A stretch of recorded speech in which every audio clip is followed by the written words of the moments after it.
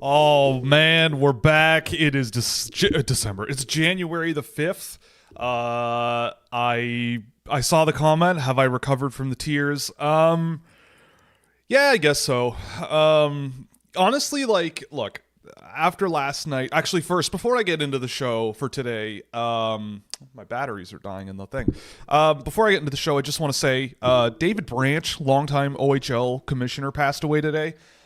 So, condolences to his partner and his kids. He was a huge, if you don't know who David Branch is, that's fine, but huge name in Canadian junior hockey, especially in Ontario. Was a commissioner for the OHL forever. Introduced all kinds of regulations around blindside hits and limiting fighting and all this stuff to protect children. And all in all, I think he made a huge positive impact on the sport here. So, he was, I believe, 77 years old. Pretty incredible life. And yeah, hockey world loses one. It's unfortunate, but, death and taxes, right? But anyway, I just wanted to mention that off the top of the show. What a day yesterday. We were on for about 7.5 hours yesterday. I mean, I wasn't on the whole time. We had a little dinner break. We're going to do the same thing today between the games. I'm going to have to go grab some food, but we will be back for the gold medal game tonight. But we're going to cover the bronze medal game, obviously, which is why we're live.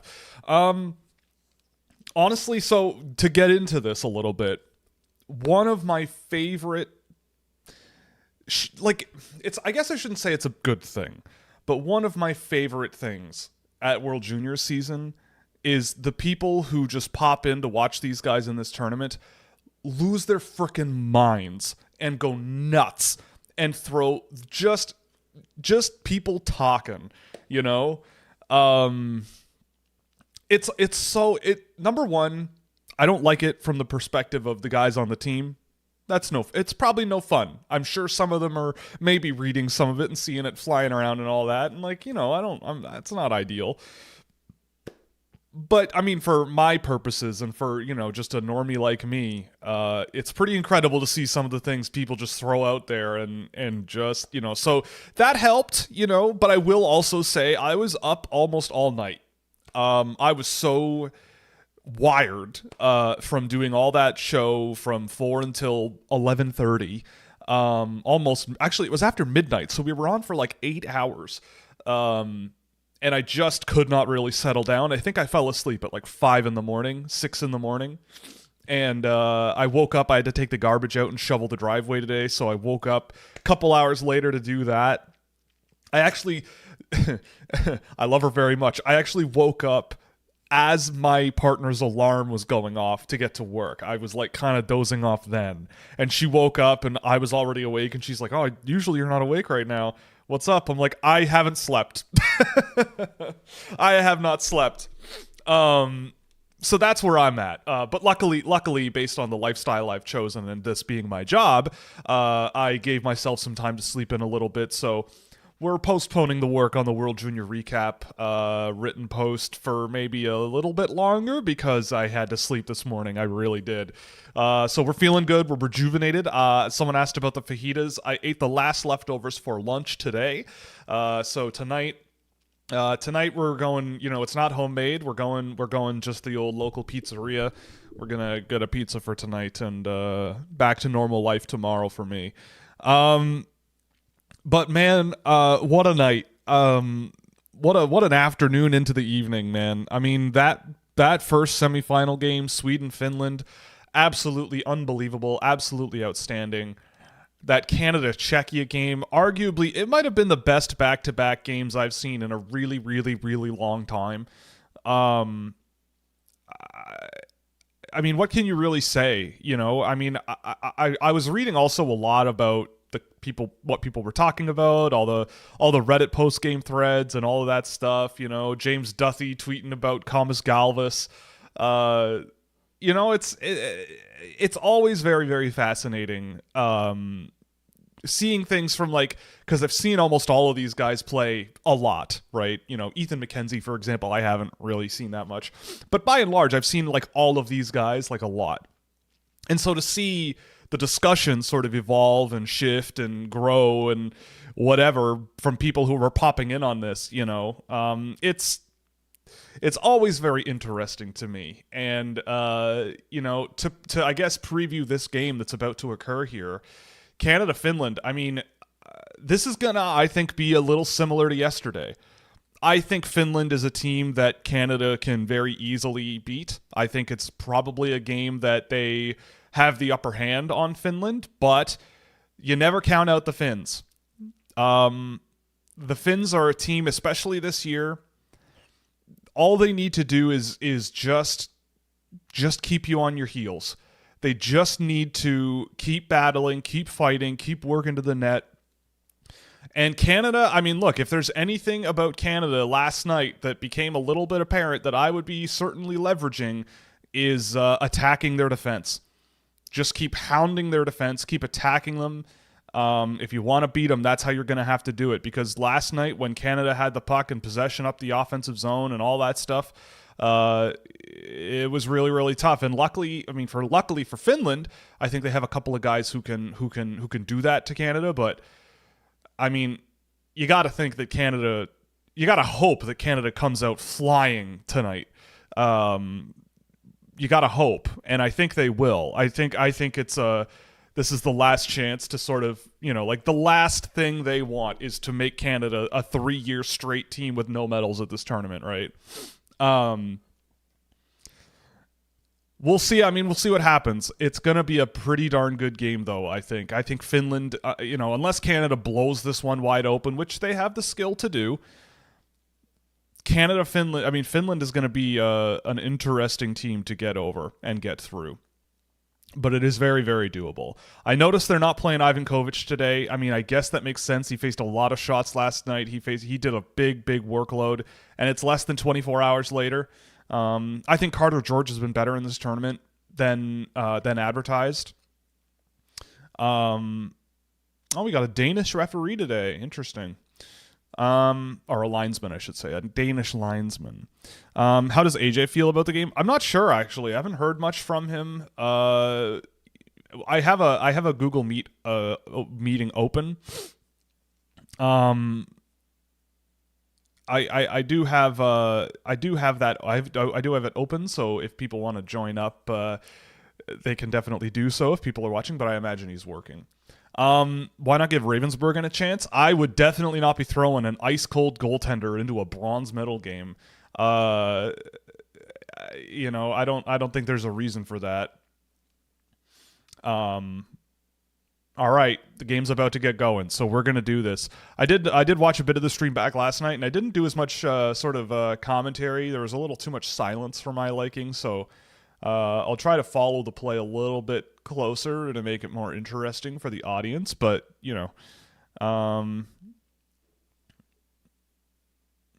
Emil Hemming right off the bat just put one on, little block, but that's the way it goes. I did know that Canada doesn't have all their best players in the tournament. They might have done better with those guys. Yeah, sure. You're dang right they would have. Macklin Celebrini could have been on this team.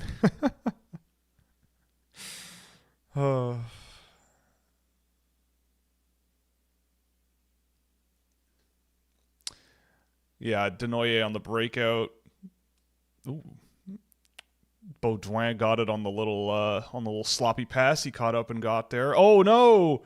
Oh my goodness, Rimpinen with the first huge save of the game. What a save that was. Great pass from Baudouin and Desnoyers. Like, that's the thing about Desnoyers that I really liked last year is he gets that puck and he just doesn't pop it on net immediately. He has the wherewithal to go, I'm going to try to, the goalie's going to bite. I'm going to try to find a way to make the goalie uncomfortable and give myself a better chance to score. I think that's the right thing to do. Almost got it, but huge save from Rimpinen. Huge save. Any thoughts on Martone's tournament? By and large, I think it's been really good. Like, I don't think Martone has been necessarily bad. He had the biggest goal of the game for Canada last night. Say what you will about the antics, say what you will about the swagger or whatever you want to call it in a game where you lose and all that stuff and whatever. But, I mean, that's just kind of the player he is. He's a bit of a He's a bit of a talker. He's a bit of a personality guy. And look, I kind of like that about him. And I've always been a huge fan of him. I think he's largely, by and large, played pretty well in this tournament. You know, you see that combination of power, skill, you know, aggression. And there's a lot you like about him. And so I think, I don't know. Look, I mean, I think a lot of people are looking for people to blame. And I don't know.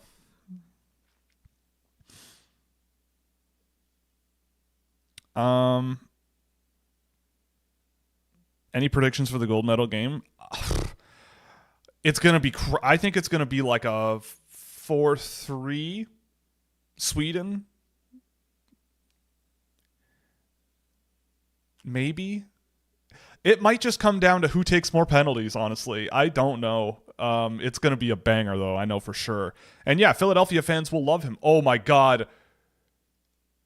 See, how do you not give one of the 3 best players of the tournament to that guy? Like, what are you doing? Like, what are we doing here? That was unbelievable. Unbelievable play. Like, that's exactly what Canada needs to do. That's, like, just embarrassing the defender there.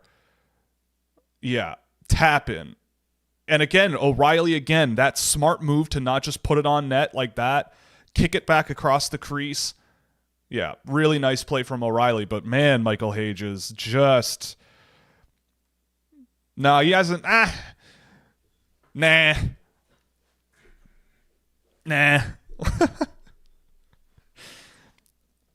Yeah, I mean, there is a lot of cope. I mean, there's a lot of cope with this all the time. Like, I don't know why Canadians can't handle just losing a game to a really good hockey team. The Czechs played them so well. Like, I don't know what it is about the world in which we live, but everything's always got to be someone's fault. Everything's always got to be a crisis. It's like, yeah, the wheels came off a little bit at the end there, but the Czech Republic played an insanely good game. Yeah, I love Michael Hage too. Have you talked about Luke Hughes and his situation yet? I didn't see a ton. Sam O'Reilly got the goal. Michael Hage set him up for a pretty darn good one. Luke Hughes, I mean, I saw that he got booed by his own fans last night, and I don't know. It seems pretty sad to, in a regular season game, boo a 22-year-old defenseman individually when he's at home. Especially one who, like, I don't know. I mean, especially one who is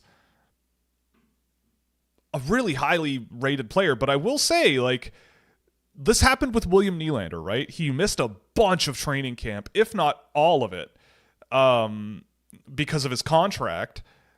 And he had a really bad year. You know, I think Luke Hughes is just doing that whole thing all over again, where it's like you miss training camp, you miss that time, and you're constantly playing catch up to everybody else.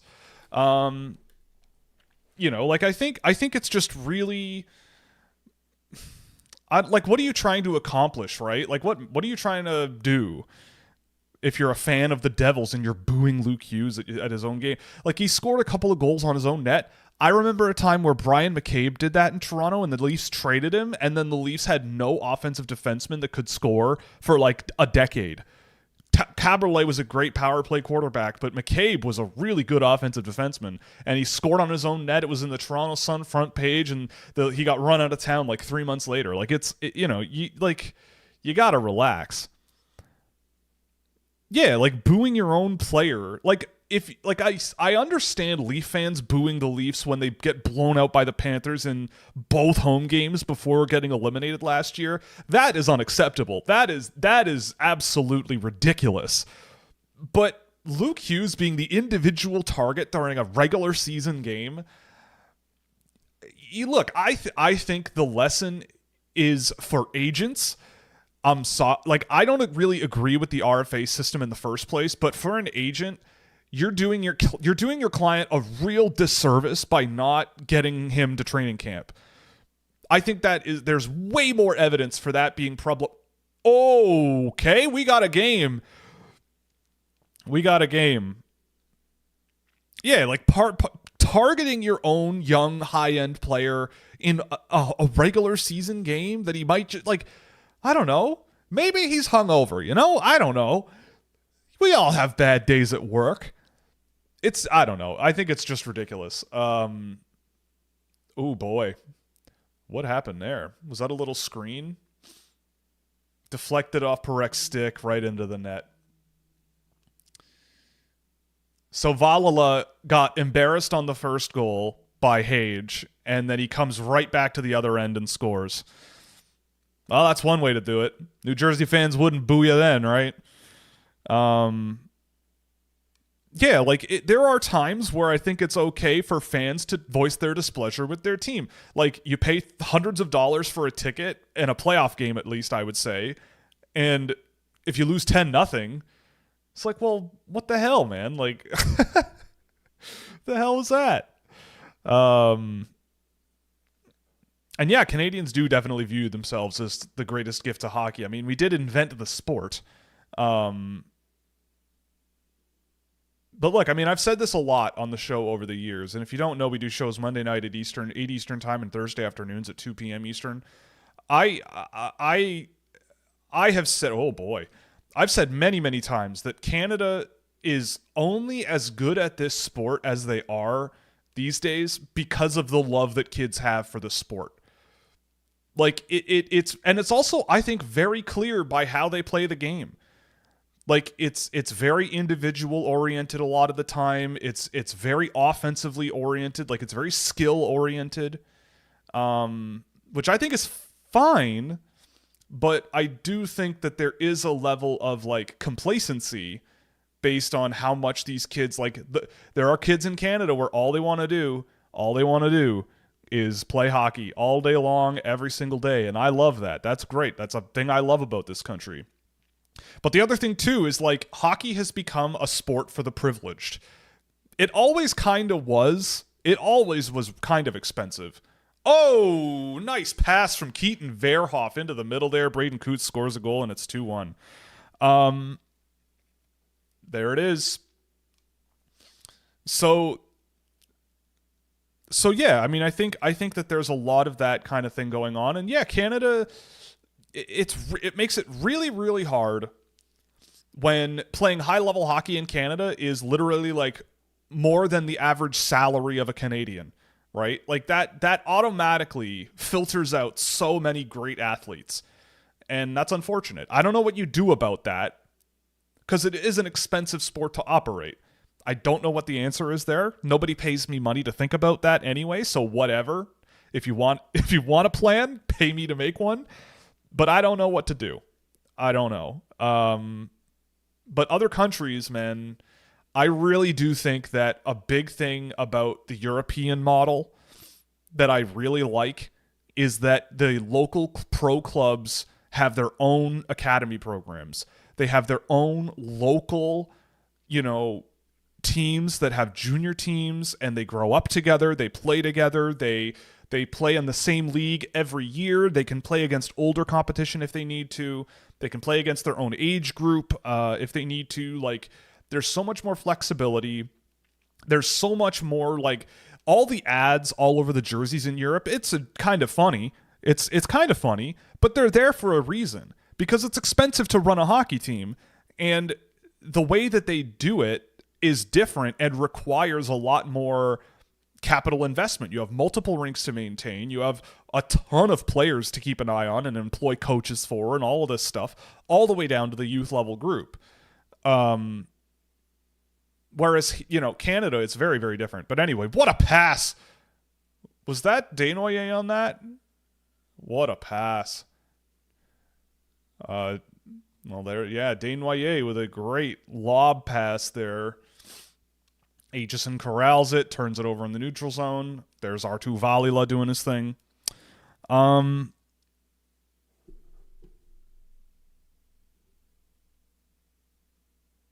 Thoughts on Suvanto this tournament? I think he's been really good. I think Suvanto has all the potential in the world to become a really, really good, strong power forward in the NHL up the middle. I think the smarts... Oh, dear. That was a bad giveaway. Was that, yeah, Danford through, who was the other one? I don't know. Through Baudouin. Vale la Tuva, a little block there from Danford. Tuva? Yeah, just let Tuva walk in like that. Cool. Yeah, just let him walk right to the net, eh? But Suvanto's been really good. He's big and he's heavy, but he's really smart. You can see him trying to make plays, like getting off the walls. He's not just playing with his strength and his size, I don't think. Whew. What a shot from Tuva. But yeah, I mean, I think he's been good. I mean, he's high on my board and he'll stay there. I think if he was a year older than he was, I might be a little bit lower on him, but I think the potential with him is humongous. I think he has a lot of growth potential for sure. Is it fair to say a lot of the good graces and hype these Canadian players had before the tournament will take a big hit if they go without a medal? Well, of course. I mean, by default, right? Like, this is a team that, for I would argue, the third year in a row on paper, at the very least, looked more than competitive for a gold medal. And to come home with no hardware 3 years in a row, then, like, yeah, but I think at the same time as well, and I talk about this all the time, like, there are aspects of hockey in Canada and international play and in the context of the NHL draft that I think Canada is overrated in. I think people think that Canada is this untouchable bastion of hockey in 2026, and they're really, I don't think, not. I think they're not. Like, the NHL draft is so heavily North American biased, and I think we're living in an era where you watch an SHL game, man, and you tell me that that's not a competitive ass hockey team. Like, we live in a different universe, and it's why, like, I look at team Scouching over the years, it's full of all kinds of different nationalities, because I don't really care where you come from, but I have a checklist that I follow. And I end up going, well, I wouldn't draft a CHL guy that's on my list at this point, you know, and there's this European guy who I like, and spin pass giveaway from McKenna, and then soft on the offensive exit. Here we go. But whatever. But yeah, I mean, look, it's I don't know. I mean, I think it's like the way people talk about all of these guys when they're young, and the way people talk about them as if they are, you know, God's gift to humanity, right? And I watch a lot of these guys over the years, and a lot of these guys that people have top 10, top 15 that I have in the 20s at least, or even in the second round or whatever. Like, I have reasons for doing that. I'm not, you know, I get called in names about it, but I have reasons for it, and you're seeing the reasons. like you're seeing them right in front of your eyeballs, and you watch these European teams come in and do their thing, or how electrifyingly skilled and fun the US team was this year. Not that Canada isn't, and you just wonder if there are gaps, and I think there are. And yeah, Keaton Verhoff, man, that was an insane pass. What should the Flames do with Parekh based on them being unhappy with what he said? I mean, what did he say? Was it about like how Hockey Canada's like kind of letting them say what they want, and he's more of a, like, the Flames are trying to tell them to be more media trained? Because I don't know. I mean, like, there is a fine line between being media trained and being yourself. I think hockey is absolutely remarkably desperate for people to be themselves. Like I don't know about you, but my social media algorithms are serving movies to me at 30 seconds at a time, or TV shows 30 seconds at a time. And one of the ones I've been getting is the Chicago Bulls documentary. What would an NHL coach think about Michael Jordan? Right? What would an NHL coach think about Dennis Rodman?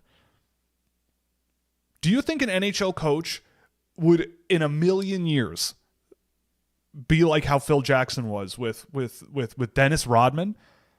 Not a chance. Not a chance, right? So it's like, at the end of the day, this is an entertainment industry. We're not the military. This isn't the military. I think if Zane Parekh wants to say what he says and speak his mind, he should have the right to do so. But he also shouldn't be surprised if, when things don't go his way, people point at him and go, well, you're talking the talk, man. like that's on him though.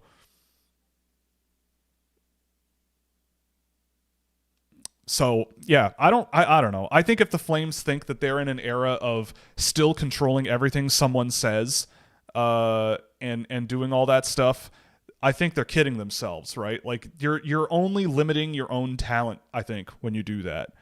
I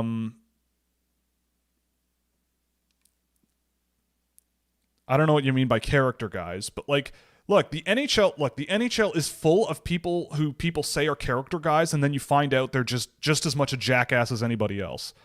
Like, I think the word character is overused incredibly. It's incredibly used too often and misused. Like, how many times have teams gone, we want more character, and they just end up worse, right? Team Canada, they constantly are thinking we want to bring character into the team, and they just end up the same as any other roster, right? It doesn't mean anything, I don't think. Like, especially for a short tournament like this. But in the NHL, yeah, like more Seth Jarvis's, sure. Like, I think, like, again, like, it makes it so much harder to sell the sport. There's another Zane Parekh shot where he just kind of bobbles around and then bang, fires it on net from the blue. Like, I don't know who else is like him, but that's wild. But yeah, I mean, look, I think that we're all better when sports are entertaining and the people in sports are entertaining. Yeah, that's a hold. You can't do that, Zane Parekh. That was a pretty clear hold. So yeah, I mean, I think that you, like, again, I talked yesterday about how hockey for me, I had to like deconstruct it and forget everything anybody told me about anything ever forever and start from scratch and understand like the point of the game and how it works and all that stuff and just build up a fundamental understanding of it. It's like, what is the NHL trying to be? It's a game. You're playing a stupid game that people want to sit in seats and go yay at. That's all you're doing. So, like, a team to go to a player and be like, man, can you just, like, be a little bit more boring? It's like, what are we doing? Are you running a business? Are we running a business here? Or are we like the Department of Labor Statistics? You know, are we the Department of Motor Vehicles here, and we have to have a firm mission statement and a firm standard and adhere to it and yada yada yada? It's like, well, okay, but nobody likes going to the DMV, man. like you can have that, but nobody pays to, you know. The only way that happens is if someone makes a sitcom about it, right? So to me, I really, really, really, really, really like when guys show themselves as people. You know, look at me, right? I'm on the internet. I yap. I show my personality. I am comfortable with how I am, and some people like it, and a lot of people don't. I don't care. Like, you know, I'd rather try to be entertaining than like, yes, I'm very professional. I am a reporter, and I'm here to do my job, and I will be very stoic, and I will be very but then I'll also say that players are awful and these guys are having awful games, and I will you know, blah, blah, blah. It's like, I don't know, man. We're just here to have fun.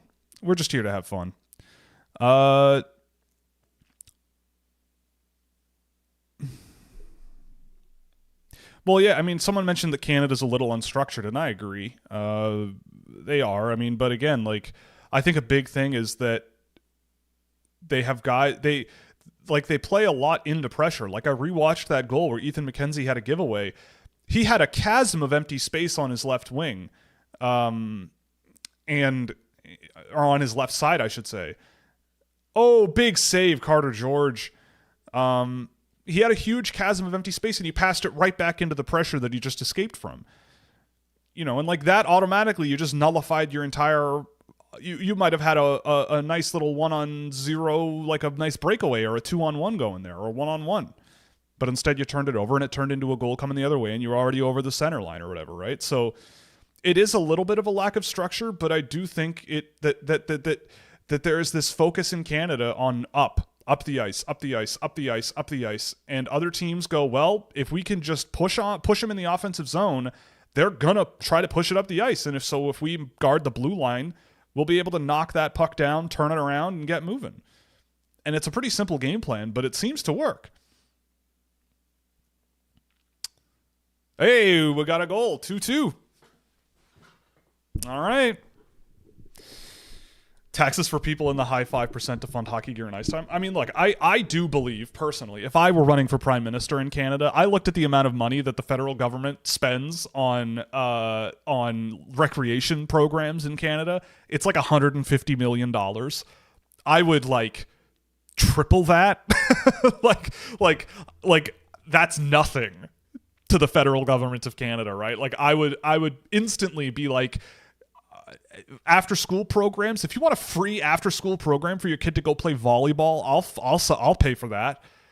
If you want your kid to go play ringette after school, you should be able to go and do that.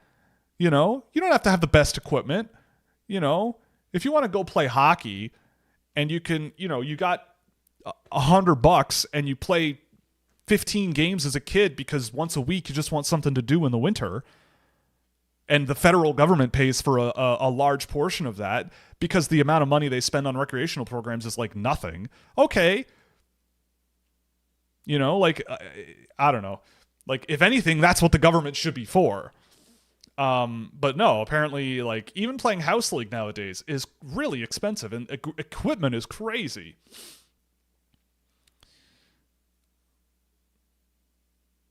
Yeah, and that's the other thing, too, is, like, a lot of these countries that are doing well in these tournaments are quite egalitarian, right? Like, if you want to go for a skate at a local rink in Sweden, I'm pretty sure at almost every single one, as long as they're not privately owned, you can do it anytime you want, and it's free. Like, I was talking to Mikhail Holm about that, and he's like, oh, you have to pay to use your rinks to... Like, I have to pay money every year to go to a free skate at my local public rink. Right? Like, I pay for a membership, and if I don't pay for a membership, it's like $3, which is not a ton, but it does make a difference, and that's just going for stick and puck. Shinny is more, but like stick and puck is like $3.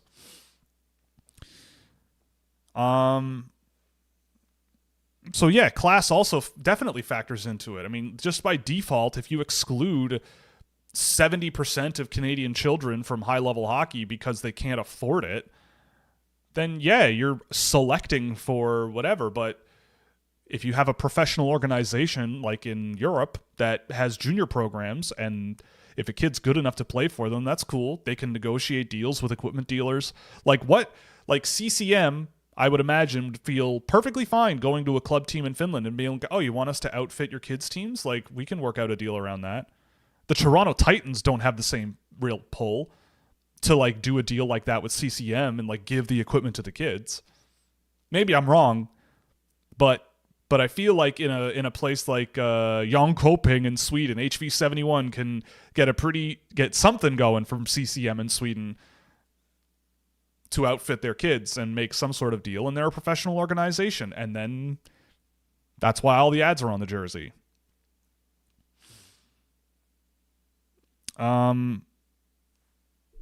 Yeah, Sweden also has like pretty crazy youth tournaments, like local, like the TV Pucken is pretty fun. But yeah, I mean, like it's a very quick tournament. It's not the biggest deal in the world, and I think Swedes see it as a fun thing. I could be wrong. I'd have to talk to some Swedish people I know, but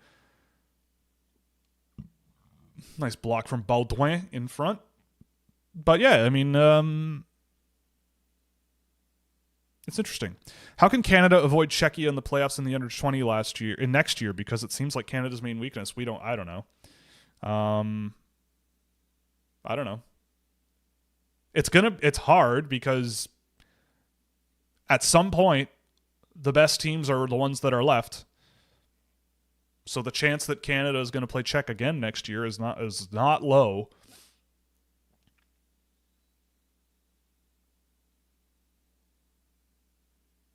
Interesting. Ethan McKenzie with a nice rush. He falls down. Cole Reshney, man. Cole Reshney's been really, really good this tournament, too. He can come back next year, which is excellent news, I think. I think he's going to be exactly the type of player. Like, I wouldn't be surprised if he were captain of the team next year. Like, you're not going to get most of these guys back. We went through it last night. I think Canada only has... how many PRs do they have? 9. So not a ton, but more than the U.S. The U.S. only has 2, which is wild. What'd you say was your biggest victory lap evaluation historically? Someone you were higher on than consensus and turned out to be correct? I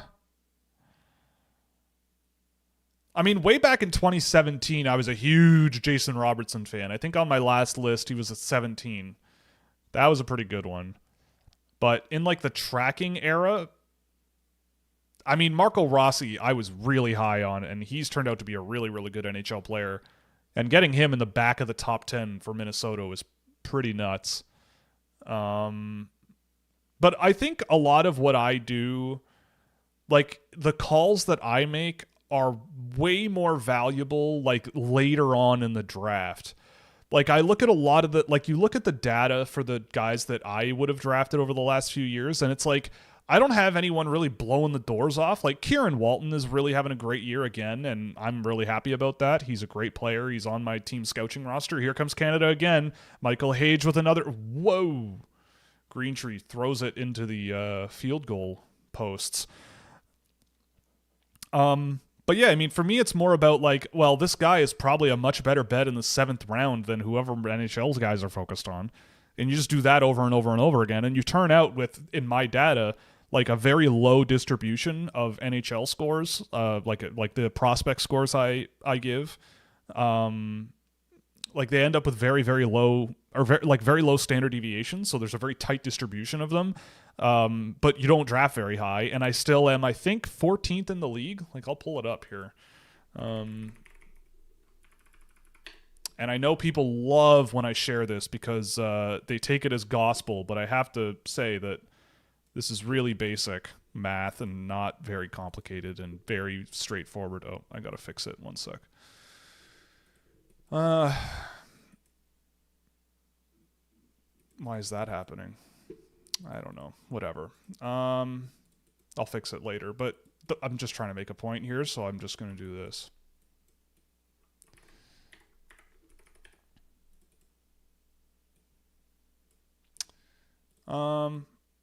Right. So, yeah. So here's how it looks. One sec. I'll show you. So here's my sort of, this is for partner level subscribers on Scouching.ca, but you can have access to this. And so this is every team's prospect cupboard, I guess you could say, with some of their data that I've pulled and all that stuff. And so what you have here is like an average NHLE score. So for me, I'm actually better than my adjusted rating. We're 12th in the league. And I use Toronto's draft picks. Toronto's 29th. But, you know, like my highest NHLE score is 29, which, you know, Nashville's is as well. Vancouver's is 30. So I'm not completely out of the super, super negative range. You know, 4 of my guys are over 20. I have 1 guy in the NHL. But the standard deviation is pretty low. So for me, it's like the Leafs haven't drafted high very often, like at all. And so to end up with sort of a league average pipeline here, even though they're smallest in the league by quite a margin, is a good thing. I think that's where the value comes from because, oh dear, a lot of my first round picks I think are, you know, I think the first round value for me is more about like who not to pick. Like that's where a lot of the success I find comes from is like looking at like a Owen Power and going, I don't know if I'd pick him first overall, or looking at a Colby Barlow and go, I don't know if I'd pick him in the first round, or even like a Rutger McGroarty. I don't know if I'd pick him in the first round, you know, and it's like those guys increase the odds of getting a really strong player. I mean, the highest pick in recent years since I've done the huge tracking project that I've ever had is Rodion Amirov. And I'm pretty sure that if Rodion Amirov didn't have a tragic end to his life, he probably would be a pretty darn good player for the Toronto Maple Leafs if he were playing, because he was unbelievably good when he was 16, 17 years old.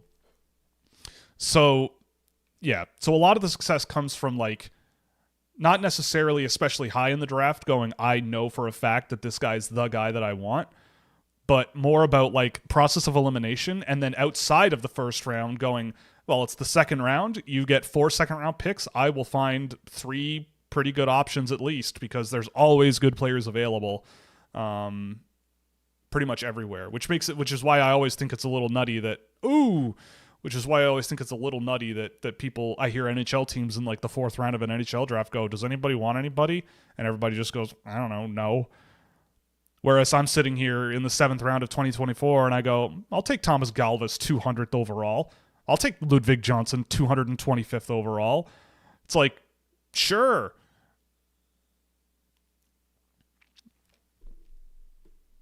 Yeah, it's as if Canada got eliminated. I saw people even saying Canada got eliminated. Oh, there's a goal. Zane Parekh does it again, man.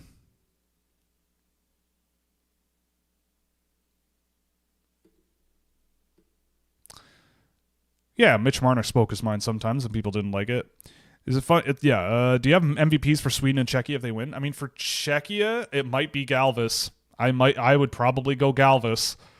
For Sweden, I could see it being Frondell. I could see it being, what a screen by Finland on their own goalie, I should say. That's a crazy good shot. Ping. That's what you draft Zane Parekh for. That's what he does. Yeah, I could see Frondell getting it. Bjork, Berglund, maybe. Harenstam has been really good. Oof. Well, there's a big hit from Aitchison. I think that's his 2nd of the tournament.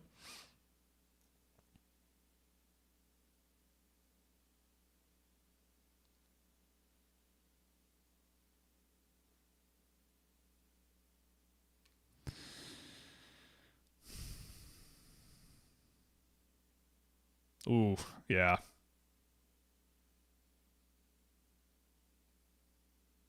Oh. I don't know about that one.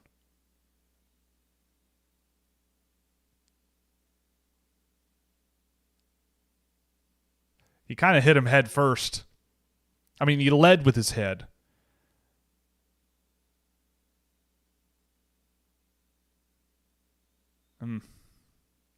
That could have been bad.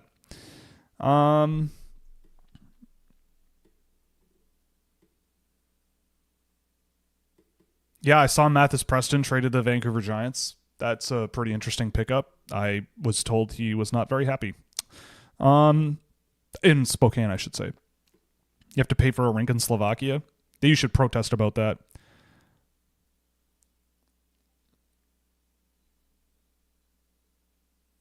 Canada wins if they play Ravensburgen. We'll see. It's 3-2 in the first period here. Might be 4-2 here. Nope.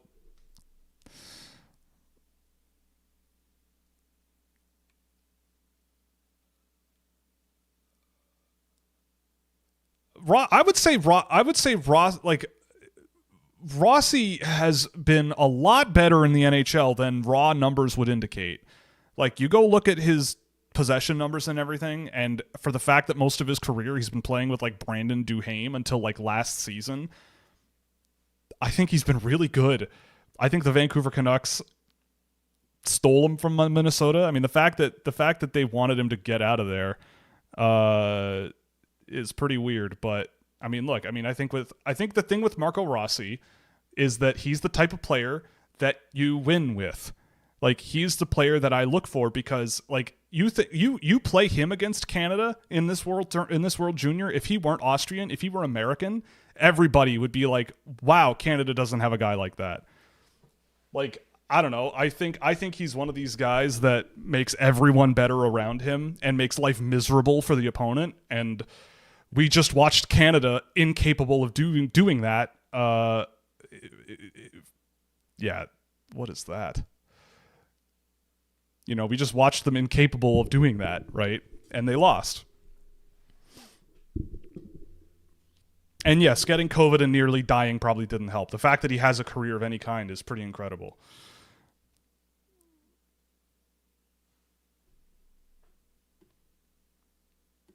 When did I start doing this? Well, I casually it was like 2015, but really seriously 2019, probably something like that. The 2020 draft for sure was the first really serious year, and I've been giving it a go full time for 2.5 years now. Yeah, Sweden next year is going to be a lot of fun. We'll see about the Nordmark and Hermansen thing, but Nordmark and Hermansen would look just fine on this team. Where should the PWHL expand to next, in your opinion?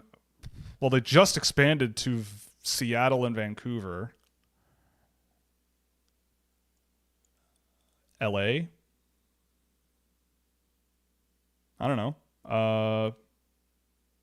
They got Boston, they got Minnesota, they got Toronto, they got Ottawa, they got Montreal, they got New York. Detroit? Detroit would be fun. I think Detroit with a PWHL team would make a lot of sense.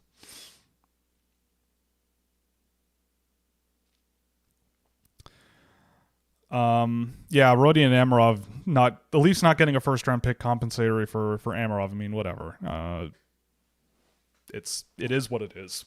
You get a second round pick if a player doesn't sign with your team, but if a player passes away within a couple of years, you get nothing. I always wonder how coaches determine a guy like Parekh plays defense instead of wing. Is it just high risk, high reward factor because he'll get more open shots from the point? Well, I mean, I think there is something to be, because like Parekh is a very good skater, and there is a style of skating that you have to be very comfortable with to play defense. A lot of pivots and a lot of being comfortable controlling the puck, skating backwards, and all of that. And I mean, for Parekh, I think for Parekh, it's like coaches probably, it's any hockey player, in my opinion, is about weighing the pros and the cons. You know, if you have a kid on your team and it's like, he's like Parekh, right? Sometimes guys get through him. Sometimes he can be a little bit careless defensively. Sometimes he can be a little bit careless moving the puck. But you pretty much know that if you're on the power play and he's the guy quarterbacking it from the blue line, or if he's got some space to carry the puck up the ice, or you're in the offensive zone at 5-on-5, you're going to get a really good offensive performance out of him. And it's as good as it is, then you may as well keep him on defense, right? Rather than completely change things up and put him on the wing. Then maybe there's you got something there.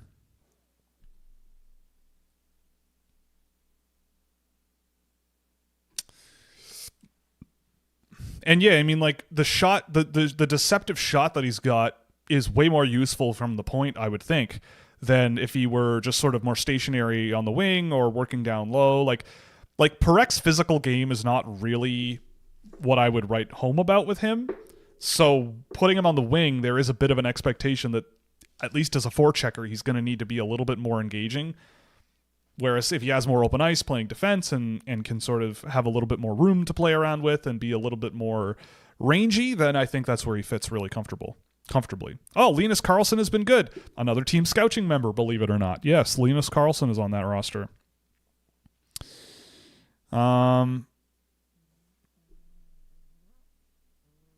Yeah, Preston, I believe it's like 2 players and 3 first-round picks or something for Preston in Vancouver. But Vancouver also traded Cameron Schmidt. Something like that.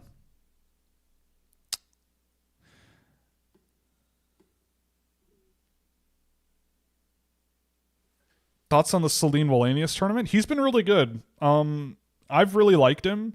I still like Frey more. I think Frey's been extremely good for that team by and large. But Celine Wallenius has been really good, especially charging in the offensive zone, like challenging guys one-on-one and attacking the perimeter a little bit harder than you would expect. And he's got some physical tools as well. Like, he's been one of the better players on that team, I think. What are your top 5 countries to cheer for, if not Canada? Switzerland, for sure. I love how they play. Japan. The Japanese ice hockey team is a riot.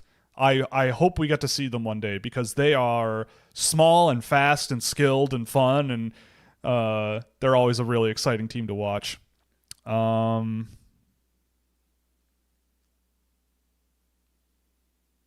Yeah, Switzerland, Japan, Russia. I used to love watching the Russian international team for sure. Latvia for childhood reasons.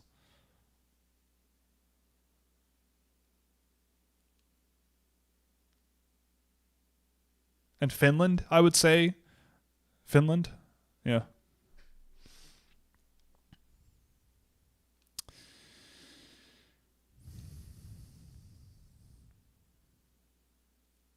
Yeah, exactly. World Hockey Championship in Tokyo 2050. Yeah, I'm so down for that. That feels like a really fast period, right?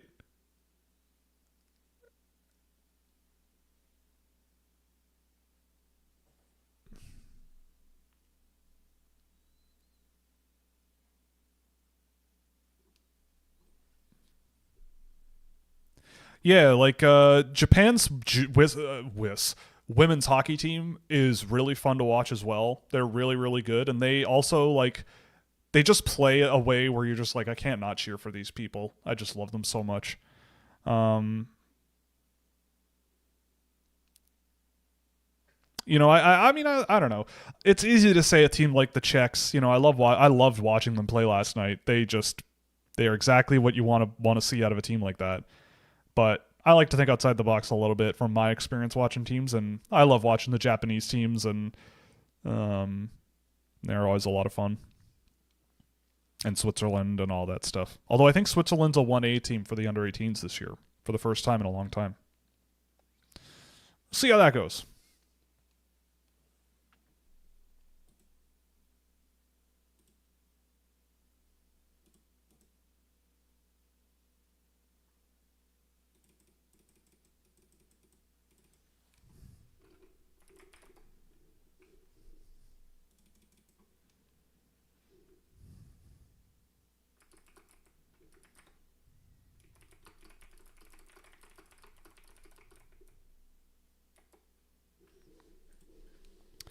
Whatever happened to the Japanese Wonder Kid? Oh, Aito Iguchi. I think he's playing university hockey in Japan.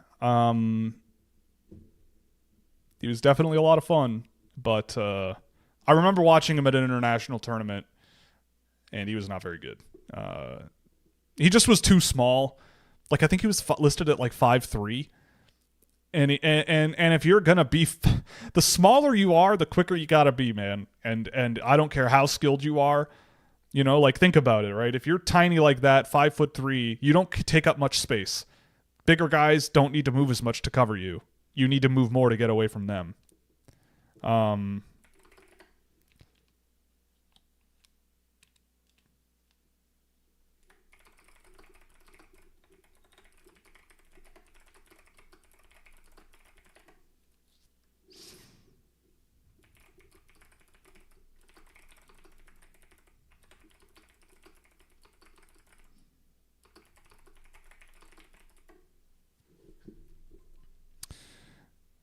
I would love to watch the women's under 18, but I've really got to catch up on NHL draft stuff. I'll try to tune in as much as I can, because that tournament is also really really good, and it's also become also very very competitive in the recent years. That tournament has become really really competitive. Women's hockey is really quickly getting moving here and becoming more equal.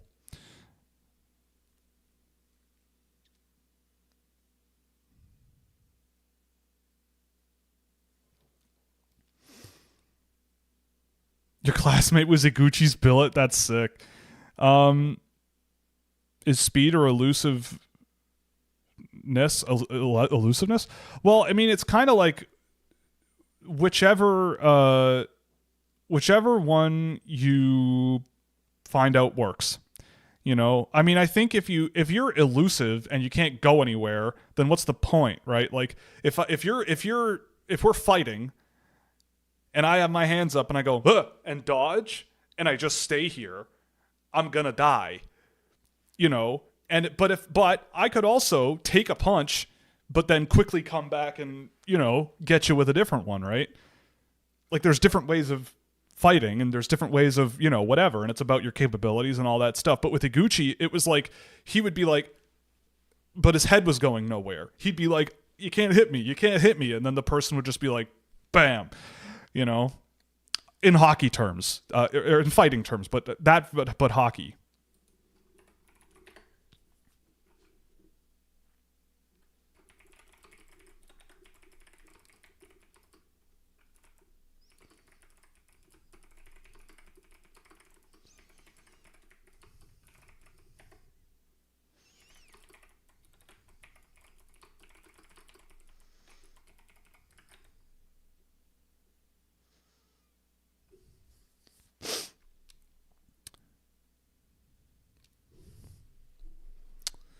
What's the craziest sports story I've ever heard? Uh,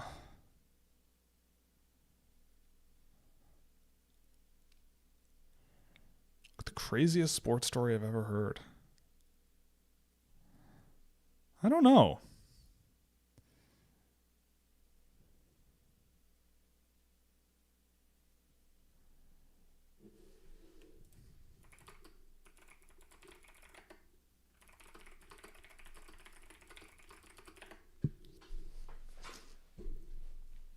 I'm trying to think of like what.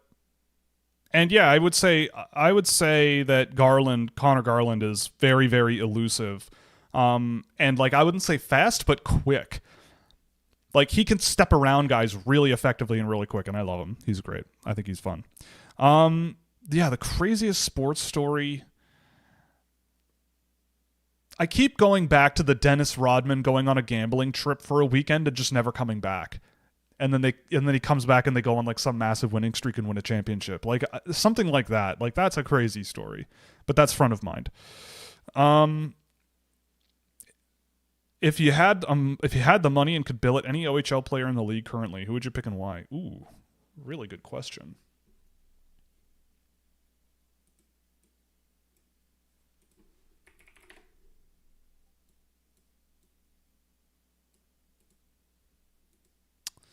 OHL.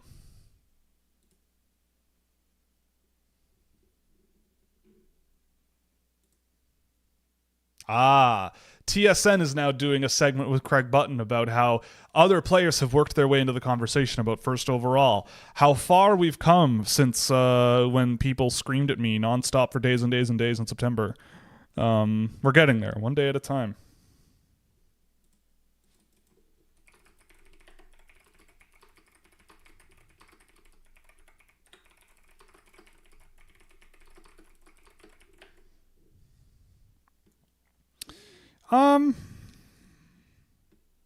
Maybe Harry Nancy.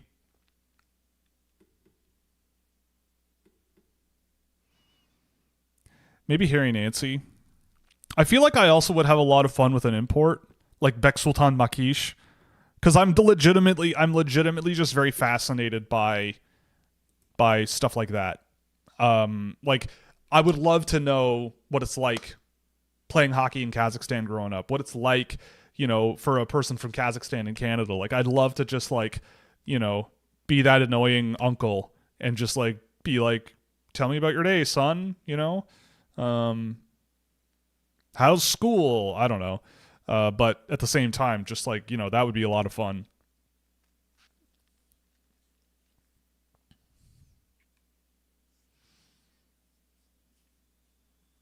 Watch some English language movies with Kazakh subtitles and we translate for each other.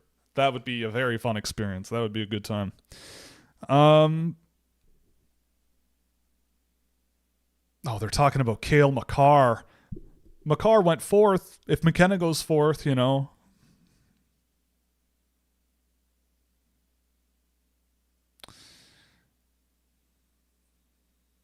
Favorite movie or show you've watched recently? The Chair Company, for sure. I just heard about it like a few days ago, and we got access to it a couple days ago. And when I'm not doing this, we've been watching that together, and it is hilarious. That show is It's such a good balance. If you like I Think You Should Leave, it's like that, but not the same. It's like if you like that style of comedy and if you can handle Tim Robinson's shtick, but it's definitely an actual story. Like it's an actual show that has a plot, but it's so weird. Like it's almost like an Aqua Teen Hunger Force type vibe where you're kind of like, I follow what's happening here, but I also like what is happening. Have you seen Jackson Williams? The Steelheads traded for him today. I don't think so. I don't think so. Doesn't ring a bell. Do you think that Gavin McKenna's game is sort of stagnated instead of developing from his D-1? I don't think so. Like, there are parts of his game, I think, that are better than they were last year. Like, I think his skating stride is more fluid. He generates speed more effectively. He gets up the ice a lot more quickly. But his thing, I think, is like a mentality thing. It's like a focus thing almost, right? Like, and for me, coming out of last year, my thought was like, when he's up against tougher competition, this isn't going to work. At least not to the same extent, right? And in the NCAA, we're seeing it at 5-on-5, right? Almost all of his production comes on the power play now. And you can see why. A lot of his production in this tournament, power play. You can see why. So to me, it's like, I think his game has actually grown, but the issues in his game, I think, are really, really tough to just figure out, because it's like he needs to be, I think, less improvisational, almost less confident sometimes, especially in possession of the puck, right? His passing, especially in the offensive zone, second to none. I would never, ever change that. I would let him go. Be like, you're doing the right thing. Keep doing what you're doing. Use your skill the way you're using it. Do it. It's just the other areas of the game where I go, yeah, that's the more problematic bit. And that's a tough thing to change. It's a tough thing to learn. Because it's like a how you're wired thing. But, I mean, look, I keep saying this. He's in a tier on my list that goes to number 1. You could convince me to take him number 1. It wouldn't be my first choice, I don't think, but I also am not certain about anyone being my first choice this year. That's just how I see this draft year and how I've seen it since the summer, really. That's it. What do you think of Michael Misa this tournament? Speculation he's been playing hard. I mean, I think he said he started the tournament sick. I mean, I think he's been fine. I mean, he hasn't been, like, dominant. And I know some people might have been expecting that.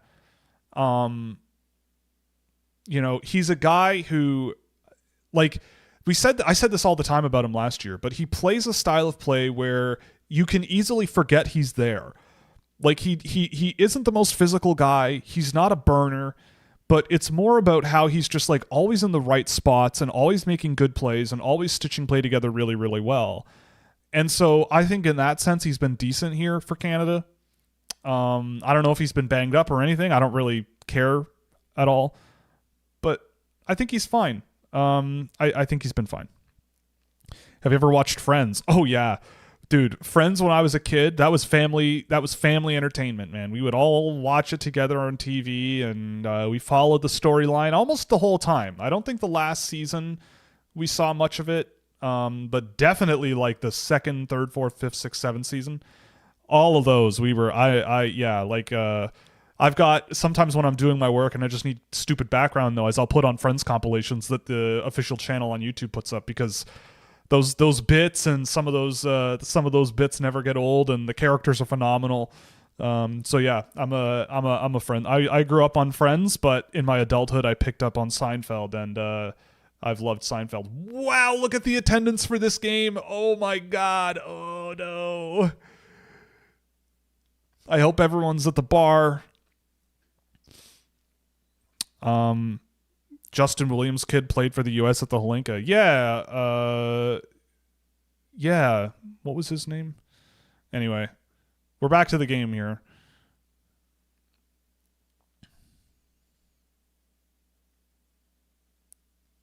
The thing about McKenna versus Zegras is that Zegras actually... Oh my God, Rimpinen fell down. The thing about Zegras is that he played with a lot of speed and energy, and and attacked guys with a lot of speed and skill. McKenna, I find, is almost always pure skill. He's trying to get through you, putting the puck between your legs, putting the puck under your stick, trying to, blah, blah, blah, blah, blah. And I'm not sure that always works. Yeah, Hage has been really good.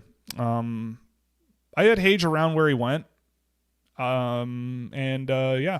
I mean, I do think that Hage's game in the NHL might be a little bit of a question mark defensively, but the skill level in the offense, you can't take that away from him at all. He is a heck of a player, and we're seeing that. And I probably should have had him a little higher than I did.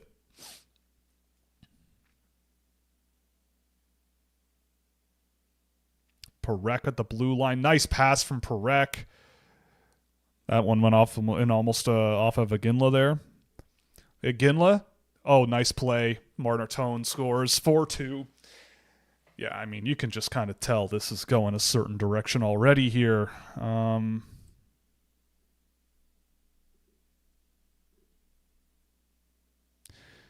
Yeah. Well, there's a Zane Parekh record for you. What happened there? Yeah, I mean, that's just a good pinch from Parekh and then a really nice pass from Iginla. Iginla's been really good. That's just a really great pass. And again, that's why as a defenseman, you don't just lay down on the ground. Oh. I mean, he could have gotten that with his stick, but I'm never a fan of that happening.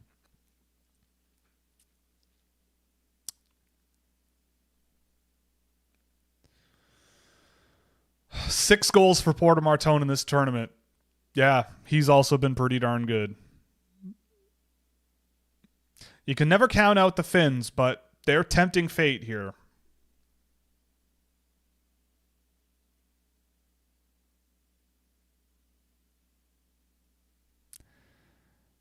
Yeah, I mean, that goal is what Canada does. Like, that's the thing. Canada against the Czechs last night, if they were in the Czechs' zone, they were way better than the Czechs were in Canada's zone in terms of with the puck. But the problem is the Czechs never let Canada get out of their own end. So the Czechs had more reps. Here, I mean, yeah, Finland is not forechecking like the Czechs did. They're not as successfully aggressive. That was a really nice play there from Suvanto that I really like. Drawing that pressure to stick a little backhand pass down the ice.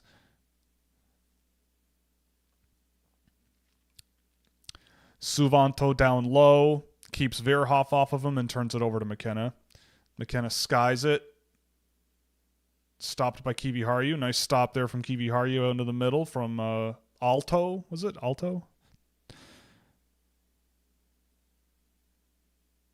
Disrespect for the Brent Burns patented starfish, yeah. Yeah, I mean, Martone's been really, really good. He's that really good combination of strength and power and like he's such a well-rounded player that again, like, you don't always notice him, but nice pickoff by Bolius there. Wow.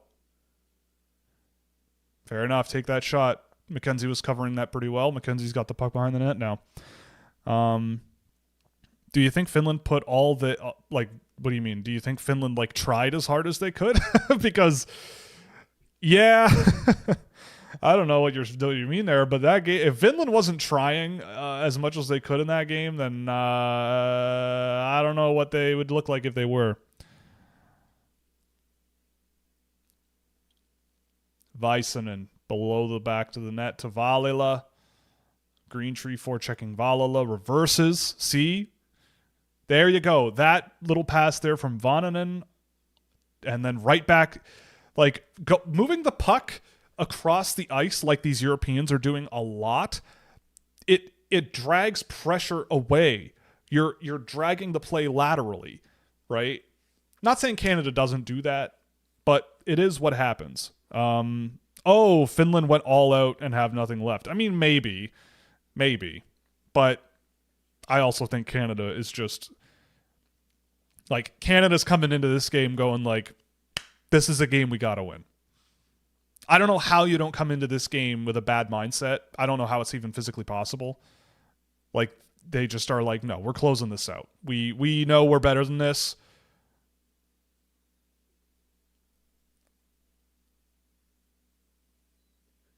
Well, Misa draws a penalty there by trying to go between the legs. So I've heard you don't like Ryan Lynn's defensive side of the game. Curious to hear more about that because some draft analysts, I say, listen to that. He's one of the better pure defenders in the class. Well, look, I think the big problem with Ryan Lynn is that I don't like the skating ability. Like, I know he is certainly, in terms of like how smart he is, definitely one of the smartest defenders in the draft.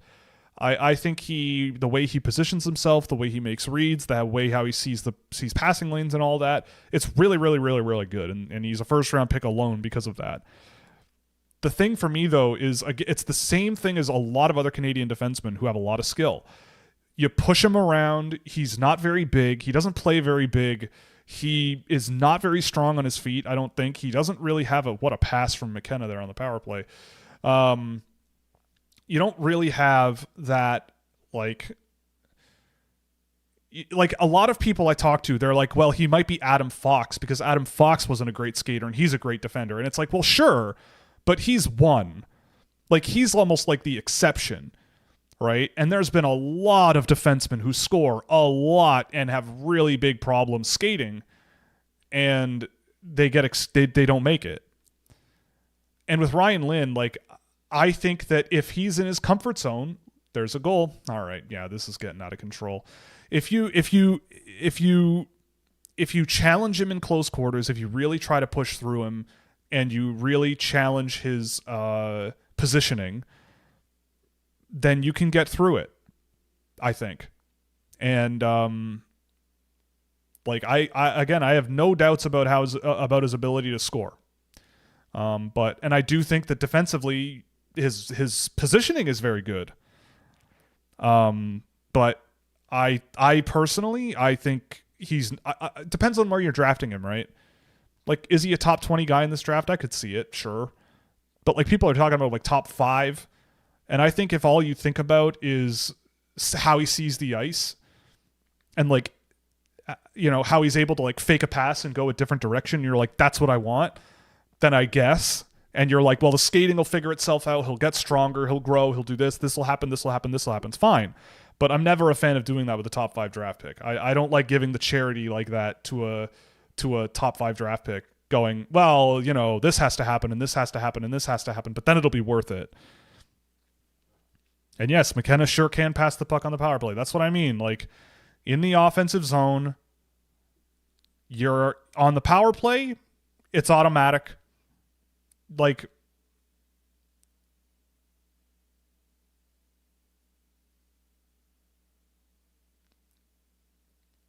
yeah.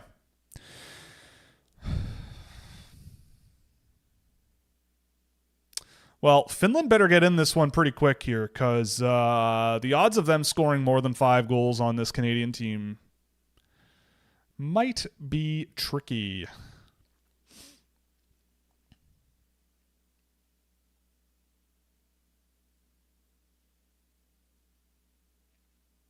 Especially if you take penalties.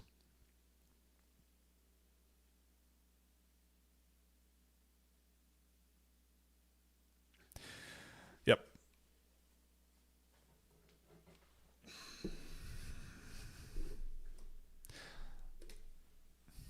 Valila from the point, on net, wide. Pikarinen picks it up.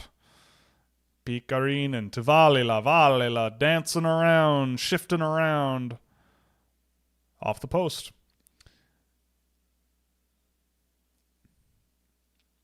I mean, this is also very much recency bias, and it's just popping into my head. But watching Valila at this tournament for Finland, there's a bit of Ryan Lynn to that guy. Like, I've liked how he's played with the puck. I like how he's played moving the puck. He's had some really good offensive zone moments. He's shifty, but I really wonder, like, that guy, in terms of his defensive zone play and his skating ability and his size, like, really tough to make it in before people start thinking I'm comparing the two directly, but he just reminds me a little bit of him.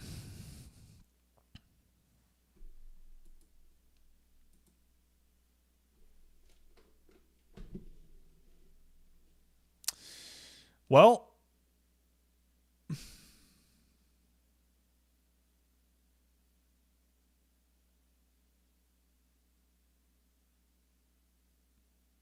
let's see. What's the heart rate now? 74. Yeah, that's quite a bit lower than last night.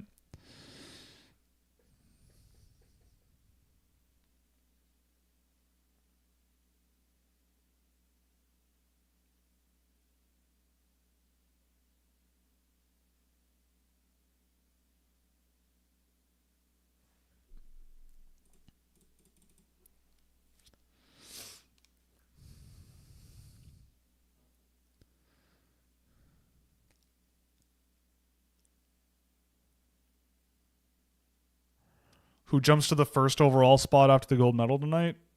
I mean, if it's going to be anyone, it's going to be Stenberg. Stenberg was amazing yesterday. He was so good.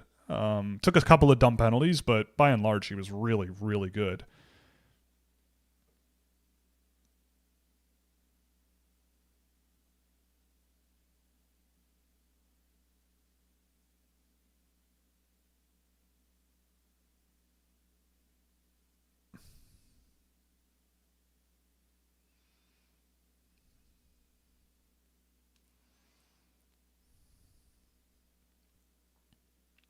Yeah, the Finnish team next year is going to be interesting. I'm not sure.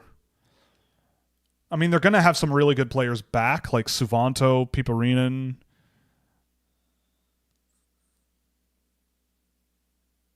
I don't know.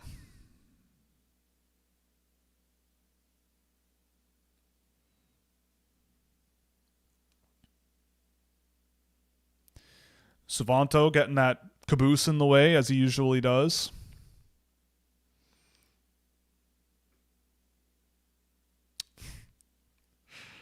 James Duthie got lost on the way to the team photo. That's funny.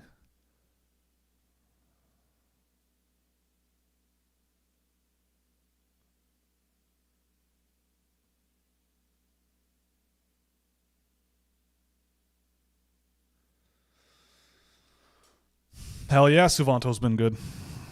I agree, Mike. Odds on the gold medal game having fans? Oh, like 0. It's going to be so dead. That's been really disappointing.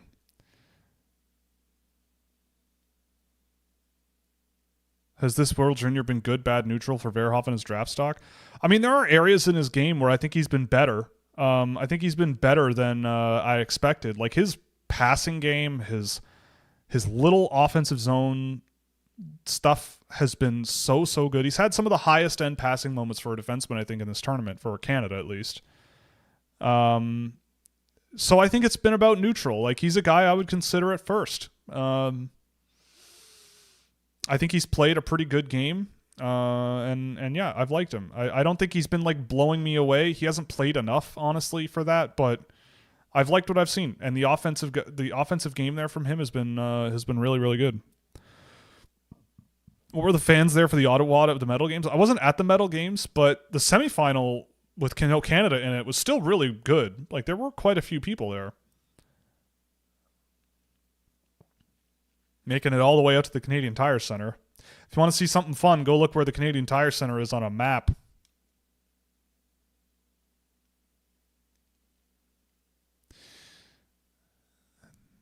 Here comes Desnoyers. Puts it right into Sam O'Reilly's shin pads. Canada still ends up with it. Perek dumps it in. Stopped by Rimpinen. Rimpinen to Vanhanen. Vanhanen. Desnoyers almost picking that one off. That was a little scary for Finland. A little scary, but not for me.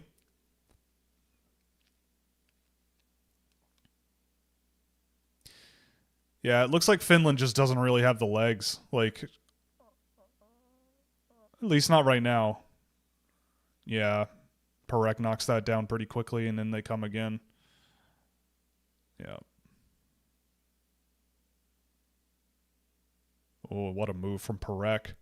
And they took a penalty. Yeah. Yeah, this is bad. Yeah. So is Canada good now? Like all the people who were up until 2 a.m, like bullying and going nuts. Is Canada good now? Because they're dominating Finland this game so far. Is that what we're gonna do now, or are we just gonna like forget that ever happened? Is everything good now?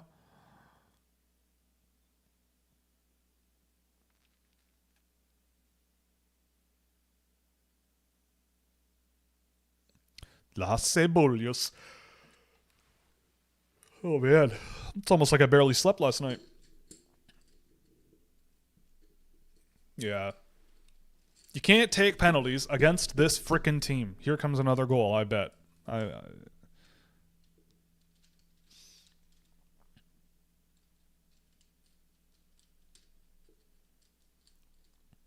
Oh yeah, there's tons of issues with the World Juniors in being in the States, especially in 2026.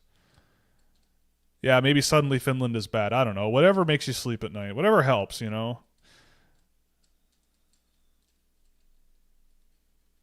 Like if Finland if like the thing about the Czechs that they have that the Finns don't is pure speed. Like the Finns had like think about guys like Nestrasil, Sikora last night. Galvis was attacking them one on one. They just have that energy level that Finland is more of a pressure absorbing team. They're more of like boulders a lot of the time. And this generation of Finns, like a lot of them are not really like that. And they lost one of their better like finesse offensive players in Westergaard. I don't think he's come back. Yeah, there's tons going on as to why the World Juniors is bad, but I mean, look, it's Minnesota.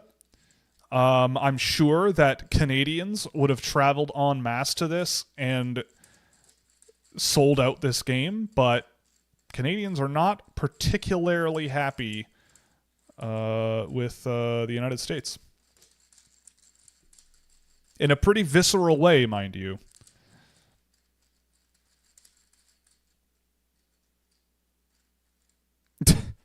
Yeah, Canada should not be the only host of this tournament at all. The people saying that have not watched the tournament when it's not in North America. They simply have not. This is a big deal. Tijik Inla breaking right in there. Michi Jokinen can't do anything about it. And here comes Luchenko right into the slot. Oh, what a pass. Martone with a great pass in front to Misa. Can't get it. Nice tip from Jokinen there. Cool. Well, we're on pace for a 10-4 hockey game here.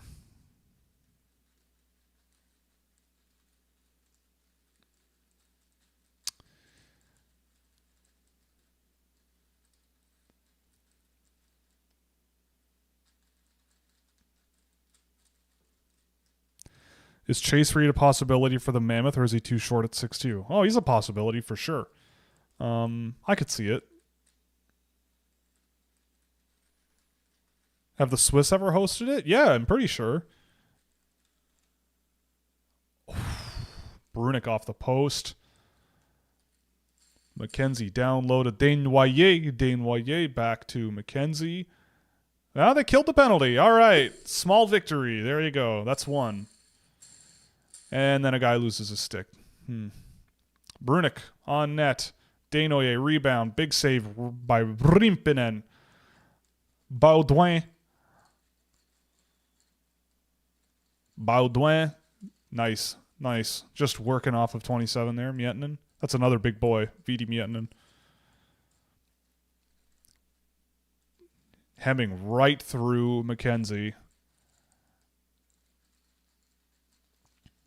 Oh, no, wait. Is that Westergaard?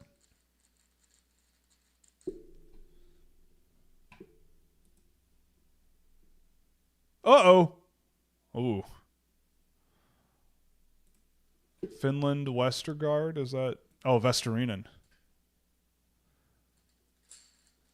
Damn. That's my boy, Daniel Nieminen. Nieminen shutting down McKenna there. Nice little move. He tried to light him up there. That would have been something. Team Scouching superstar Daniel Nieminen lighting up Gavin McKenna in the bronze medal game. Would have been fun.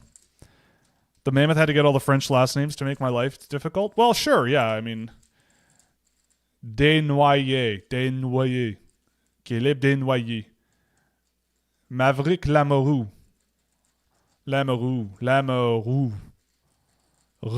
There's a in there. Carols dumps it in. Rimpinen fetches it. Rimpinen over to Jokinen. Jokinen up to Vesterinen. Yeah. Pikarinen. Pikarinen to Valala. Here comes Michael Hage the other way. Here we go. Right through 23 like it's nothing. Just like butter. Oh my God. How in the name of Christ did that guy not get top 3 of the tournament? That is absolutely ridiculous. Yeah, there are a lot of other there's a lot of Russians on Utah too, so maybe they're just building their team with all the hardest pronounced names, you know. That'd be fun. Then Chase Reed is definitely not a target. Oh, what a shot. Heikki Rohonen. He's been pretty good. All right, back to 2.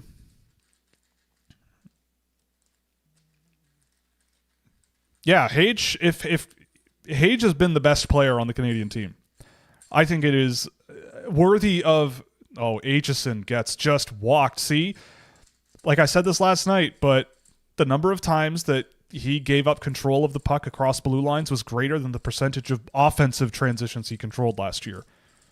And that's the stuff that happens, right? Guys just got right through him all the time.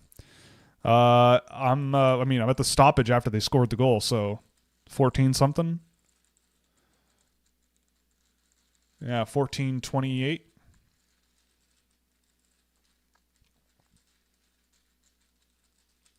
Kiwi, how are you?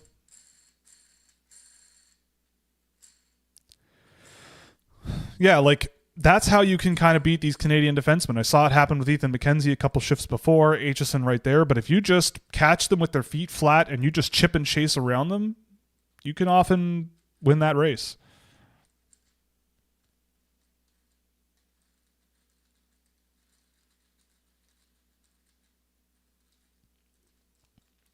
So Finland's not dead yet.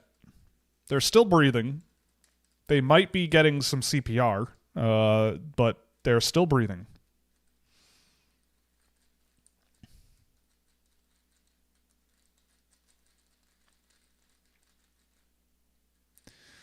Oh, Kiviharu, you knocked it right in front of the net. They got out of it. Good. Suvanto is so big. Like, he just looks... He looks like a beefcake. He looks like that episode of South Park where Eric Cartman does the beefcake stuff and he becomes that, like, creature.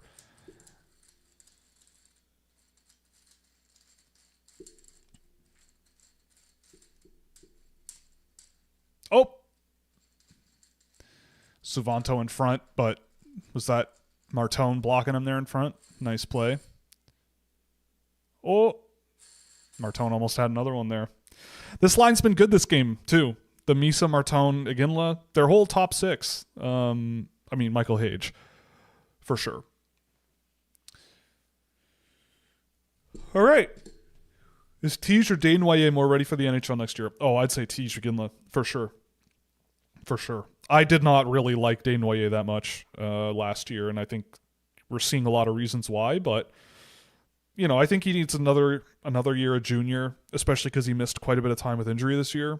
Like, he's not... Does he look like an NHL player? I don't think so. But Iginla kind of plays a little bit more of that, like, heavy, physical, you know, net-driven, high-pace energy game that I think that you need these days. Desnoyers might need to be brought along a little more slowly for me.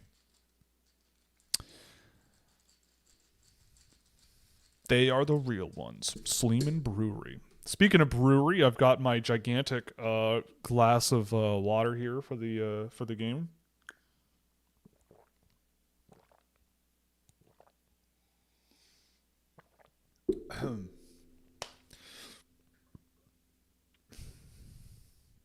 All right, we're back. Oh, Atos Koivu is playing. Good player.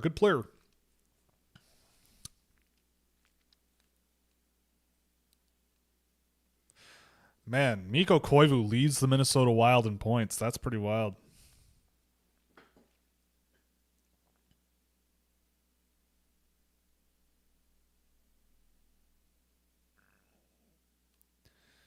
Vikos.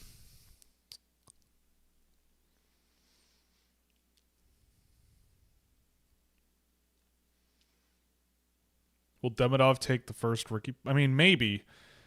But to me, I think Schaefer has been really, really, really good. And he probably should be an Olympian. But I'm not in charge, so. Oh, nice pass from Desnoyers. That's what he does. Passing the puck in the offensive zone. He's really, really good at it. Da-dun, da-dun, da-dun, da-dun, da-dun. Nice hit from Hemming. Now they've got the puck in Canada's zone, and then they immediately give it up. Baudouin Areshny knocked by Bolius. I mean, I do think that Demidov has a fighting chance. He'll get votes. But, yeah, like if Schaefer was playing in Montreal, I think he'd be on the Olympic team. If he was a Montreal Canadian and didn't make the Olympic team, I'm pretty sure that Habs fans would protest at the NHL headquarters. Do you like Keller on the Olympic team? Yeah, man. I love Clayton Keller. I think he's great, and he's been dying for some recognition. If he finally gets some. Nice hit from Michael Hage. Really pesky play there from him. That's not something I'm used to.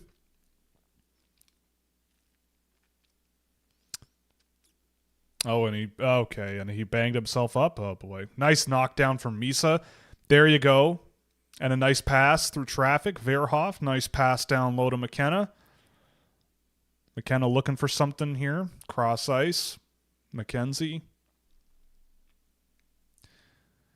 Like, if you want a perimeter playmaker, I don't think anyone is better than McKenna. like he is finding seams through players all the time. Verhoff, nice pass, and McKenzie whiffs it. Misa down low. Now they're just running circles around them, literally skating circles around them. Ooh, big save. Oh, man, and Misa with another turnover. Yeah. Ooh, Saaralainen just gets right through McKenzie like that, and oof. Wow. That seemed kind of weird. It's like he was like he's like an eel on that. He slipped right through him and got through and home free. Almost. And then Brunik didn't do anything. Yeah, they might storm the Blues front office. Like, they might go to St. Louis. They might get their Chinook helicopters and go to St. Louis and grab Doug Armstrong. Until he puts, for not putting Schaefer in the lineup. Yeah, that's what Misa with a takeaway. Yes, that's what I meant. Turnover generated, I should say. But that's what he does, man. Like, you don't notice him, and you can kind of be excused for going like, well, he hasn't really done a whole lot. Like, what's the big deal? I don't really get it. And then you just are like, you watch him in isolation, and you're like, oh, yeah, he's good. He's doing a lot of the good stuff you need to see guys do.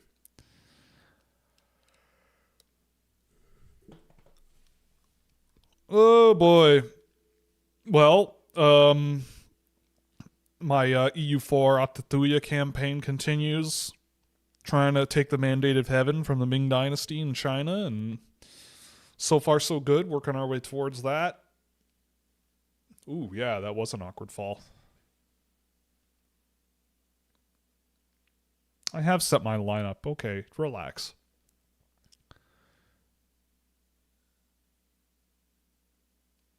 Ooh, he's going to the room. Uh-oh.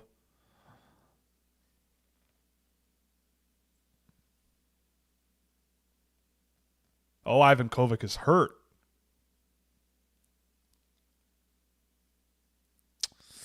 Ill-advised shot, Vestorinen, but that's okay. Brunik knocks it down. Brunik knocks it to the finish end of the ice here. We got Nieminen in his last World Junior game of his career.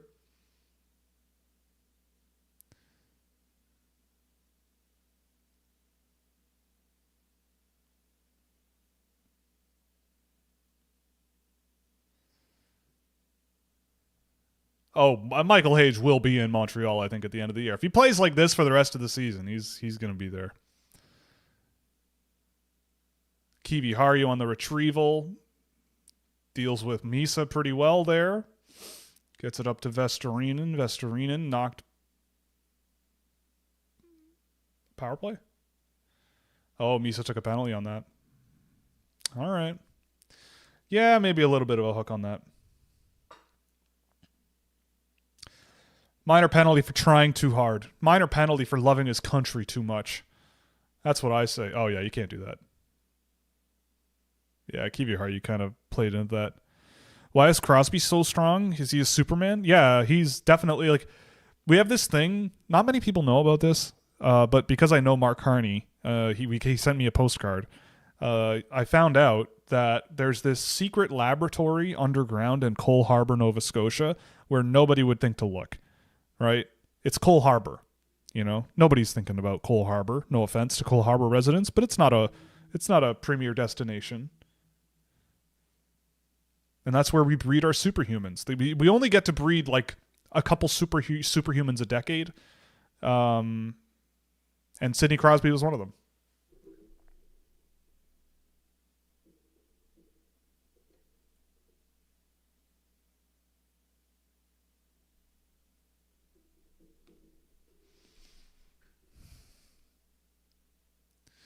Hemming in front to Ruonen. Oh, Ruonen tried the backdoor pass there that Gavin McKenna kind of got there. It did not work. When's the next superhuman coming? I don't know. We'll see. I don't have that much correspondence. I don't know the goings on now. I just found out that Sidney Crosby was a product of that superhero factory or that mutant factory in Cole Harbour. Yeah, you have to space them out pretty well, right? Like McKinnon also came from Cole Harbour.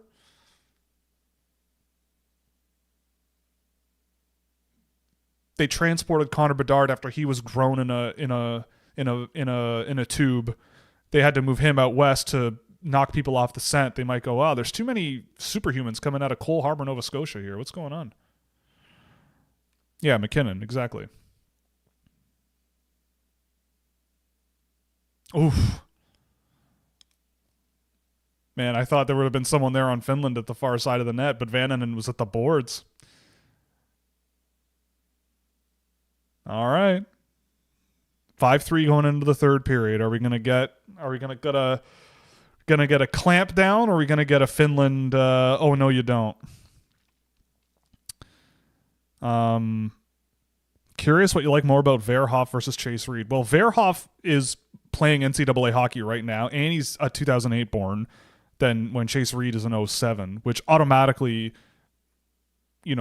puts him in a tougher competition level right away.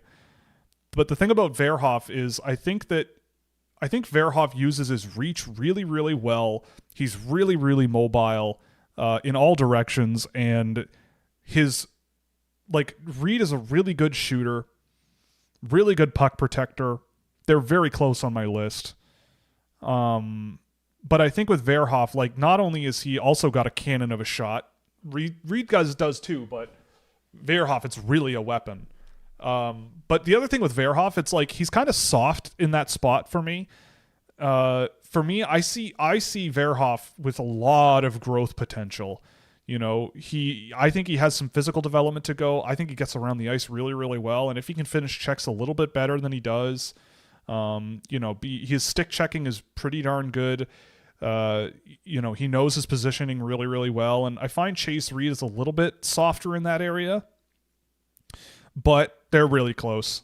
Chase Reed was really, really good in this tournament. I feel like Keaton Verhoff next year at this tournament will be insanely good, hopefully. Chase Reed will be back next year as well. But again, you have to remind, Keaton Verhoff could come back 2 more times.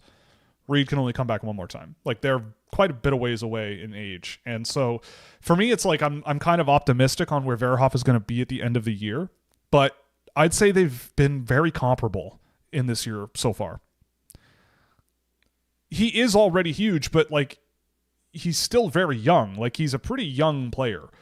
And I mean, a guy that size, you can still put a lot of strength on a frame like that. So I don't mean like he's going to physically like become 6'6" or something, which, you know, it's not impossible. But I don't know. Verhoff is I'm very optimistic about his upside. But it's not there yet. Reed, I think there's maybe a little bit more now, more like pizzazz and puck protection and skill on the puck especially. But they're close. Yeah, and Verhoff has been very, very good defensively for the Canadians in this tournament when he's been called upon. Have you watched any of Juho Piparinen? Yes, I have. I love him. He's 11th on my list right now. He just rock solid defenseman. He's really good with his positioning, really, really mobile, really, really smart moving the puck around the ice. You know, he doesn't have the flash that like a Ryan Lynn has. He doesn't have that like, you know, he doesn't have that sort of offensive zone. You think I'm going one way, I'm going another type thing, really. I would say Reed. There are things about, but sorry, Piparinen. I think I like him a lot. I think there's a lot of development potential with him too, and I think there could be something really good with him. Like he plays in the men's level and looks pretty good playing there. Like it's very rare where I watch him play there and I go, oh, that wasn't it. You know, I look at him and I go, that wasn't a good move or that wasn't a good idea or whatever. He's usually doing the right stuff.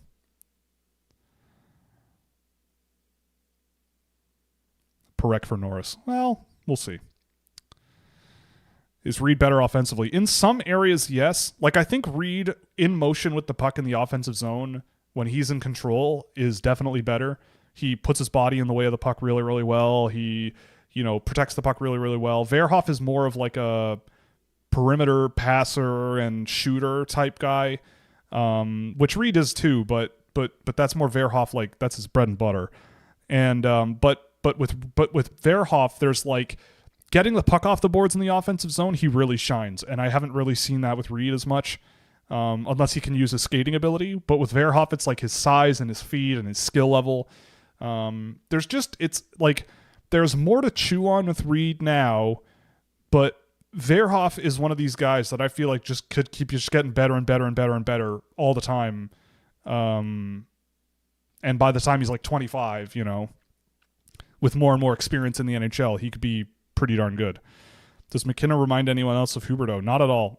Not at all. Sorry. Yes. The opposite of no is what I meant. Yeah, he does remind me quite a bit of Huberdeau.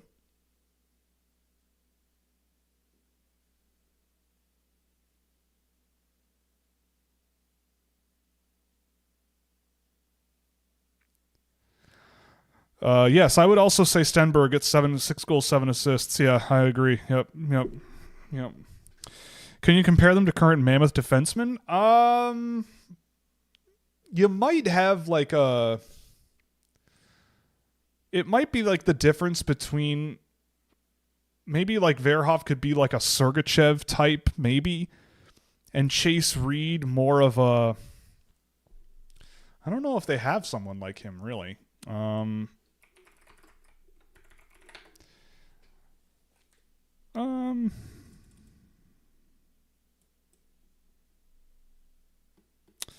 Maybe like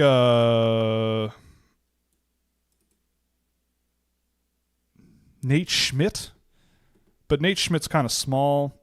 Like Sean Dursey's kind of small. Reed's not small, but yeah, Sean Dursey's 6'1".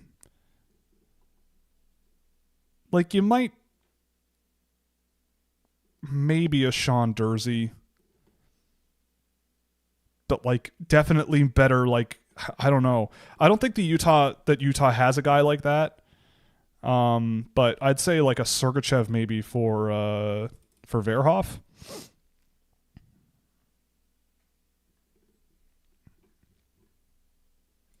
Maybe a better goal scorer, but yeah, something like that. Like maybe an Ekblad, yeah, for Verhoff maybe, but I don't know. I don't really remember Ekblad when he was a draft pick. I was 2014. That was like before my time. You know, I don't really have a good read on what he was like when he was this age. In this draft, when I say Horvat, you say when you say Horvat, I say I guess Tynan Lawrence. There's not a ton of them. Maybe if things really work out, Caleb Malhotra. But I think he's got a ways to go to get there. I don't know if there is. I don't know if there is one. I'm looking at the centers in my first round. Like, I guess you could see Malhotra getting there. Maybe Lawrence.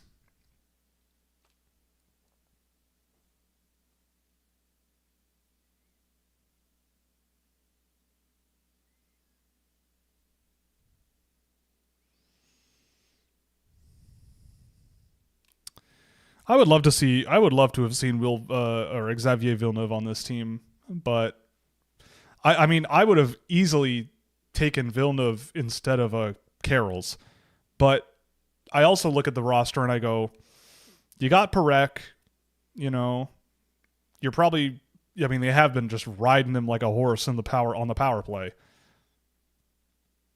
So I don't think Villeneuve would have played very much, but I think he would have been a better ad than Carroll's if you wanted another draft eligible guy on the team, but here we are.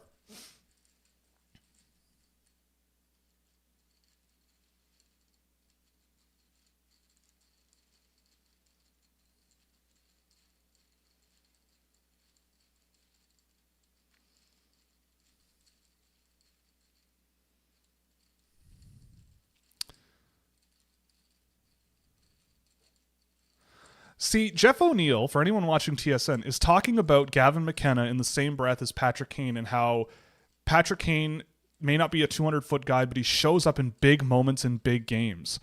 And, like, this is a big moment. Last night was a big moment, big game. And if it's not on the power play, I found Gavin McKenna to be pretty pedestrian. Obviously, he's young for the tournament, yada, yada, yada. But if you're going to make those types of comparisons, like, and in the same breath talk about how one's a bit, they're big game players. Like, I don't know. I find someone mentioned Huberdeau earlier. I constantly think about Huberdeau. I can't get that out of my head.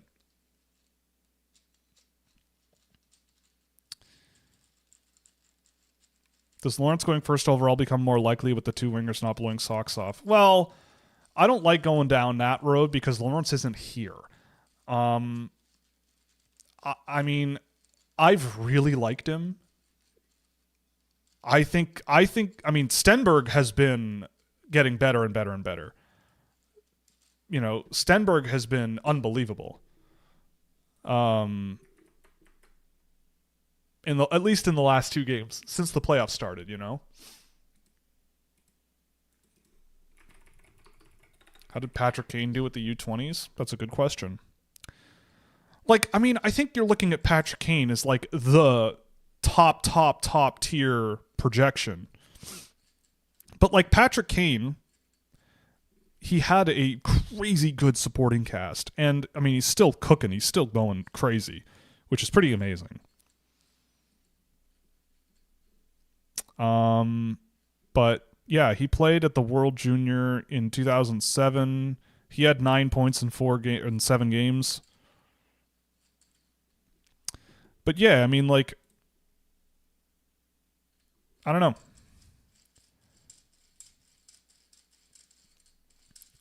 Like with McKenna, it's like we've talked about him so much that now we're at the point where it's like it just the NHL is going to be the test.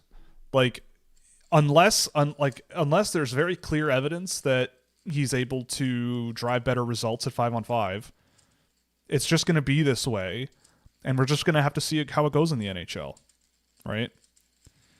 I agree. Stenberg's foot speed is a little bit nervous, but to me, Stenberg is like the best of the type of player you're going to get a lot of in this draft, which is like a really good, smart, complementary player. Lawrence is one of the few real, true 200-foot player drivers that I think has a lot of potential. So we'll see. I think Stenberg.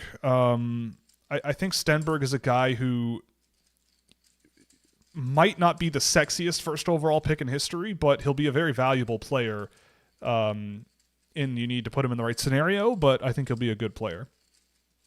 But there are guys in this draft that I love, like Villeneuve, Lawrence, Preston, all after him. Those guys, I think all, you could argue, first overall, McKenna as well, Verhoff, arguably even Bjork. Whose NHL career have you seen in your lifetime you'd like to relive, go back and watch it all again? Oof. I mean, there are definitely guys that I wish would go slightly differently, right? Like Lindros and Correa without the injury problems. I think they both would be household every single day, no doubter names in the sport. Lindros, you could argue is, but his career was cut pretty short, and pretty limited. But those guys for sure. Same thing with the Forsberg. He spent a lot of time hurt. But I'd really love to go back and watch, like... I'm always very curious about how Brett Hull did it back in the day. Like, not many people talk too much about Brett Hull, but that guy... I'd like to see what happened there. Like, who's the guys that are making money setting him up every year where he's scoring 80 goals? The more I watch players in the NHL, the more I believe if you don't have the skating ability, you never will. Beniers in particular hasn't ever impressed me. Well, if that's the case, I mean, I think I don't know. I think Beniers has been really, really good. At least in terms of, I think, like if you look at his metrics, he's a pretty darn good player. I don't think he's a number one center. I think that's the job they're kind of asking him to do, and I don't think that's what he is. But to me, I think the Beniers' skating was kind of a strong point. Paul Kariya, I don't think Paul Kariya is a household name. To like big hockey fans, sure, I think he is. But he retired like 20 years ago and was injured for like long stretches of his career, right? Like, I don't know. I'm sure lots of hockey fans know his name, but I don't think he's like a no doubt, you know this guy. Yeah, Mark Stone was... I mean, I don't really remember Mark Stone in his draft year. Mark Stone is just an enigma. But not every NHL player is a good skater, right? You can be, like, again, it also matters, like, what do you mean by skating? Like, there are things that you can do that, I mean, being a great skater makes it really easy, and is definitely a big thing that I look for. But you do need to bring other stuff to the table. It's like saying, well, if you're not skilled, you can't play in the NHL. It's like, well, that's not true. But if you have skill, it doesn't automatically mean you're going to play in the NHL. Like, not everybody is like that. I think to be a top elite level end player, then yes, you do have to be a high end skater, especially if you're going to play defense or center, which is why I have a lot of those guys high on my list. But if you're looking at like role players and stuff, like you can work around it.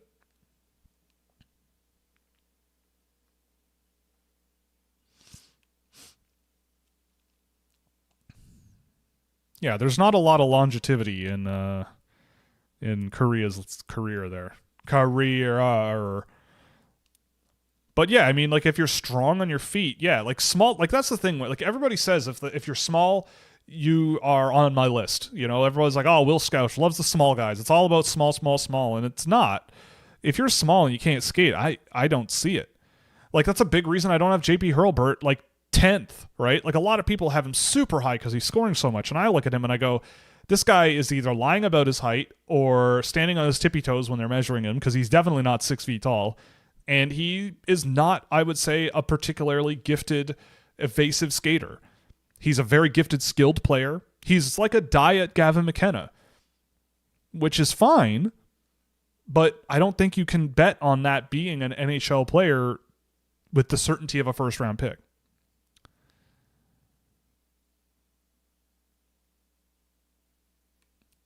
What do the Flyers have in Jet Luchenko? It's hard to project who will be in the NHL. I think he'll be a really good top 9 center, like smart 200-foot, elevates everyone else. He's a really good playmaker. I don't think he's going to score a ton of goals, but you know, he's going to put in the work on both sides of the puck, move the puck really, really well. If you need him to play with physical guys, he can do that. If you need him to play with finesse guys, he can do that too. And yeah, it's about thinking the game quickly. I agree. Top 3 best skating defensemen in the draft. Villeneuve. I'd say Villeneuve, Reed, and honestly, Verdi Svensk. I think Svensk should be on this Finnish team, but whatever.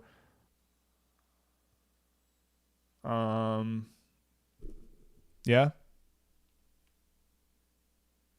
Like, and I'm talking like in general, mobility, the types of things that I really look for. Yeah, probably Villeneuve, Reed, and Verti Svensk. Who's the Diet Connor McDavid? Brad Lambert? I don't know. When's the next set of game tapes coming out? After the tournament. AJ is working on the next 3. There's one available for subscribers to Scouching.ca right now. Mathis Preston is available. So if you want to watch it, you join at any tier, you'll get access. Who's the best skater you ever watched tape of? Connor McDavid.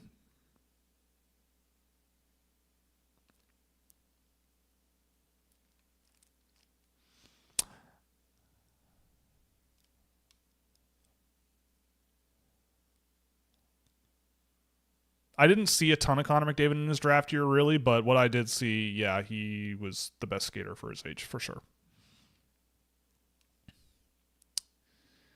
Kivi Haru is playing forward on a power play. Interesting life choice.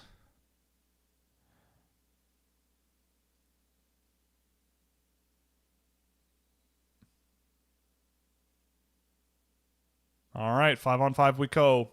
Kivi Haru back to the point for Hemming.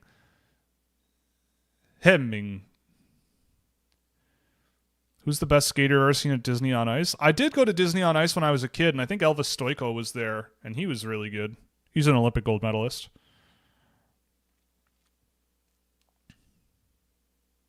Goofy, yeah. Goofy, sure, yeah. Mike Johnson did not just use the phrase bum rush on TV. I'm not against it.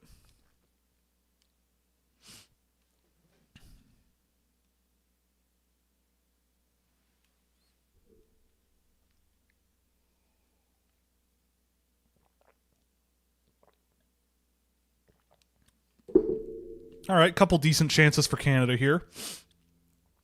Or Finland, I should say. Nice shot from the point through traffic.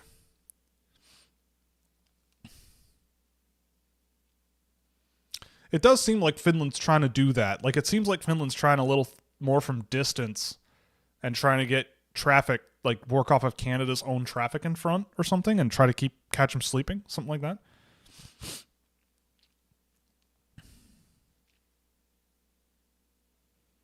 You always ask my wacky ass questions with a real answer. It's incredible. Exactly. I mean, I'm here to please, man. You ask questions, I'm here to answer them. And I also, I have a bit of the ADHD and I don't really recognize jokes. I have a pathological aversion. Oh, nice save. Carter George.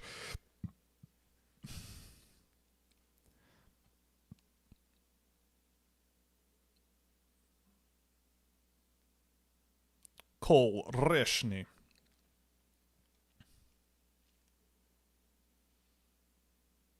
Yeah, that's probably not going to go in, but yeah. We like Cole Reshny around these parts. He's going to be awesome next year. Unless the Flames have him, which would make me sad, but Flames fans would be happy.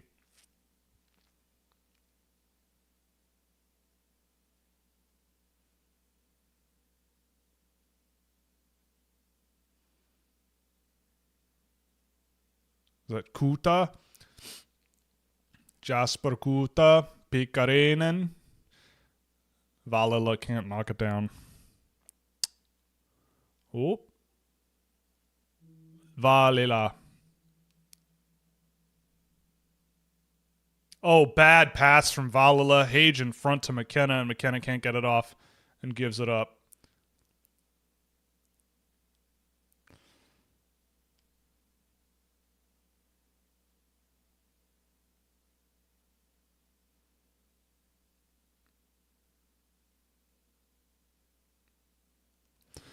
Um, who's the best former NHL player's son in the draft or upcoming drafts? Um,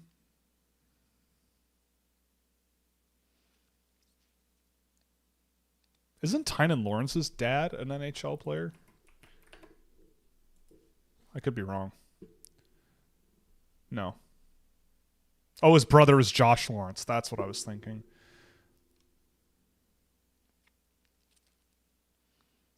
Chris Dingman's son is draft eligible this year, and I imagine someone picks him. Sawyer Dingman?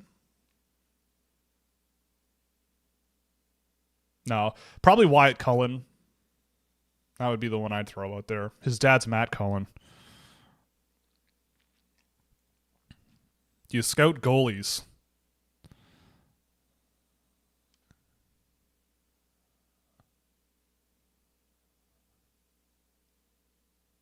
Oh.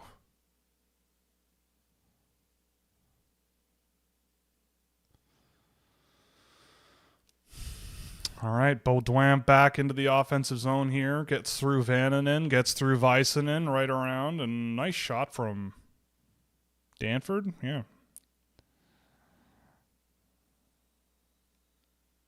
Yeah, Martone I don't think is going to be like a dominant play driver in the NHL, but again, it's going to be kind of like Stenberg, like really good complementary guy, really, really good guy to have around.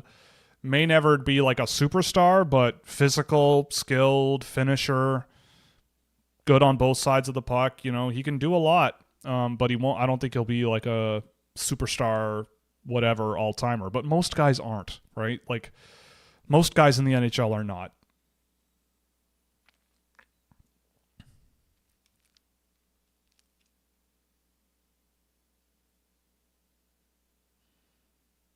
Did Finland take another penalty? Oh my god.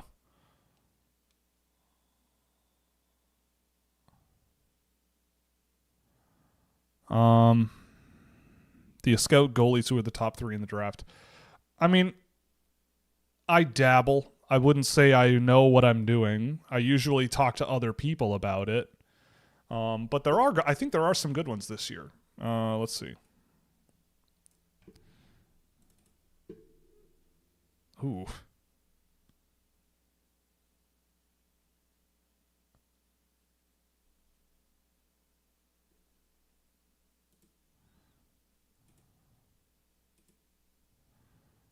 Yeah, goalies. Sorry, goalies. I like Borichev, Rybkin, Yermolenko, all 2 Russians and a Belarusian. Tobias Tribal is a Czech goalie playing for Youngstown. I really like him. Martin Nechkash, he's a 21-year-old almost playing in Switzerland. He's French, but I would like him a lot. The Canadian that I really like is William Lassell. Marek Sklonichka is a Czech goalie playing in Seattle. He's been really good this year. Harrison Bottinger and Brady Noling, I think, have been really good for the U.S. this year as well. Noling was really good, I thought, for the U.S. in this tournament, even though he had a pretty rough, little rough outing there. Oh my God, Michael Hage is so good. Ryder Fedorov is another guy I like for the Ottawa 67s. I've liked him too. There's a lot of good ones this year, I think. Oh.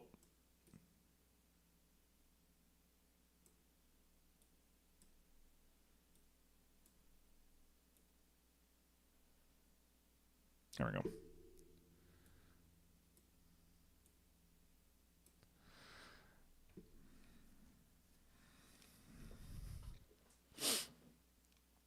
Iginla to Parekh, and oh, that almost went in.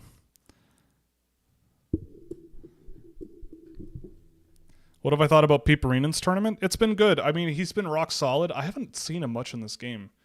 Nice pass from Carter George all the way up to TJ Ginla. But like he's a guy who I think he's one of those defensemen that is good because you don't really notice him a whole lot. Skates well, positions himself really well, rarely making bad plays, rarely in wrong spots, rarely like just a very mature player, pretty young. There's a lot going for him, I think. I've really liked him, and I think he's gotten better every time I've seen him this year. I've really liked him. The other guy that in Finland I want to watch more of is Ala Lowry. He's a defenseman for this year. I've liked him, but I haven't seen him in a while, and I want to check him out. 1v1, current Jerome versus Tej. Who wins? The world. That is a very bad penalty to take. That was a weird call. I mean, not a weird decision for Ethan McKenzie to make there. I can't believe you had McKenna number 4 in the preseason. He's now in number 10. All right, let's calm down a little bit. Is that what we're going to do now? Is that what we're going to do? I wasn't low enough on him when I was low on him at the beginning of the year. Is that what the next thing is going to be? Okay, you might have been onto something, but you weren't as right as you think you are. That's true. Dad's strength is a factor. Yeah. Would you rather have? Who would you have center a line of Misa and Michkov and Martone? I'm trying to think of who Philadelphia has drafted. I'm not sure there's anybody that Philadelphia has recently drafted I definitely could point to. I'd have to look, but maybe on a commercial. Do you expect DuPont to play top pair next year despite it being his draft year? I don't think so.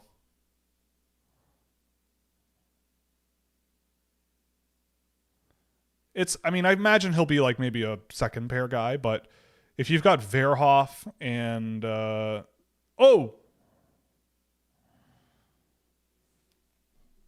big save, Carter George. Yeah, like next year Canada will have like Verhoff coming back, and maybe you see a guy, Carroll's will be back, Cameron Reed will be back. Like those guys might get a bit of preferential treatment, but I imagine DuPont will be there. Why do players fake one-timers a lot more? I think a lot of it comes down to you're trying to catch the opponent. Oh my God, Aitchison just lying on the ice for that.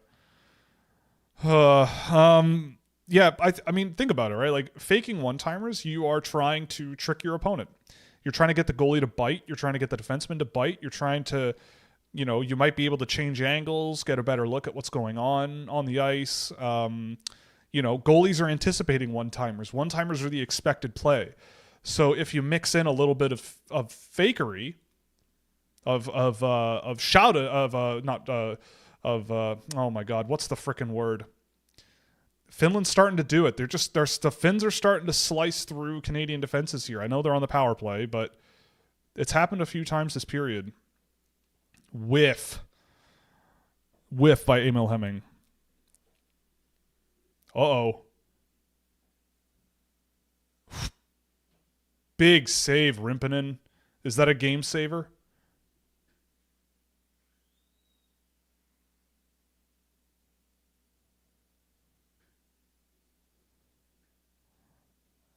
Yeah, but I don't know. I see it as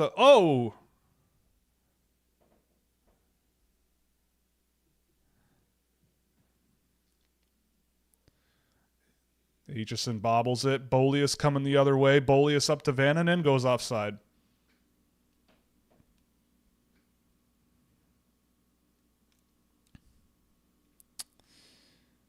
Do you think it's possible Misa will play as a winger in the NHL rather than a center, kind of like Will Smith?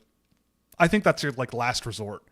Smith, I think that was pretty clear from when Smith was draft eligible. I would never have thought he was an NHL center.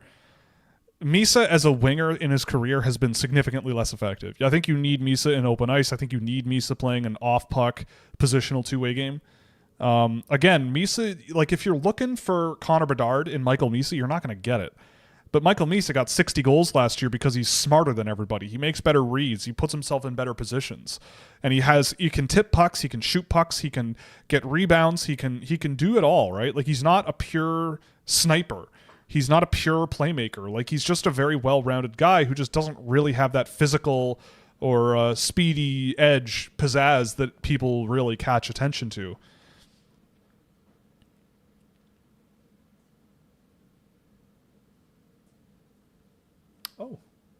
One moment.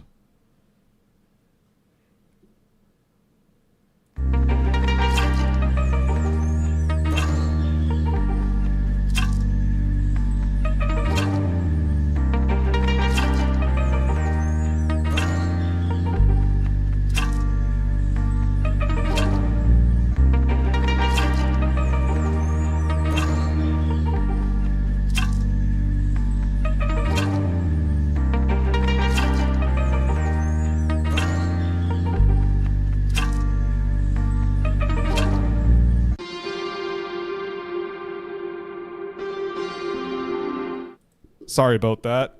I got a dinner delivery, but I'm delaying it until the game's over. Yeah, that's the thing. Luchenko, it's not that he doesn't have a scoring touch, but he doesn't have he's not going to be. I said earlier, he's not. If you're looking for him to score a bunch of goals, I don't think he's gonna. That's not really his job. Oh boy, the Flyers are extending Christian Dvorak for 5 years, $5 million a year. I mean, that's not that much money, but probably be able to find someone else. Yeah, sorry, I had to bail for a few minutes.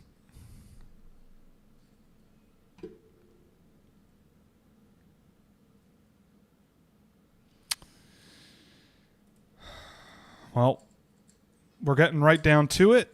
The Finns are showing some signs of life. We're not done yet. Is Sweden going to win the next game? I am not going to say that with certainty at all. You're not going to catch me being certain about that, period.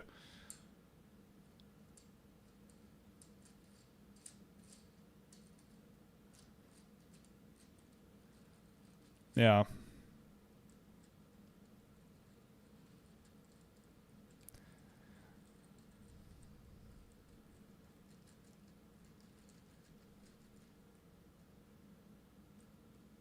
Wow. So Sweden has won 1 gold medal in this millennium in 2012. Rimpinen with a bit of a heart attack there. Jokinen. 12. Oh, what a move from Sarolainen. Oh. Cam Reed might have stopped a goal there.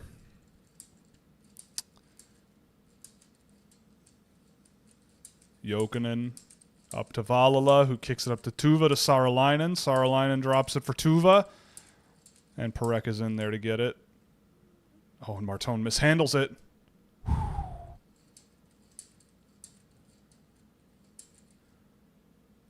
Ice. Yeah. All right. Porter Martone ices it, literally.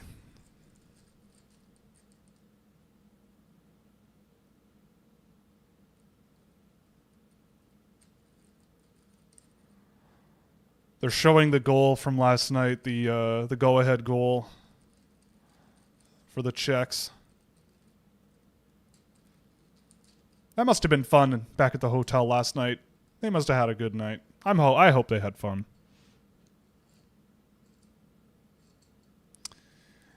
Yeah, the Misa line in their own end has been a little questionable, but I really think a key problem with this team is their defensemen's defensive zone play. Just looking really sloppy and porous, and like their passes don't have enough mustard behind them. There's not enough support on the boards from the wingers. Like it's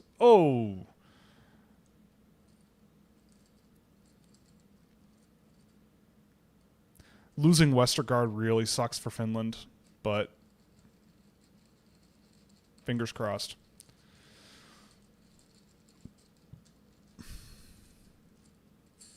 Kivaharya with the nice little no-look pass to my boy, Daniel Nieminen.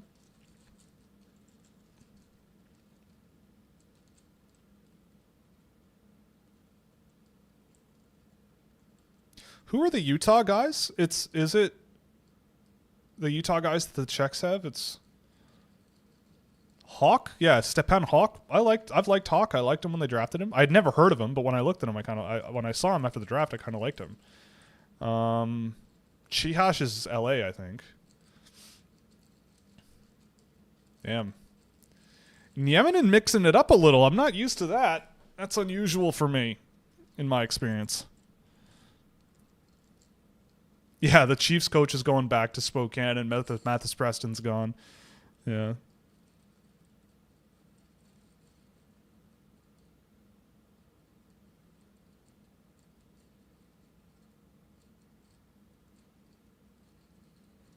Vananen.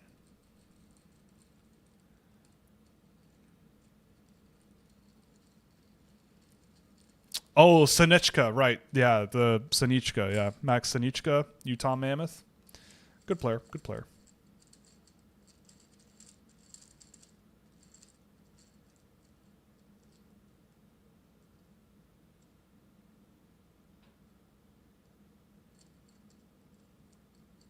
Is this the Fifth Estate?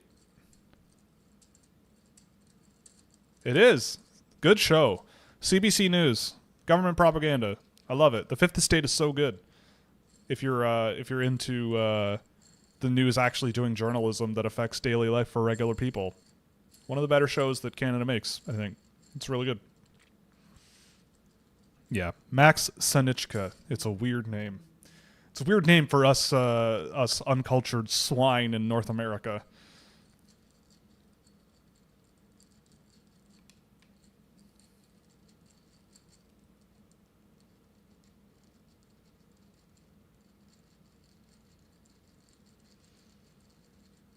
Do people really want that white a smile? They're talking, it's a Sensodyne commercial, and a dentist is talking about how everybody wants that Hollywood white smile. I feel like that's, there's a Friends subplot in an episode where Ross gets his teeth whitened and it's too white. Thoughts on Venezuela? I don't know what you're talking about. Has Verhoff had a good showing in this tournament, or is he 2 years younger so we can judge too harshly? I think there have been pockets where he's looked very, very good. But he's got a tough gig. It's a tough gig playing here. He's being sheltered a little bit. I think some areas of the game he's looked pretty good. Like his playmaking through traffic, his passing ability has been really, really impressive. He's a little bit overwhelmed, I think, in the defensive zone here and there. His skating ability is not really like separating him from the opposition, but I think he's been intriguing for a 17-year-old defenseman at this tournament. Like, you have to set your bar pretty low, and I think he's decent.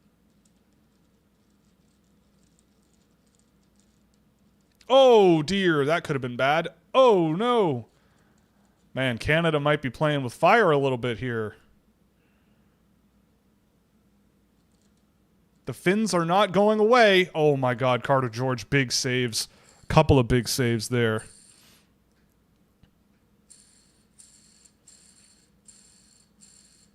Sleazy real estate agent vibes.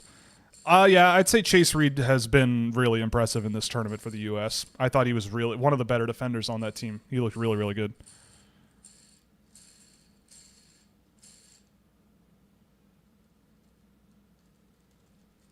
Oh, the super white teeth, sleazy real estate vibes. Yeah. I feel like your teeth need to be a nice shade of like vanilla bean or an eggshell, you know? Oh, Martone with a beautiful pass to O'Reilly. Almost. Jokinen, nice little play to Valala across to Saaralainen. Is it?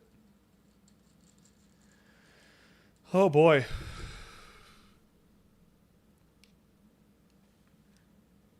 Iginla. I mean, like, Canada has played very well in this game by and large, but I think that the momentum has slowly become a lot more even. I think if Finland didn't get into penalty trouble here and there, like, oh, what a hit. Yeah, that looked like it might have been a penalty. Pikkarainen just laid out Verhoff, and I don't think Verhoff was anywhere near the puck, but a lot of things too that I think make a huge difference that I always try to look for, and you're noticing it with Finland in this period quite a bit, I would say. Nice move from Kiviharju. You're noticing it a lot with Finland, at least I am, is like the chaos skill. Like, they have an ability to keep the puck kind of enough under control through feet and through legs that they can find pathways out of situations. Like, Canada seems to be very perimeter driven, very like look for seams and whip the puck through the seam, or cause turnovers and get an odd man rush coming the other way, which can work. But Finland is, I think, playing the game in a way that they're oh dear. Well, here comes a 2-on-1 for Canada. McKenna, what in the hell was that? Dude, Rimpinen just made the save of the tournament for his team. Holy smokes. Who was that defenseman? Was that Väisänen? Oh, man. Awful shift from VT Väisänen. Oh, my God. Oh, yikes. That was rough. Oh, my God. One of the worst things you can do when you're defending Gavin McKenna on a 2-on-1 is just hit the deck when you cross. Oh, it was Bolius. Both Bolius and Väisänen were face down on the ice for that rush. Oh, my God.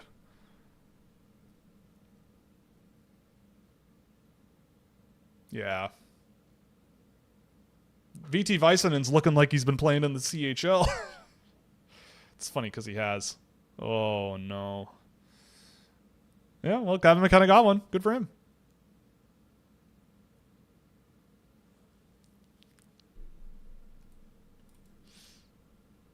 Yeah.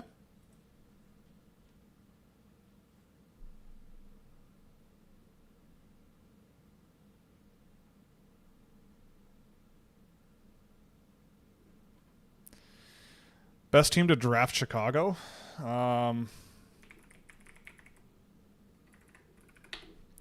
Best team to draft him? I think a lot of teams would be totally fine getting... Winnipeg has the worst record in the league? What the hell happened while we were here? Oh, nice little play there from Desnoyers.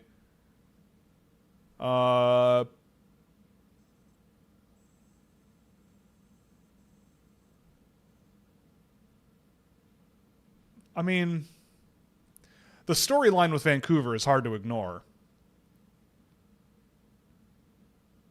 I wouldn't say Winnipeg. I don't know. They all would really like to have him, I'm sure. Nashville? McKenna in Nashville would be a riot. That would be awesome.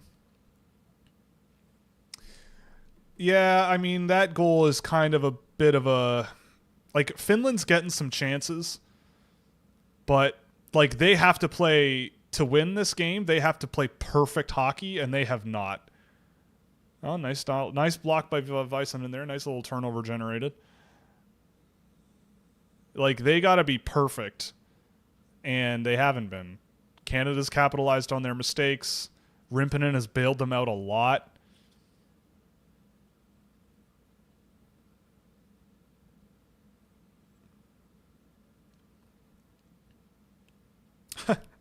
The Utah fan did Tankathon 3 times and got Utah every time. Something smells funny about that.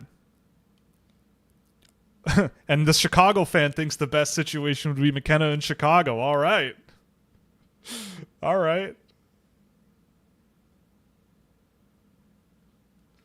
If McKenna goes to Nashville, he's never winning anything. Spoken like a true Chicago Blackhawks fan.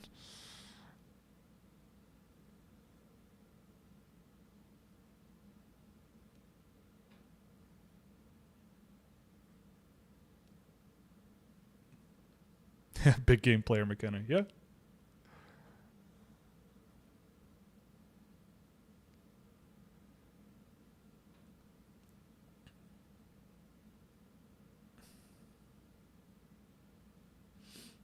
Yeah, Canada, like, there was no way Canada was going to come out of this flat. It really was more a question of, is Finland going to find a way to play a perfect hockey game against them, and they just don't have the skill. They don't have the legs. They don't have... It's like Slovakia all over again, kind of. Where it's like, yeah, like, they're getting their chances. They're getting some opportunities. But Canada is just the better team, and there was no option to not show up. Am I wrong though? You're not right.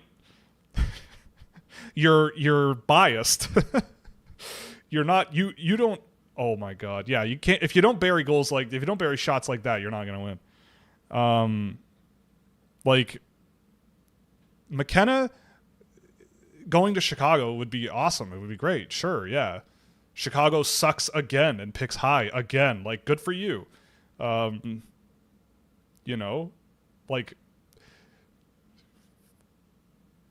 I don't know. You don't know for a fact what's going to happen with the Nashville Predators, just the same as you don't know what's going to happen for a fact with the Chicago Blackhawks anytime soon, let alone 5 years from now.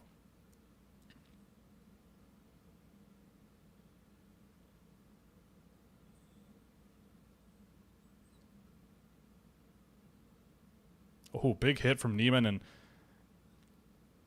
damn.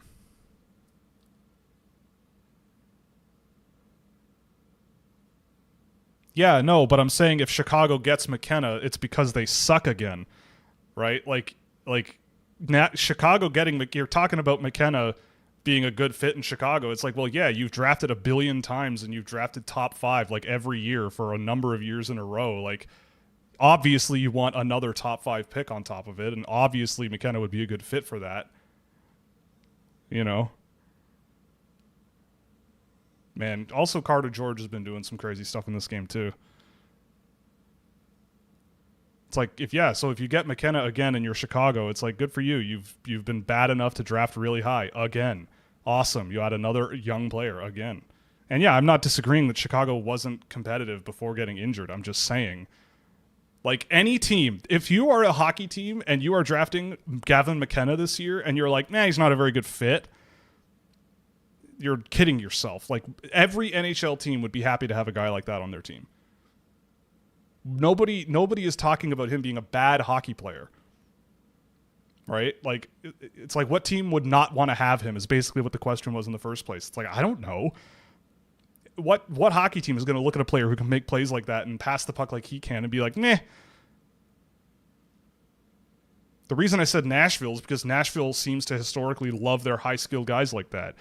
And they really, really valued guys like that. And, like, their defensemen, a lot of them are really skilled. Like, they love to have guys like him around, and he would be a huge add for that group. Like, Brady Martin with Gavin McKenna on the same team would be pretty nuts.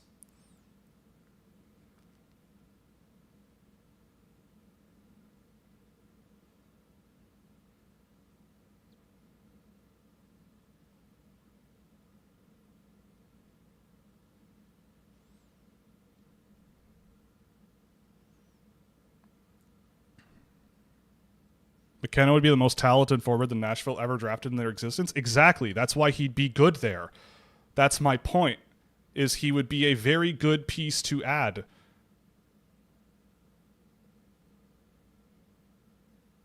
Like, Chicago has had so many draft picks. All right, there you go. You got a bronze medal. Hooray.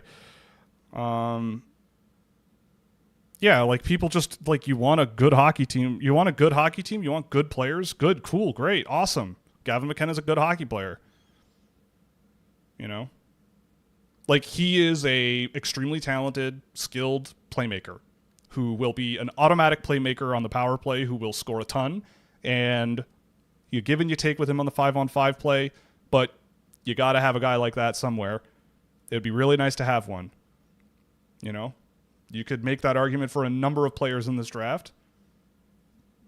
A lot of NHL teams could use guys like that, no problem. So, I don't know. I don't think there's a single team in the NHL where adding Gavin McKenna would be a bad thing. And the only way it would be a bad thing is if the scenario of him not working out happens. But I don't think that's what's going to happen. How much he is successful in the NHL will be a big question mark. But to say, like, he'll be a valuable part, and his future is bright. So, yeah. All right, well, Canada won the bronze medal. Woohoo, good. Yay, go team. Yay, sports. I'm going to go get some food. We're going to leave the stream running until 8:30. We're going to come back. Well, maybe not right up until 8:30. Maybe 8 we'll come back. So we're going to leave this running.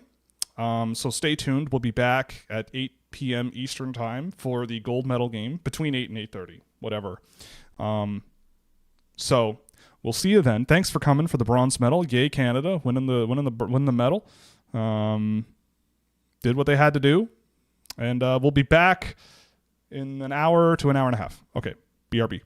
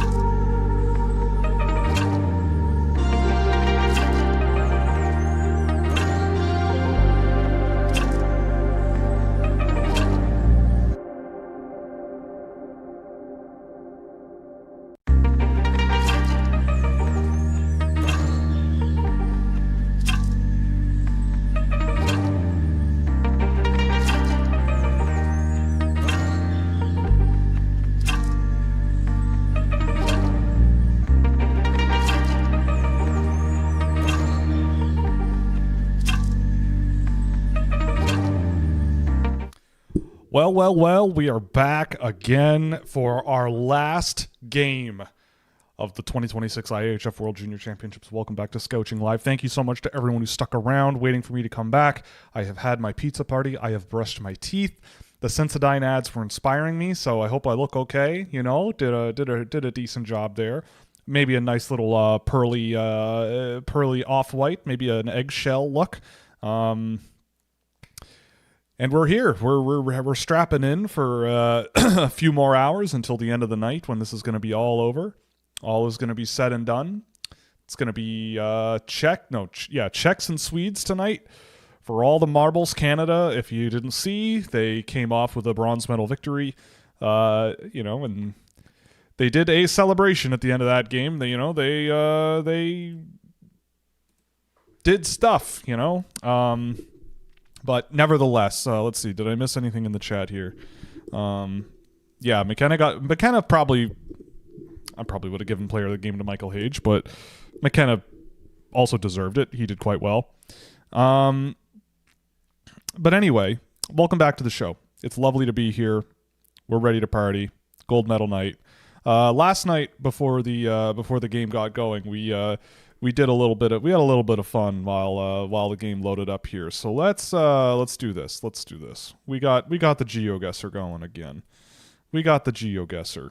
We got it. We can do this. We'll do some multiplayer. I lost every match last night, which made me sad. So we're gonna give this a go here. I just need to move the chat. Oh. And yes, it will be a heck of a hockey game coming up, I think.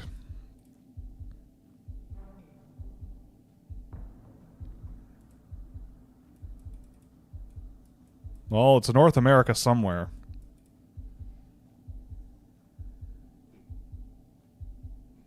There's the license plate on the front. 60. That makes me think we're in America. The trees are tall and thin. Oh, dear.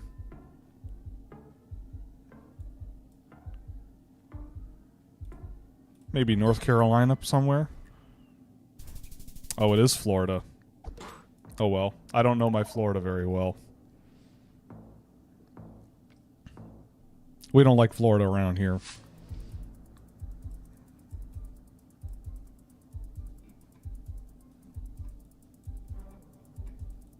Freestak Dzisnyszwahi. Is it like Czech? Poland? Oh, Zlin. Oh, this is Zlin. Ah!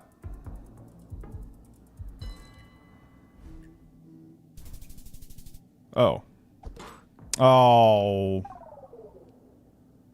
Minute cryptic crossword? Alright. Maybe we could throw that up. Throw that up before I throw up. Oh, I love these ones. These are my favorite. Random shacks in the jungle. This doesn't look like... What is... Okay, motorbikes.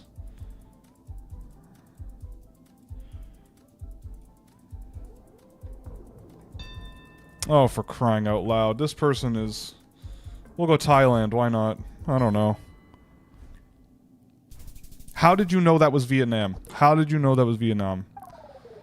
I'm gonna lose it. I'm gonna crash out. What does that mean? Does this mean I'm playing one of the best people in Australia? I think that's what this means.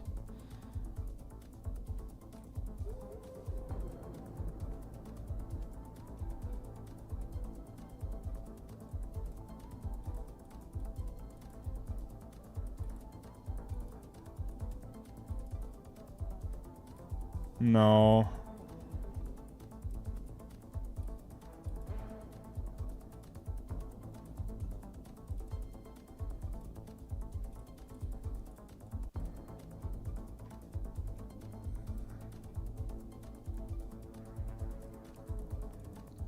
Last night we did a round and we got Réunion Island. So this could be... Oh, Christ. I don't know. I'm gonna lose.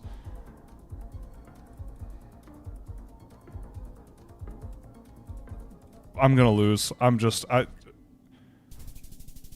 Ecuador.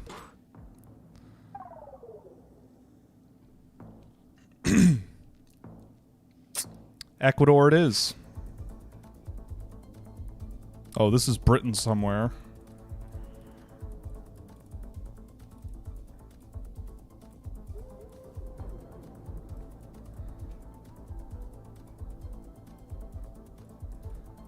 England. Where in England are we here?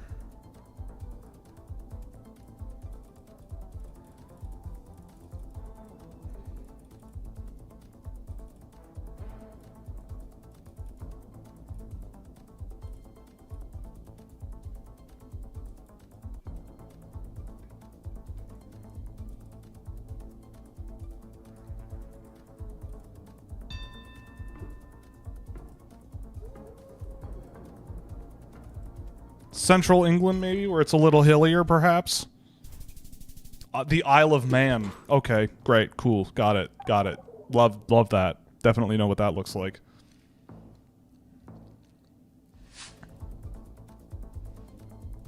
What the hell is this?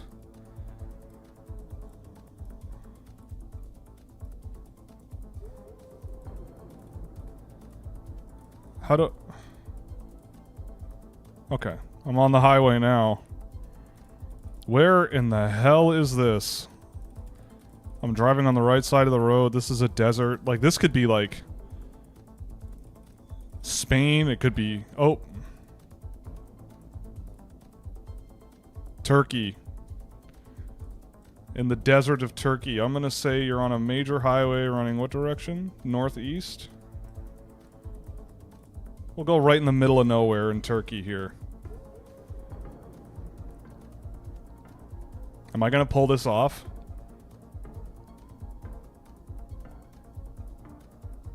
No, he's gonna nail it. Oh, alright. I did some damage. Working my way back.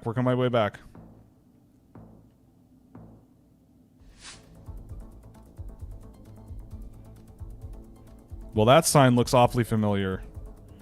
Puesto de Vigilancia Territorial Ujaras.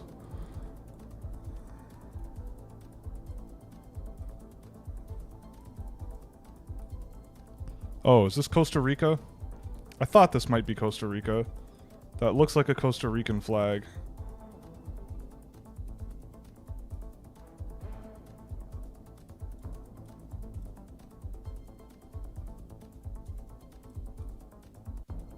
I'm going for it. Oh, he threw Thailand down. Oh, I lost. I trust him way more than me.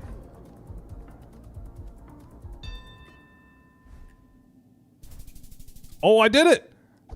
I pulled it off! Oh my god, I won!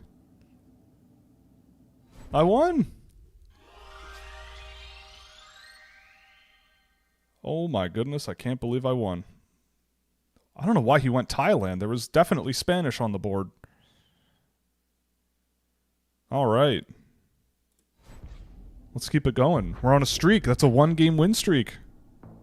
Okay, so I won one last night. Got it. A bridge.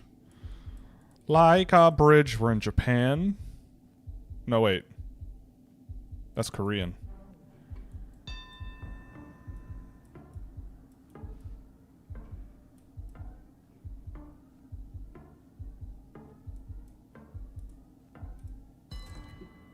Maybe?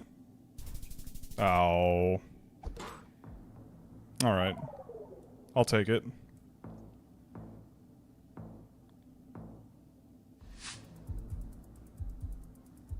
That looks like Thai. bequick.damn.com.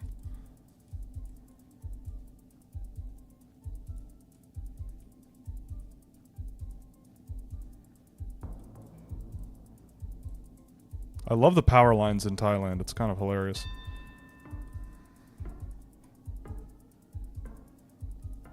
Let's just go Bangkok. I don't know. Somewhere in Bangkok? Wow, we tied. You don't see that very often.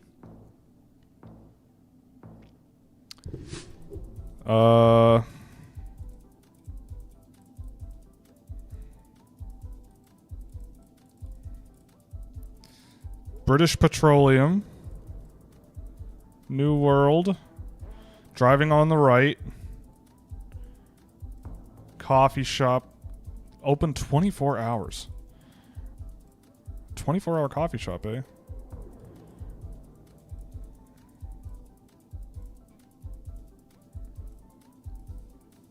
South City Mall Car Park. I don't recognize these chains. South City Pharmacy. Is this Australia?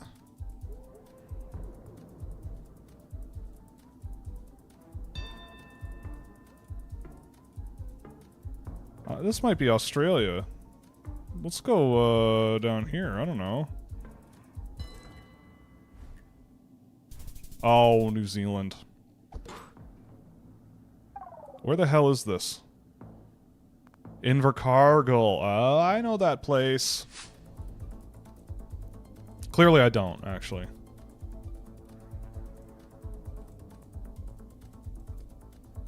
Alert Patrol Security Services. Keeping watch so you don't have to. Well, there's nobody there. Aloe Manor. So this is a very tropical looking location.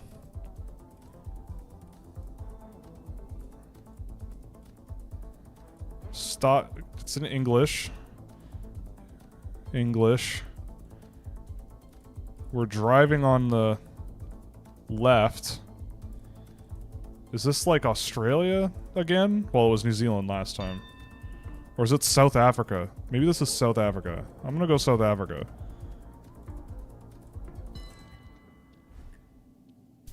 Nice. Nice. Nice. It didn't look like Australia or New Zealand. This is very nice. Europe. Russia-ish. With a very big fountain. That's a Honda. So those aren't Russian car brands. Oh, crap. I don't know. Like Italy somewhere? I don't know. Oh, it is Russia. Is that Sochi?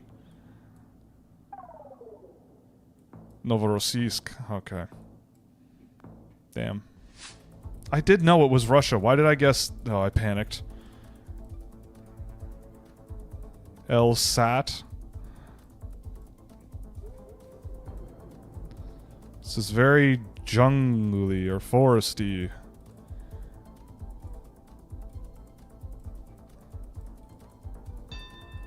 What?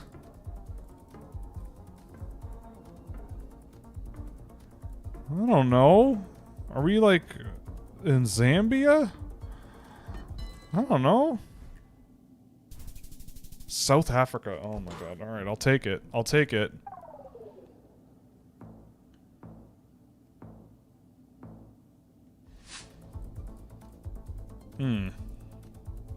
Okay. That looks like an airport. Or some sort of checkpoint. Are we on a border? A border with a roundabout. Oh. Oh my god. Can I not go down that road? Oh my god, where can I even go? Okay, I can go this way.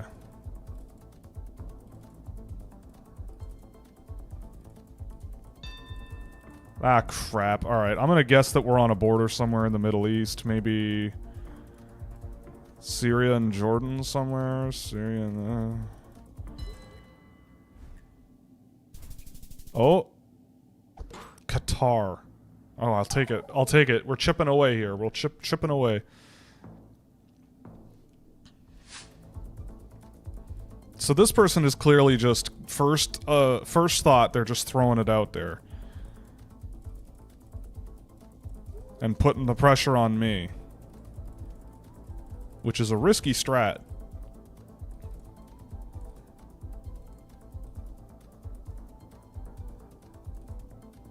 What's my favorite sport? Ice hockey. Stop. 50 meters. Okay. That's probably English.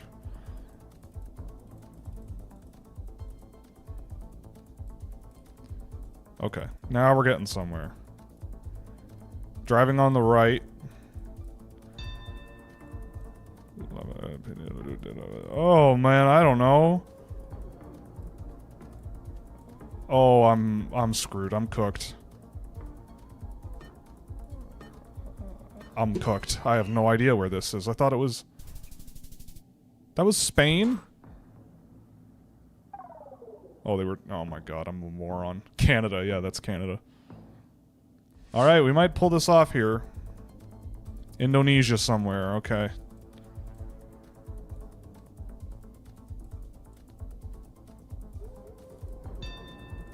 Oh, really?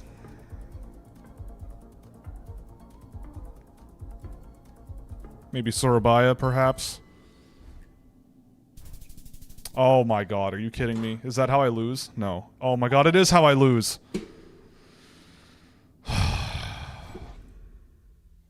Oh, alright.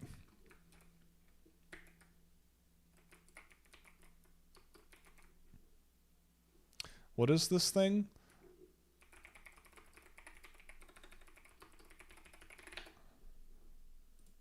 What is the minute cryptic? Is this going to embarrass me?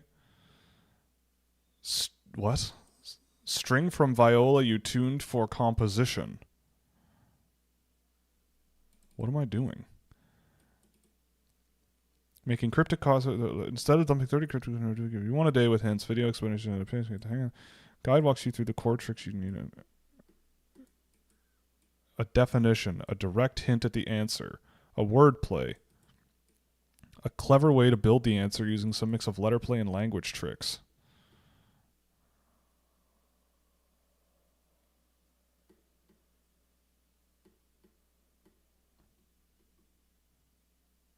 What? I feel too dumb to do this.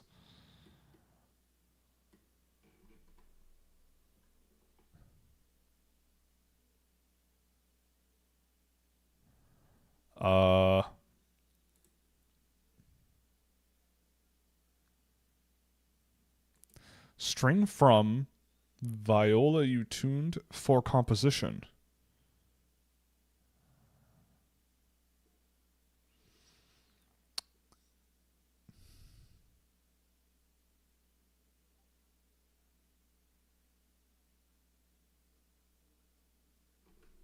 Theory?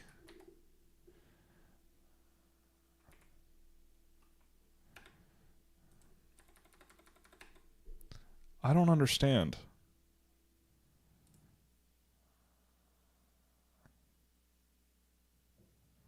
You know what? I'm not doing this.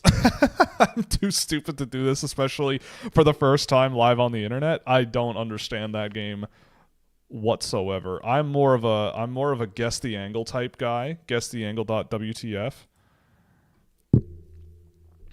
Well, that's like 350. 347. Oh my god. There we go. Got it. 348 degrees. Haha.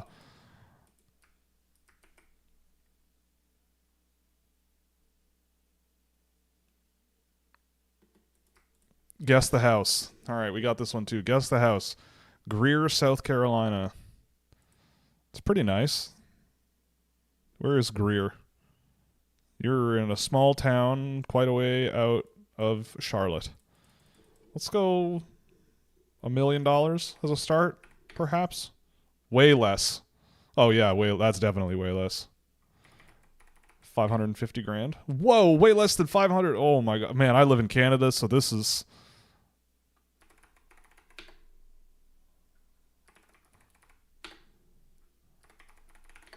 I got it. 360. Yeah, I guess that makes sense. That looks really nice from the outside. Man, I'd buy this and turn it around.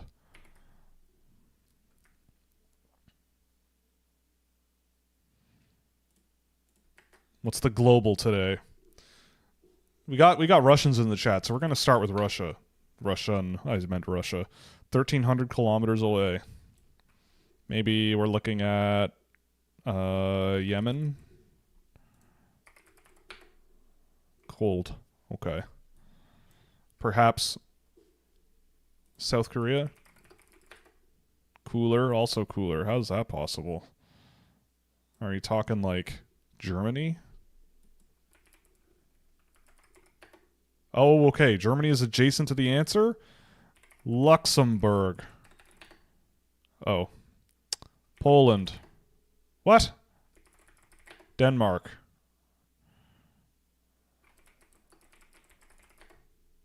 Yes, I meant Netherlands. Would you rather drink wine with grapes you stomped by feet or eat cheese from a cow you milked? Cheese from a cow I milked because, like, just because I'm milking a cow, like, swap me for the farmer and, you know, it's the same. The the grape stomping, like, I don't think they do that anymore, right? Like, I'm sticking my feet in the, yeah, no. North Macedonia to Azerbaijan. Well, the easy one is Russia. Oh, that's not even right. Ukraine. That's not even right either. Turkey. Okay.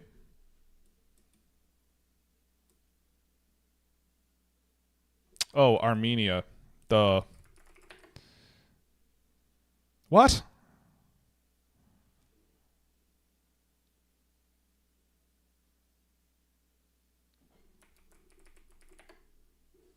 Yeah, we did it. How is Armenia not the... Oh, Georgia. Okay. Same, but different. Same, but different, okay? Cropple? Oh, do I have to guess what the answer is?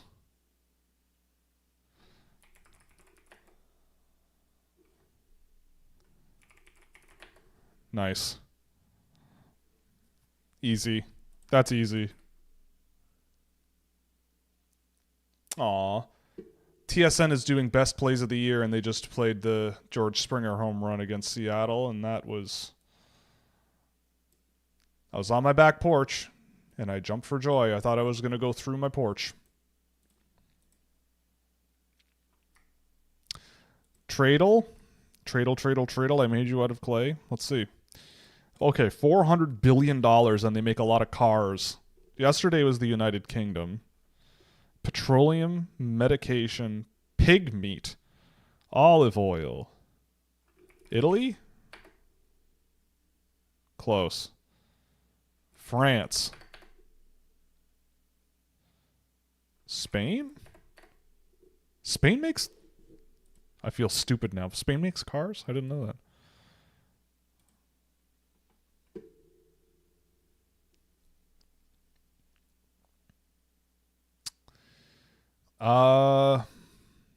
We'll do a catfishing. Why not a catfishing? And then the game's on. We'll do catfishing last, and then the game is on. The last time we did this, it was a disaster. Clue. Oh, Clue in North America. Okay. Arabian deities, Arabian gods, Islamic terminology, Middle Eastern gods, names of God. Nailed it. 1990s English language films, heist films, American films, crime comedy. Crime comedy, goof-off movies, fiction about cryptography, films about computer hacking, films about the NSA, scored by James Horner.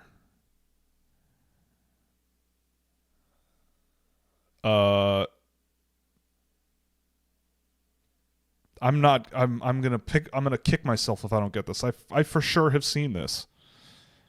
90s movies. It's American. It's a comedy crime movie. Now, it's not Office Space.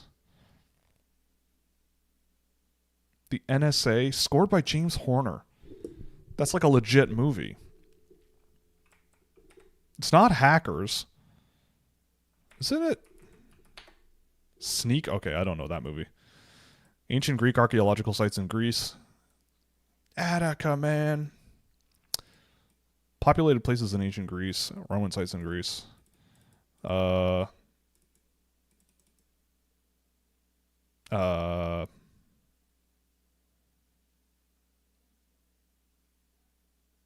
Isn't Attica Athens?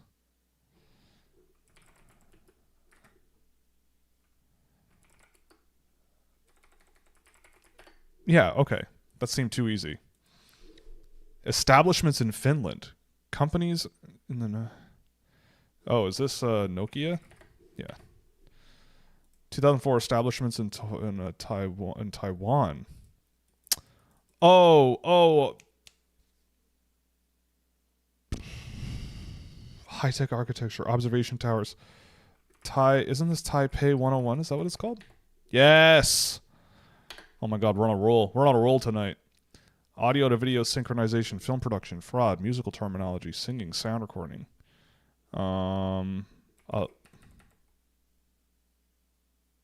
Sync license? Oh, boo earns. I don't know. Great.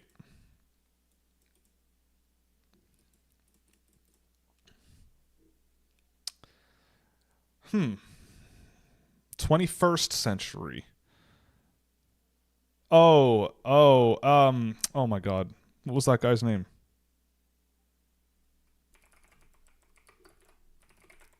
Yeah. We're not going to say that name live on the internet. Buddhist cosmology, Hindu cosmology, mountains in Hindu. Oh.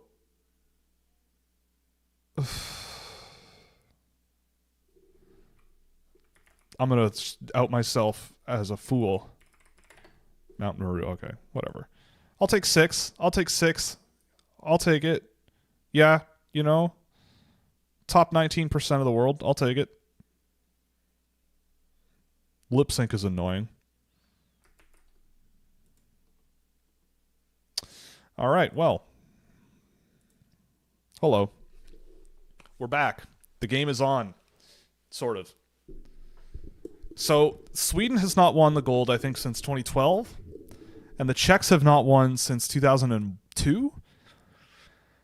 And Finland is the only other country that has won since that Sweden win, and I think the last time they won was 2019. So it's been Canada, US pretty much dominating this tournament for a large portion of this game. Or of this tournament.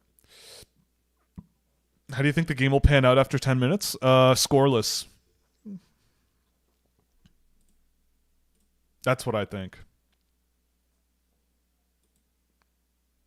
Oh, wow. Justin Sordif has a hat trick tonight. That's something I didn't have on my bingo card.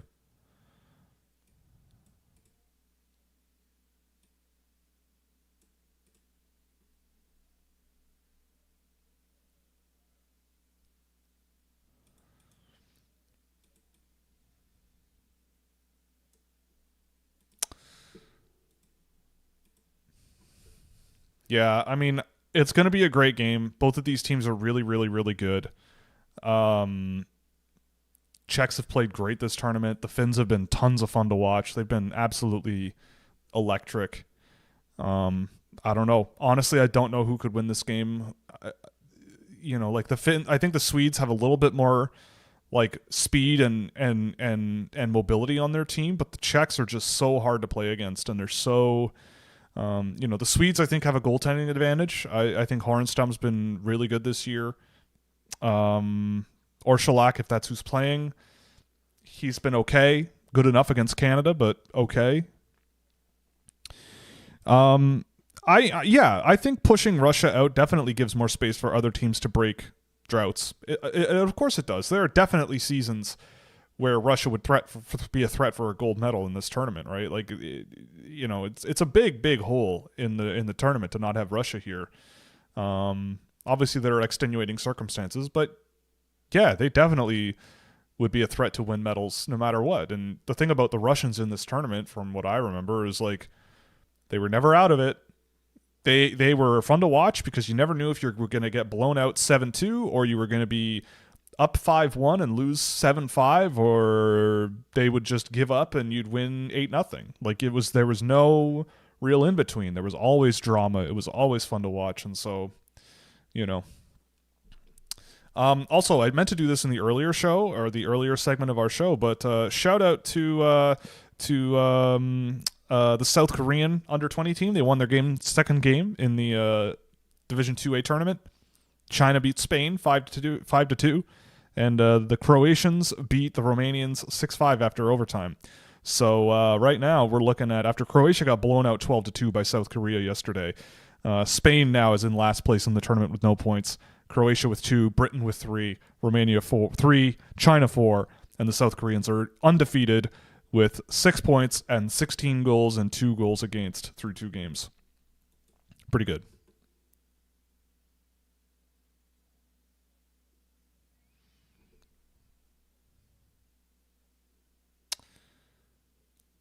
Yeah, I mean, one thing about hockey is that they don't really know how to say the game is going to start at this time, you know?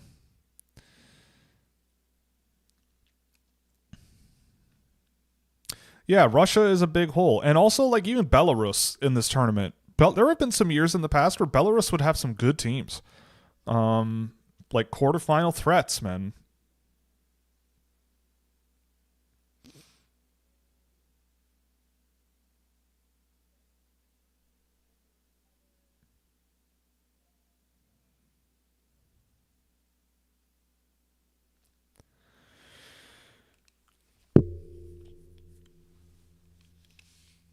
I'm ready. I'm ready for this tournament to end.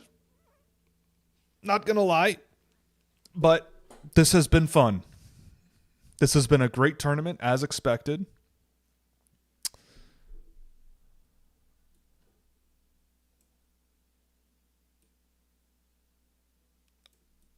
I'm opening my stream now.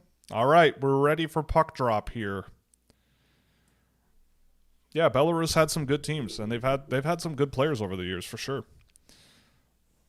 Correct me if I'm mistaken, but Canada's defense looked pretty bad. They couldn't buy a controlled breakout. Yeah, Canada's defense wasn't awesome. I don't think they were particularly incredible, but they got the job done, and they were the better team. They were the better team today. Pretty simple.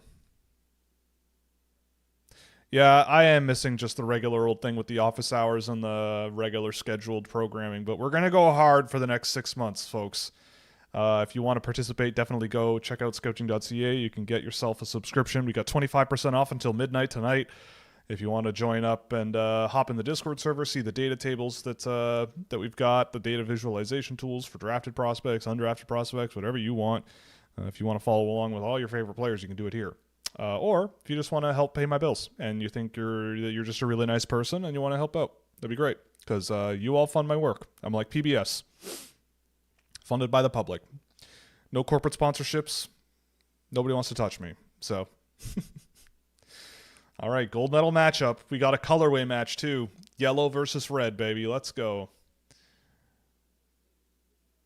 Yes, this tournament has eaten all the free time, and I am very tired. I am pretty wiped. After this game, gonna do my daily Fortnite quests and then pass right the hell out. Do you think Murniak gets drafted in any round this year? Yeah, probably. Someone will probably take him. He's not a huge priority for me, but someone will draft him because he's big and he plays heavy and he's got some skill. Yeah, like he'll get drafted. And he plays in the CHL. If he stayed in Latvia, I don't know. I don't think so. Is not getting drafted a death sentence for an NHL career? Absolutely not. Martin St. Louis wasn't drafted. In fact, I did some research on this a while ago. In terms of some of the better defensive value players in the NHL that are defensemen, there are just as many in the NHL that are undrafted as there are drafted in the 2nd, 3rd, 4th, 5th, 6th, 7th round. And it's very close to the first round. Like, if you're a defenseman, because you go in the first round, there's almost zero evidence that you're guaranteed to be a very good defensive player in the NHL. If you're undrafted, you may as well have gone in the 2nd round if you hit the NHL and you're one of the better defensive players.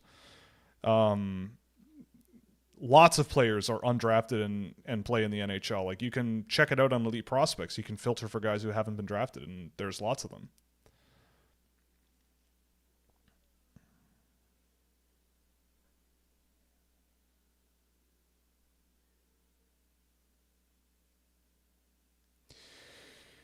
Yeah, Colin Graff, that's a really good one. Tyler Bozak in Toronto was undrafted. There's tons of them. Martin Jones, remember the goaltender? Martin Jones, he was a free agent. Galvis cuts through the neutral zone with a lot of speed. Woo boy. And then a slot pass and doesn't quite work. All right. Tittleback, there he is again. Little guy. He has been quite good.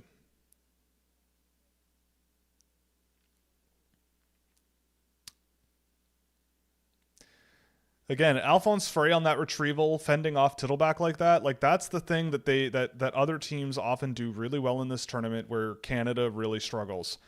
Shifting from backhand to forehand, aware of your support, keeping it safe and cycling it back to safety. That was a big area where Canada really struggled last night. They didn't need to do as much of it today. Erik Nilsson on a line with Kasper Justavara Karlsson. Look at that. Yeah, Bolinskis is undrafted. Yep. Honestly, the NHL draft is largely not very efficient.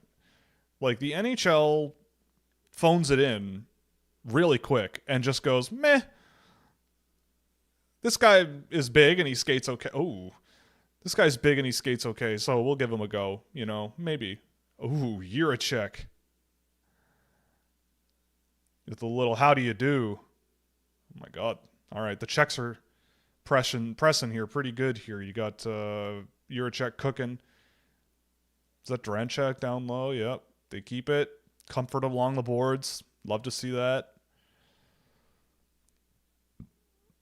Viggo Bjork out to neutral zone. Turns it over. Here comes Fibber. Urqvist. Boumedienne does the trademark Canada thing, flipping it 60 feet in the air. Oof. They need to talk about Thomas Galvis more, definitely.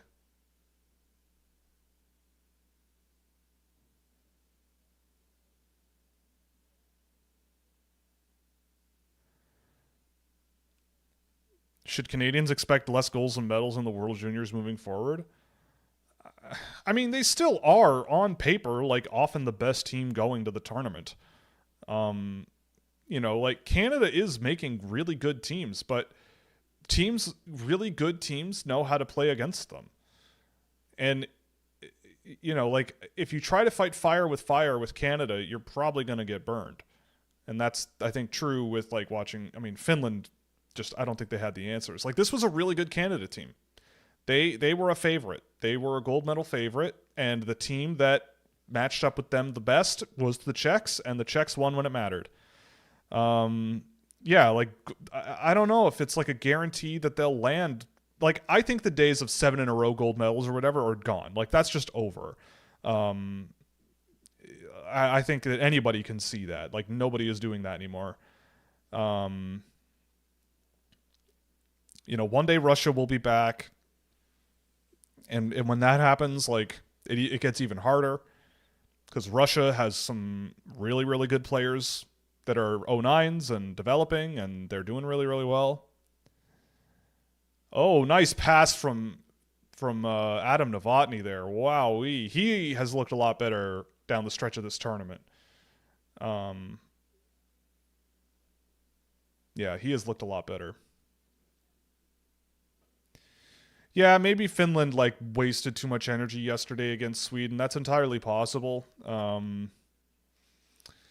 They just didn't have the legs, and Canada. I think also Canada came in going like this was a checkbox. Like, the Finns definitely tried. You can't fault them for that, and they were in it. For large stretches of the game, they were in it. In the third period, especially, they were pushing pretty hard. But they just didn't have the finishers. They didn't have the finesse. They didn't. Jeez, big hit. They just didn't have it. It was just not the better team won. And yeah, like again, like everybody, and again, I'm already seeing it. People completely changing their tune about how good Canada was today, and how this and this and this, and that everyone's actually good, and like all this stuff, and like, so you got to pick a lane. But you know, I was very clear last night that Canada did not play that badly. They just had some really weak areas of their game, and things came apart at the end. And the Czechs just played a really, really good game.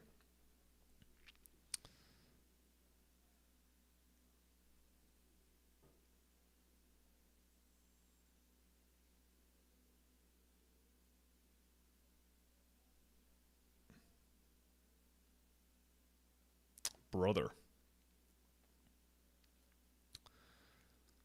Yeah, Canada will win gold as long as they don't play the Czech Republic.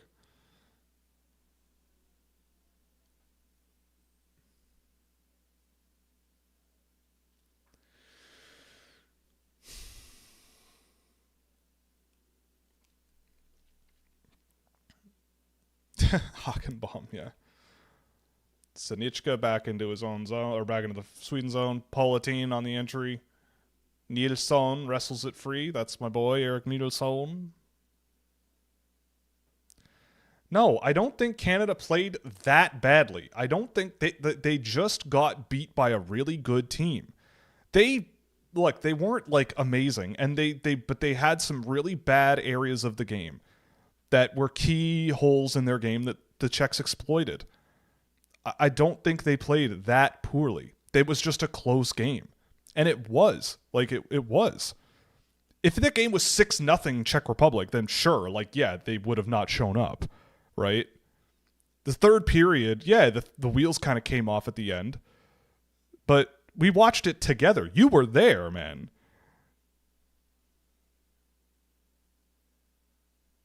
Okay, whatever. Like, if that... Okay. They played bad, you know? They were bad. Okay. I don't know. I'm trying to be more nuanced. Sorry. I'm sorry.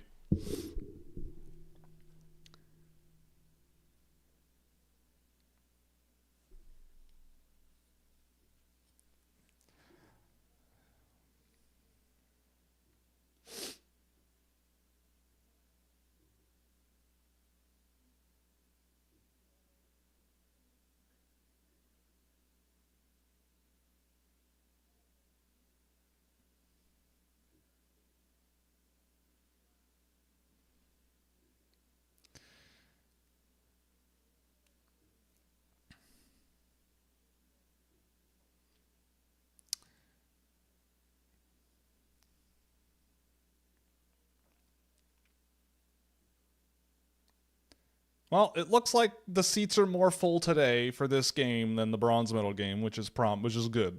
I'm glad. I am glad.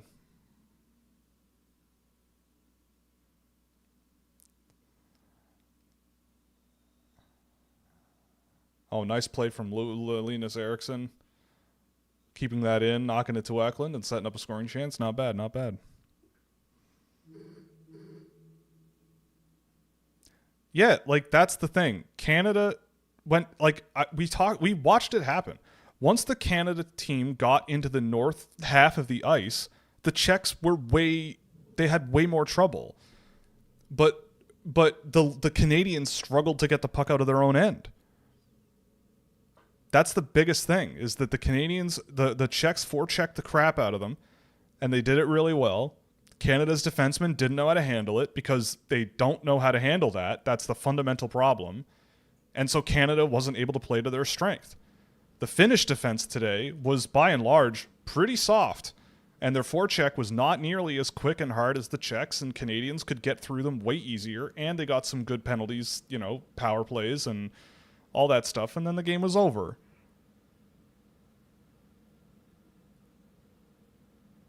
Yeah, Czechia number 8 is Mertka, I think, yeah. And he is very big. He is indeed 6'6" every time he steps on the ice. Yeah, that's true. It was a school day for the bronze medal game. Yeah. Well, then, okay, they forecheck hard in the CHL. Great. Then, good. Then Canada then just suck. I don't know. What do you want me to say, man? Like, what do you want me to say? like, I've watched these guys for years. I've watched these guys for years. The amount of time that Zane Parekh gets to break the puck out of the defensive zone more times than, like, more often than not, it is way quicker in this tournament than it is in this. I don't know what to tell you. Like, why do you think Canada struggled at that part of the game? Is your answer just, oh, they were bad? Like, I don't know what you, like, you start a YouTube channel, man. Like, you know all the answers. Just go on camera and say they were bad, bad, bad, bad, bad. Get more subscribers than me. Go off and, be on TSN for calling them out or something. I don't know, man. I'm trying to explain the logic behind this based on my experience. Like, why do you think Gavin McKenna struggles at 5-on-5 beyond the CHL? Why do you think so many CHL guys can score 100 points and then go and do nothing in their pro career? Like, it's the CHL is not the godsend that everyone says that it is. It is a very good set of leagues, but it is not perfect.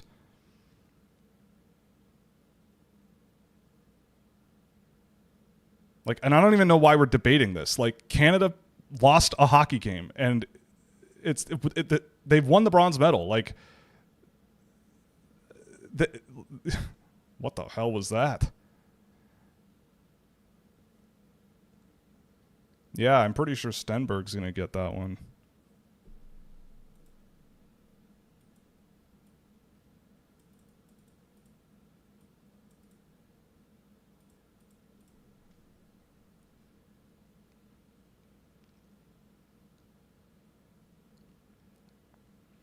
Who are some defensemen you could have handled the check pressure better? I mean, I'm staring at his name right now, but Villeneuve, Xavier Villeneuve's skill level and his evasiveness and his edges and his quickness, he would have been a nice guy to try at camp. He would have been nice to see in a pre-tournament game. But that's the thing, though. Like, Canada, I don't think there were defensemen you can look at that Canada didn't bring that you're like, they definitely should have brought this guy. It's because it is a problem. Like, it is a problem with how defensemen in this country play the game and how the valuable ones are seen as playing the game. Like, the answer is not to go back to, like, last year's team and play Andrew Gibson 25 minutes a game.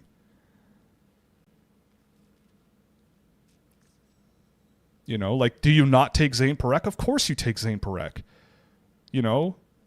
But I'm just like, don't be surprised.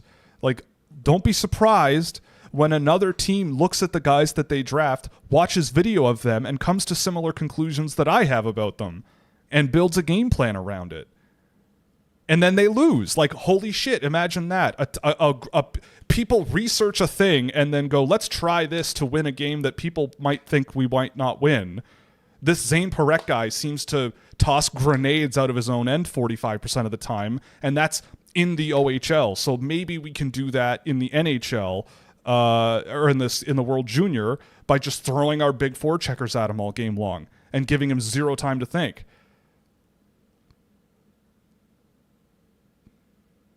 Rock solid, like, yeah, cool.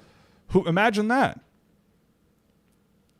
Yes, Canadian fans need to just learn how to lose a hockey game and not blame, like, they were bad. Okay, man, like, okay. It can never just be they lost a game. Yeah, they got the third period. They didn't. It just wasn't it. The third period, it just wasn't it. But yeah, like, Canadians need to get over themselves and relax, because it's honestly, like, kind of pathetic, like, reading what some people are just putting out there and, like, just yapping and yapping and yapping, blaming the referees and blaming this and blaming people, and Dale Hunter should never coach again and blah blah blah. Like, people call me disrespectful, but like, man, just the nonsense out there. Yeah, like, and honestly, you go back in time, go back to the World Juniors where Canada did win. The number of times that it came down to shootouts, overtime goals, heroic goaltending performances, you know, the number of times that they won medals by the skin of their teeth, people forget about those, but it happened a lot. You flip a coin and Canada might have 3 fewer gold medals at this tournament, or even bronze medals, than they have in over the years, right? Like, that's just how sports work. Like, I'm sorry. Someone has to lose. And the days of Canada being the hegemon, like the British Empire of hockey, like, I'm sorry, but those days are over.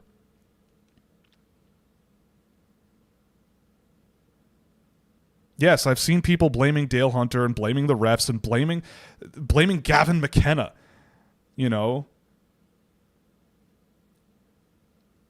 Like, it's just nonsense.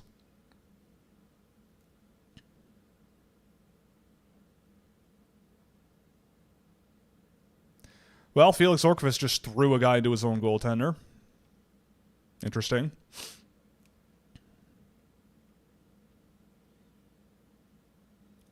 You know, like, I just find it really funny how people say this is the most masculine, manly sport that there is, and that only the toughest people can play it. And the fans and even some of the people in it are some of the weakest, least masculine babies that have ever existed. Like, it's just insane to me. Berglund is a big man. That was a big play. Big hit.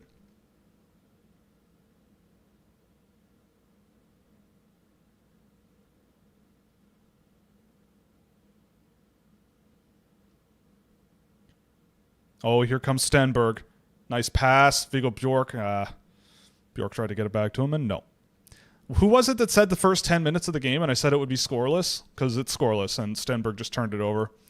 Oh, and he just got it back. Oh, my goodness. Oh, what a pass from Stenberg. How did that not go in? Oh, my God, Matthias Mann got there. That was going in the net, man. Right, but what I'm saying, like, I see what you say what you mean. Obviously, Canada will lose games. Other countries are catching up, which is great. But I think people see the amount of talent the Canadian teams have and expect to win. Yes, but what does that mean? That Canadian talent in this tournament is overrated. Like, it is, and I've said this forever. You look at my draft list, the number of CHL guys that everybody has super, super high, my number is lower. I see this game way more equally. Like, the number of guys that get drafted out of the CHL who are like second pair defensemen who are 6'6", and meanwhile there's like guys playing pro hockey in Czechia who go 5 picks later, and then you wonder how these guys come to to this tournament and push the Canadians around. Oh, that's 2 minutes for Boumediene.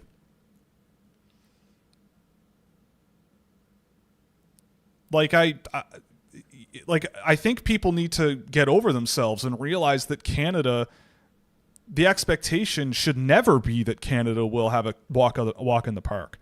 Like, I think on paper they do have the most talented team, but from watching more CHL hockey in the last 5 years than maybe 95% of people, at least multiple teams across the entire country, I've seen all kinds of stuff with these players where I go, like, I had Aitchison in the second round last year. I barely ranked him. You know, like, you've seen all the stuff on display here where you go, Zane Parekh is one of the most skilled defensemen in the world for his age. You can see it. So then why isn't Canada dominating every game when he's one of the top, when he's the top pair guy?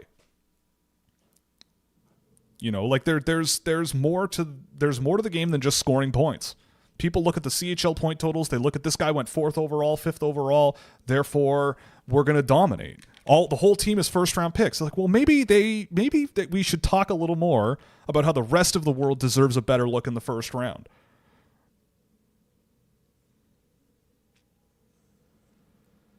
And yes, people who say that people, it's not making any sense. And obviously it's internet comments. Like, people are just being sour and whatever. Like, I enjoy reading stuff like that because it's just so ridiculous. But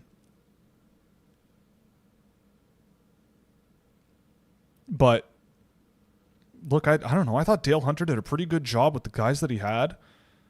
And they were a good group of guys. You know, they had a bunch of young guys on that team too. They were younger than usual. And they're going to come back next year and be arguably even better. I'm not sure the U.S. is going to come back next year and be as good. The Czechs will have a pretty decent team. The Finns will have a pretty decent team. But Canada's going to be another team where on paper they're going to look like the favorite. And I'm the skeptic, right? But I still feel like it's going to be more evident.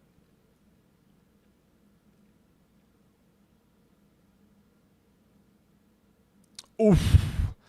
Sikora trying to get one in there, sneak one in. Is there any one fundamental change you'd make to Canadian prospect development?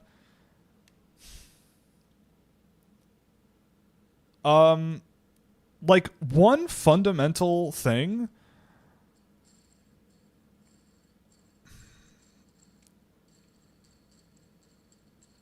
I don't know. I don't think there is like one fundamental thing that if you just flip it, it'll get better. And again, like, look, Canada won the bronze medal at this tournament, right? They had some unbelievably talented players on that team.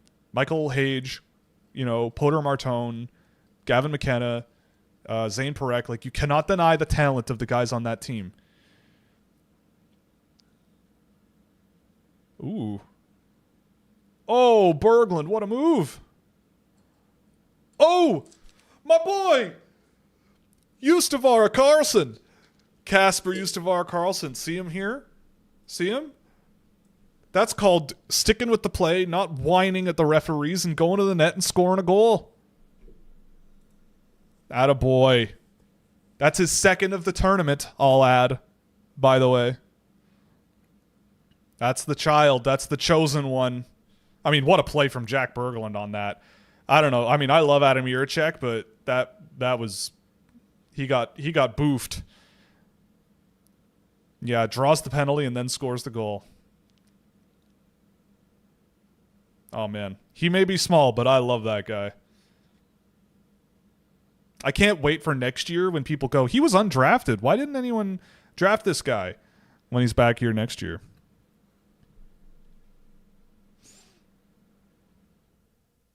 But yeah, I mean, I don't think there's one thing I would do that would change the whole thing. I think the fundamental problem in Canada is that the whole system has become not about the sport.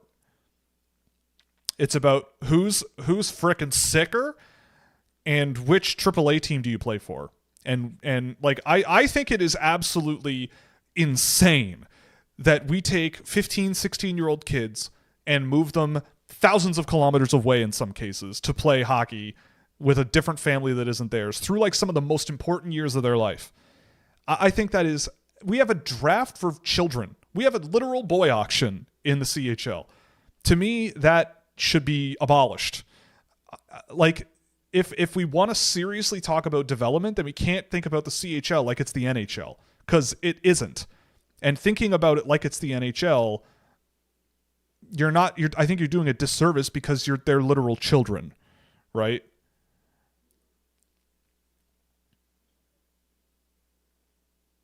Viggo Bjork.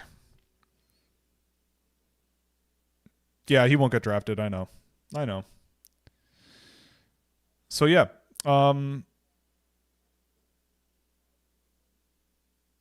This Canadian team was really good. I think that the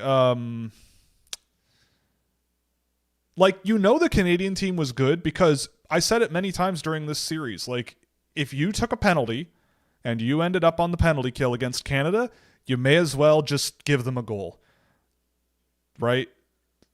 Like, they literally were almost automatic on the power play.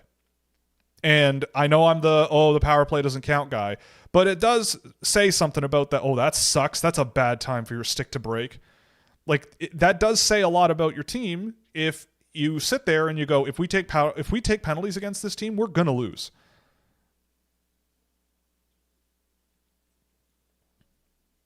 Why do people say Bjork isn't a good enough skater? Because he's the zone entry king? Because he's not 6'5". And it wasn't great last year. Like, his skating was a big concern last year, I felt. But this year he's definitely taken a big step. He's gotten better and he's gotten more fluid and definitely more explosive. He's a little compact and I would love to see him a bit quicker on his feet, but he's taken big steps. Nice. They're glazing my boy. Justavar Karlsson here. What were your thoughts on Ben Danford in the under-20s? I thought he was exactly what he was, very solid defensively. Yeah, I mean, he was a good defense-first guy. I think he was quietly pretty effective. I think he was a big source of a lot of those sort of defensive zone breakout problems. He was giving up a lot of pucks and turning pucks over a lot. That pair with Aitchison against Czech were very not awesome. I did not think they were particularly great today either, but Danford was solid. Danford was really, really solid. Bjork is not an elite skater, but again, yeah, you're right. He uses his abilities really well, and his passing ability is really, really good.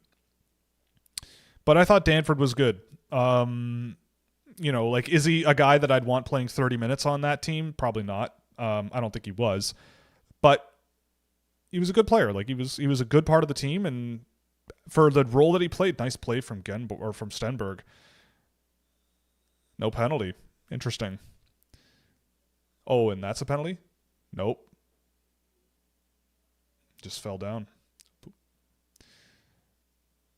I think Danford, the whole thing is, ever since the day he was drafted, the expectation is he's going to be down your lineup. Oh, you're a Czech.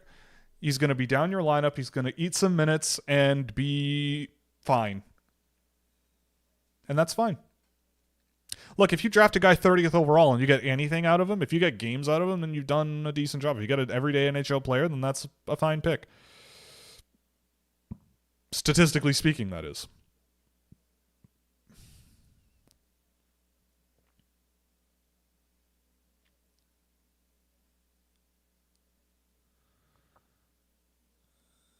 Dranchak on the entry, defended by Håkansson, draft eligible.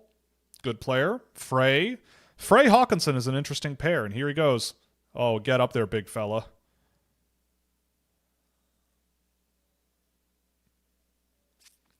Frey down low, back to Frondell. Frondell turns it over. Novotny turns it over to Frondell, who puts it on net. My goodness. Just listen to the... Oh, what a tip from Frondell. Oh, my goodness. Nice play from Eklund there to get off the boards. Beautiful work. It's almost like he's been playing professional hockey for like 2 straight years.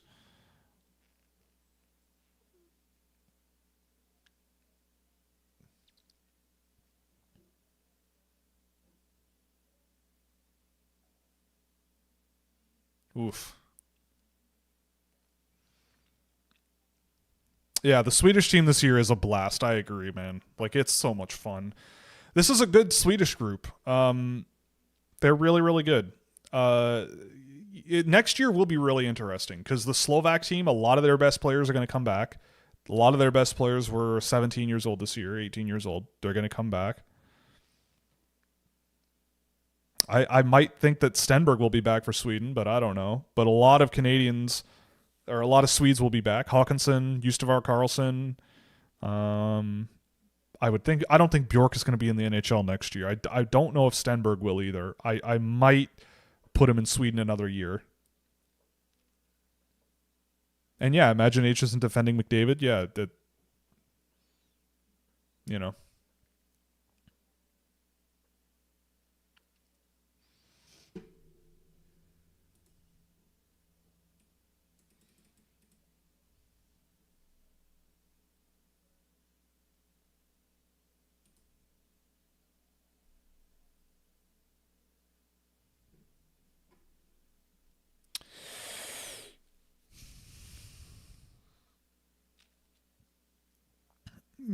Yes, it is a boy auction, man. The WHL draft is drafting 2010s this year. like kids born in the middle of like before I was done university. I don't know, man. Congratulations, you get to move to freaking middle of Saskatchewan. You know, which international jersey you don't have would you like to have?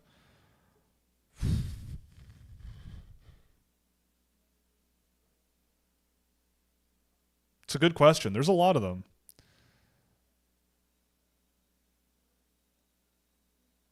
I mean, a Swedish jersey would be sick.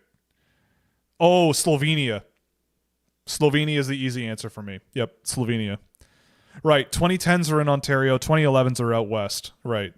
So you're looking at 2011s out west this year, which is just insane. Um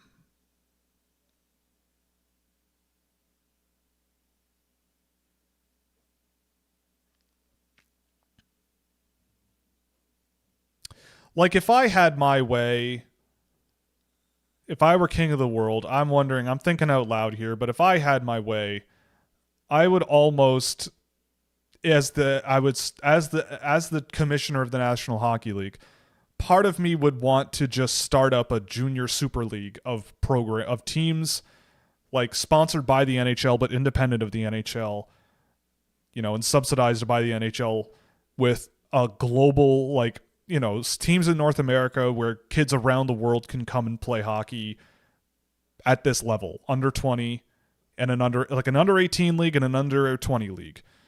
You can go to college if you want afterwards. They don't get paid, but it's subsidized by the league, so their equipment is paid for, the yada, yada, yada. There's no draft team. They get like allocated or something. I don't know. I don't know. I'm just thinking out loud here. But yeah, like the G League, right? Like something where, like the fact that there's a draft is so ridiculous to me. It would be really great if it was like, oh, I live, 6 hours out of Chicago. I'd love to be able to go to Chicago and, play at their practice rink for a league. I'm still close to home, or whatever. And I'll try out. You could try out for that team, right? You could even make a preseason selection tournament out of it, right? Like you could make it a marketable event where it's like, you can, maybe try out for a team live on TV in a tournament. And if you don't make it, maybe another team will offer you a job, you want to play for the Chicago team, you play in that preseason tournament and they go, I'm not so sure, we're going to go somewhere else. And then maybe a team in Toronto goes, well, if you're okay moving a little further away, maybe you come play in Toronto. I don't know. I'm just thinking out loud, but I think there's just too many teams in Canada. It's too convoluted. The AAA world is too ridiculous. It's too bloated and corporatized, and I don't know.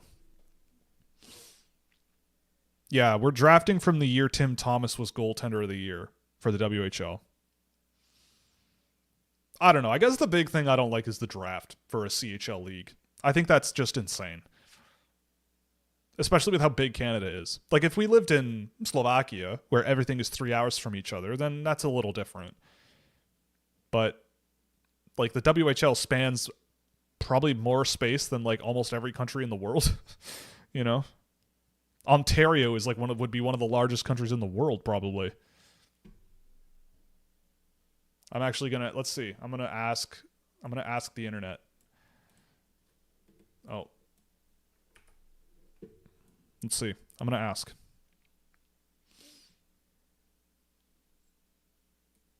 Yeah, and they might have to go to the States, right? Like, nobody wants to do that these days. If Ontario were a country, where would it rank in size?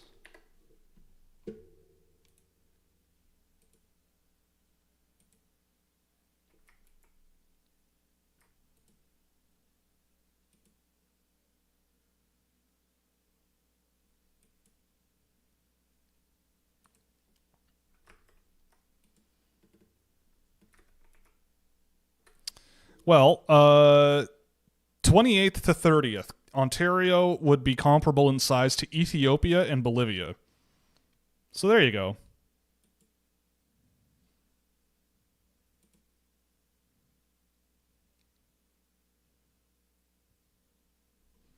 Yeah, I guess the Ontario Hockey League isn't as bad because Ontario, like, they're mostly in southern Ontario. Out west and Quebec, and it's a lot of space. Yes, and Ontario would have more people than Sweden in that case, yeah. Peter Sikora sounds exhausted. I don't know why he's being interviewed.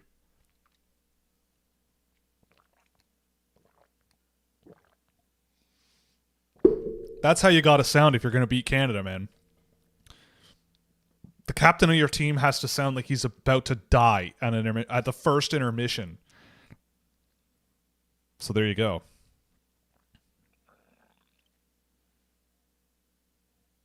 They just want it, man.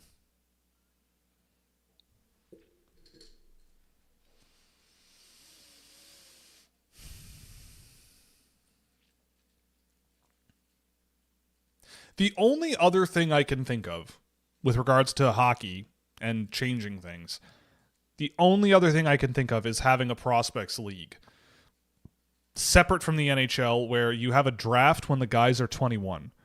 And from the ages of 17 to 21, guys don't go to the NHL, but they go to a different league.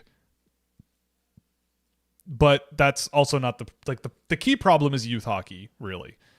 Youth hockey is the key problem that you need to fix. And that's one where I don't know what you do. Parents want their AAA. Parents want to say, my kid plays AAA. Business people want to start AAA hockey teams because they can charge a ton of money for it.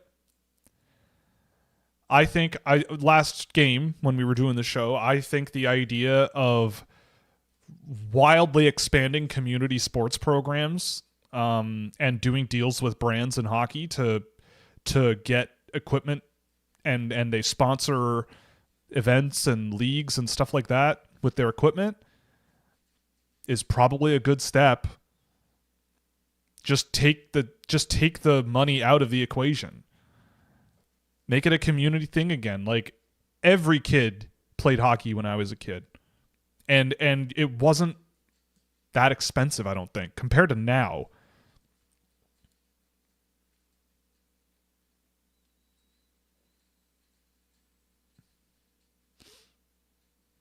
Unless you were a goalie. Goalie kid, I remember parents never liked goalie kids, at least unless you were highly, highly upper class. But, like, I used to work for a guy whose kid is now in the OHL. And when I worked for him, his kid was maybe like 9, 10, and he was constantly playing hockey, like, during the day. Like, his dad would leave work and, like, be taking him to, like, tournaments during the day. Like, kids are not going to school to play hockey in Canada, and they're, like, young. Like, he was like 10, maybe 11. Maybe that would have been like 2014. He's 19 now. So 12 years ago. Yeah, he would have been like 7 or 8. He used to make me take his kids' skates out to North Toronto and get them sharpened for him. A specific store in North Toronto because they knew how to sharpen his skates like the kid liked it. An 8-year-old being like, I know how I want my skates sharpened. And I know you have to go to this one. Like, that's where we're at.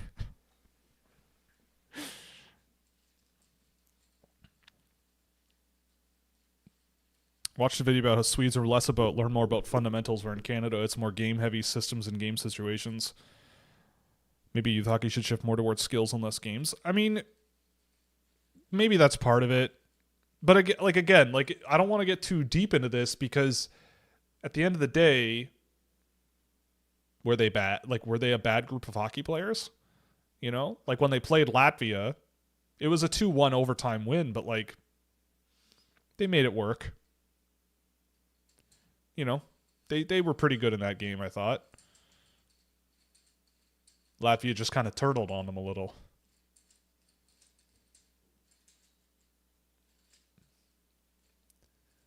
But I definitely think that the community spirit for kids, especially underprivileged ones. You know, because I do think there is such a thing as like the elite level high end kids in school, or the elite level high end kids. They, you know, I don't know. I don't want to talk about it. Yes, Ryan Lynn is playing with Mathis Preston for the rest of the year and probably for the next season or two. That is going to be fun. I'm looking forward to that, right? I really hope that Preston gets to flex what he's got a little bit more. You know, I think he's one of the most underrated guys in the whole draft. I've already seen some sass about him over the last little while, and whatever, you know, people can say what they want. And he's not a perfect hockey player. I think he is got a huge amount of upside. I think he's got a huge amount of potential, but it would really come down to how I came off, or how he came off in an interview, like, and how I read him and stuff. And we got a game tape coming on him soon, so there you go. Do you think Preston can play center? Probably not. I wouldn't bet on it.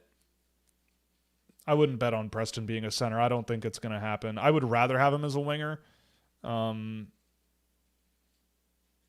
Unless he like grew a little bit more, and I wonder about his like his skating isn't particularly fluid. Like, he can be explosive, but he doesn't carry a whole lot of momentum tremendously well a lot of the time. But I still do think that like maybe, but I would expect him to be a winger. Thoughts on Coots being traded to PA? I mean, Alisher Sarkinov finally has someone to play with. No, Coots is going to be a perfect fit in Prince Albert, I think. I think it's exactly the type of player that they like. I think he's going to be a nice addition for them up front. They've had a good year. They've had some good offensive players as well. Like Riley Boychuk's been having a good year with them, and I really do legitimately like Alisher Sarkinov.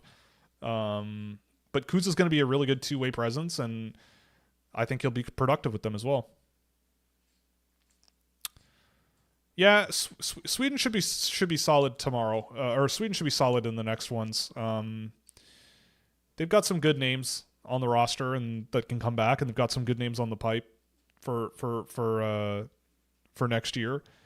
If they play their best, yeah, you've got guys like Hermanson and Nordmark and you know, a lot of good ones. Where's my ranking? I lost my ranking sheet here. Oh no.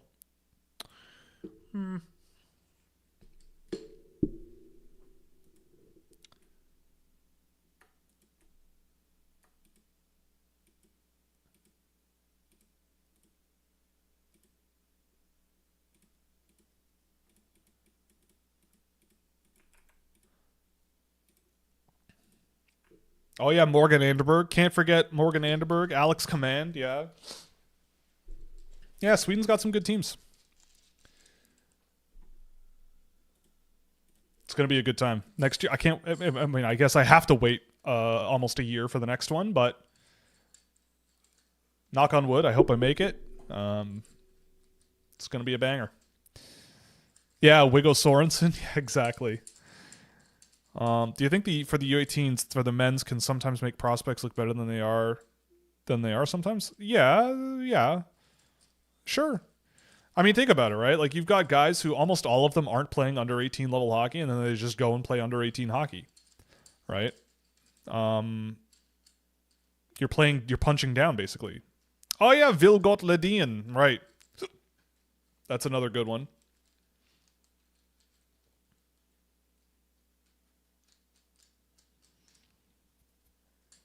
I think any broad brush analysis from tournaments like this, you get into really dangerous territory really quick. Like last year, my notes coming out of the under 18, I thought Ryan Rubrek looked pretty interesting. I thought he looked a lot more engaged than I was used to watching him with Niagara last year, and this year he's right back to what I remember.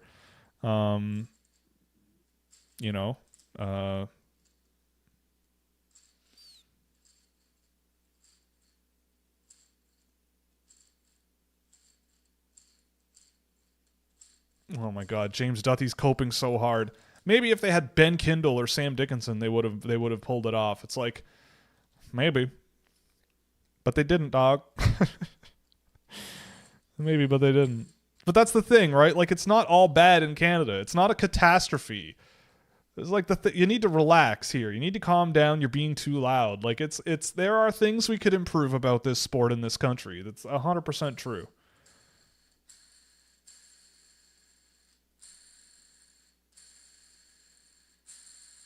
Unfortunately, just fell short one time and everyone freaks out. Who in the NHL do you think has the worst prospect pool? I mean, mathematically in my data here, it's Ottawa. Here. Where's my data sharing tab here? Yeah. Here you go.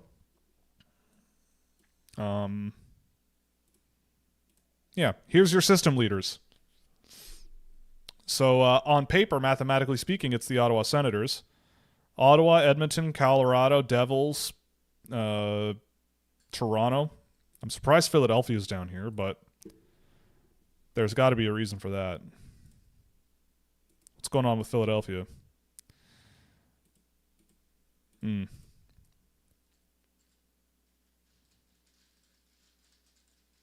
Interesting. Anyway. But yeah, on paper, Ottawa. In reality, I might go Edmonton. You know, something like that.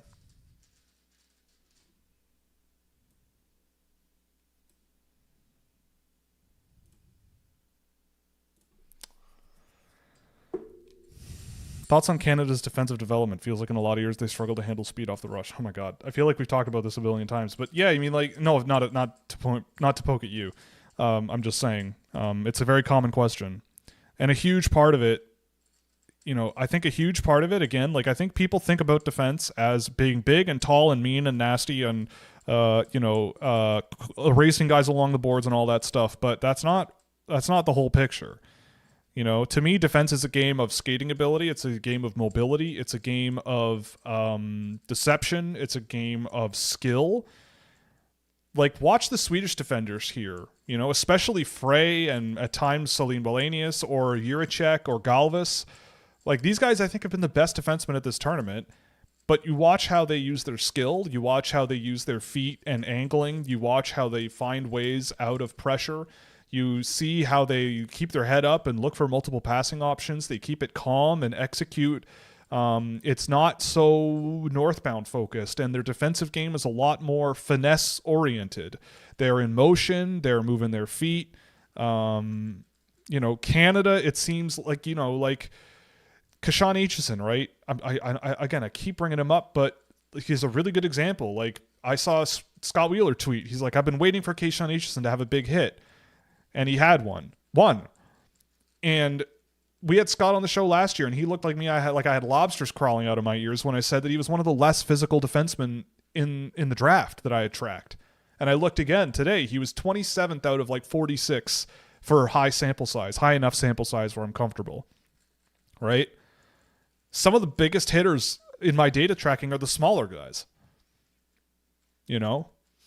And so when I watched an Aitchison play defense, I go, yeah, he lays guys out once in a while, but he does so. Like, I watched him last year. You can go back to my report on him. You can see it happen. He cut across the entire ice surface to do it and just opened up a chasm behind him, and the guy just ate the hit and chipped it through him, and then they had a scoring chance in clean air. So it's like, was that good defending? Some people might look at that and go, he crushed the guy. He's a big, mean guy. But I look at that and I go, well, you just abandoned his post and chased the GIF, the animated. He chased the highlight reel, and stuff like that. You can play around it. Again, like, you watch a guy play like that over and over and over again. You know he's going to chase hits. Great, chip and chase around him. You see him coming. Well, he's heading your direction. So if the puck gets behind him, he's got to turn around. If you can battle through him, cut around him, whatever, without the puck, you're home free. That's what I mean. Like, you watch these guys and you go, what is their tendency and how can I take advantage of it?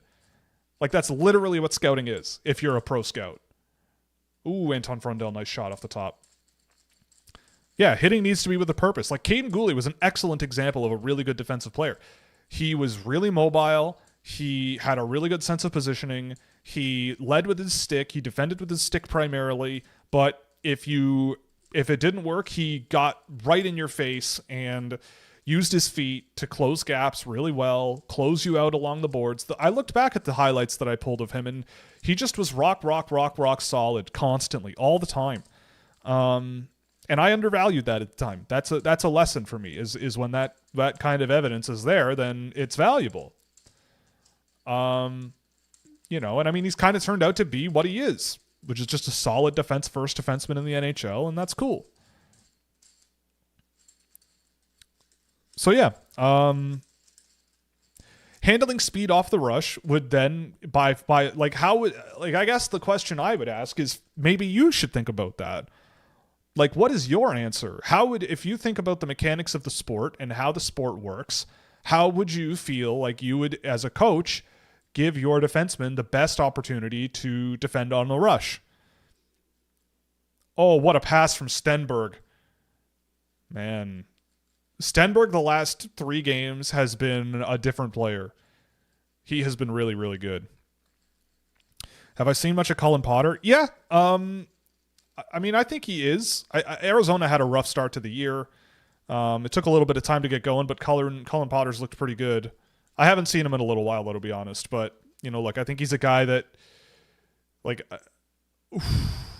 Stenberg off the post. I think he's just a guy where I love how he makes plays. I love his speed up the middle. I love his energy in the game. And if he were on my team, I'd just keep his head up and keep working on getting stronger, keep working on getting better scoring chances, keep working on cutting down the stuff from the perimeter and just grinding more.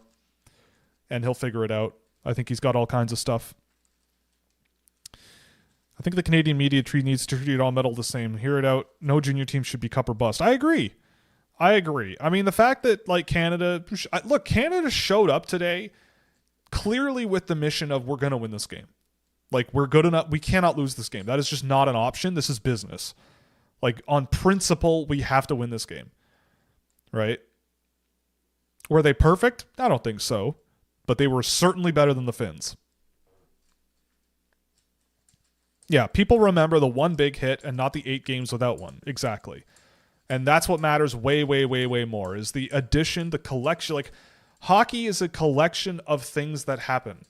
And I'm always looking at players. It's why I track data, because I want to see the events as they happen. So I'm watching a guy, I'm watching him play, and I go, okay, there's no way that a machine can do it the way I do it. Or I would never feel comfortable looking at a machine output and going, all right, I think this player is then good. Right? I just don't think it's possible in this sport, at least. And I think active learning, watching a game and adding data to a database and seeing the evidence pile up of the collection of things that a player is comfortable at and the collection of things that maybe they're not.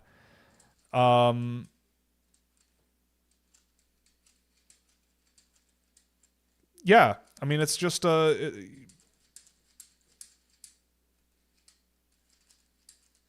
it's just the way she goes. You take the good and the bad, you weigh it together. And to me, the best way to do that is to create a database of good and bad stuff happening. And it's not even good and bad. Stuff that happens. Where is a player successful? Where are they not? It's okay to be not successful in some areas. It's okay to be successful in some areas and not in others. But I gotta know. And you would be very surprised at how often I see all this data come in over the years, and then now we're at this tournament a couple years later, and I'm watching the same guys from years ago, and I'm going, I remember that. I remember seeing that. I remember seeing that. I remember seeing that.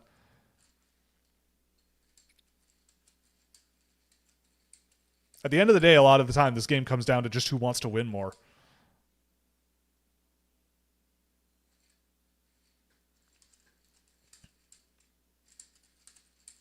Yeah, that's also true, too. The Czech team in the Hlinka tournament was also really, really good the last few years. Nice tip from Frondell. Frondell's had some really good looks. And this is why I want Frondell on the wing. This is, I think, where he's at his best. Because you can sort of, let him cover ice. You can let him sort of free flow a little bit more. He can sniff out open ice in the middle of in the offensive zone a little bit more. And he can use his size to his advantage pretty well. Like, I think Frondell being a first line winger for the Blackhawks, and Bedard at center or whatever, not a bad idea. After the season he's had, does Frondell have higher upside than you believed during his draft? No. He's exactly the same player I remember from last year. I mean, he was in my second tier last year, I think. I think his game is a little bit limited. And I think at his best, he's going to be a winger. You could make him a center, but I don't think he's going to be a first line, second line center, really. Maybe, but I think he could very easily be a first line, physical, complementary winger, and a good one. Look at how many look at how many scoring chances he's had in this game. The tips, the rebounds, the shots from in front. Like, he's not driving the bus. And to me, in my experience watching him last year, he isn't really much of a bus driver. And in my book, I need my centers to be bus drivers. They cover a lot of ice. They're responsible for a lot up the middle. Oh, boy. 27, 28, 29 line. You've got Bjork, Nielsen, and Justavar Karlsson out. That's fun. Thoughts on Berglund's upside? I don't know if there's much like real offensive upside to Berglund. I could see him being one of those like bottom six NHL centers, fourth line center, some guy like that who, keep in mind, like, he's a big, big, big boy playing mostly kids younger than him. And I don't think he's been like gobsmackingly good here, but he's got some good hands for a big guy. He's physical. He fends off pressure well. I could see him being an NHL player, but probably down the lineup for St. Louis, and he might be a decent down the lineup guy, but I also wonder if he's just going to be a big dude who does well in the AHL and maybe doesn't quite have the skating or the pace to stick full time in the NHL. But I don't know. It's possible. It's very, very possible, I think.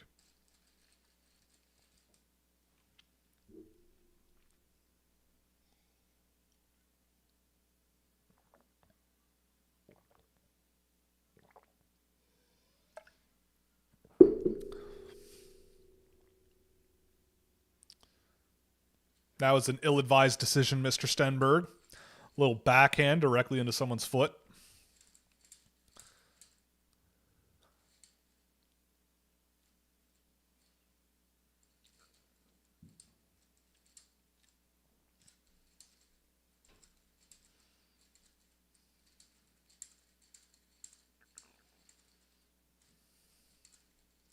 Dietelbach.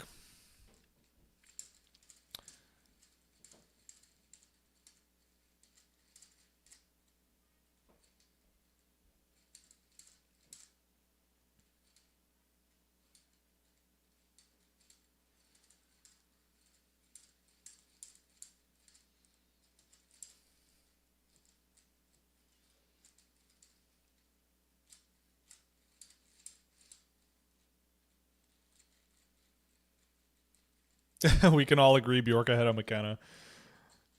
Look, I think it's close, man.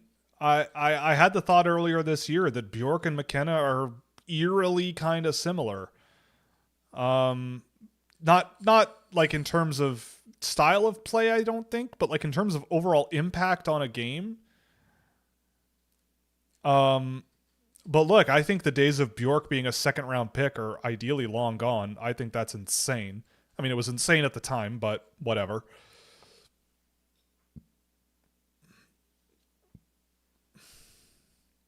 Like, watch Hawkinson on that defensive rush, right?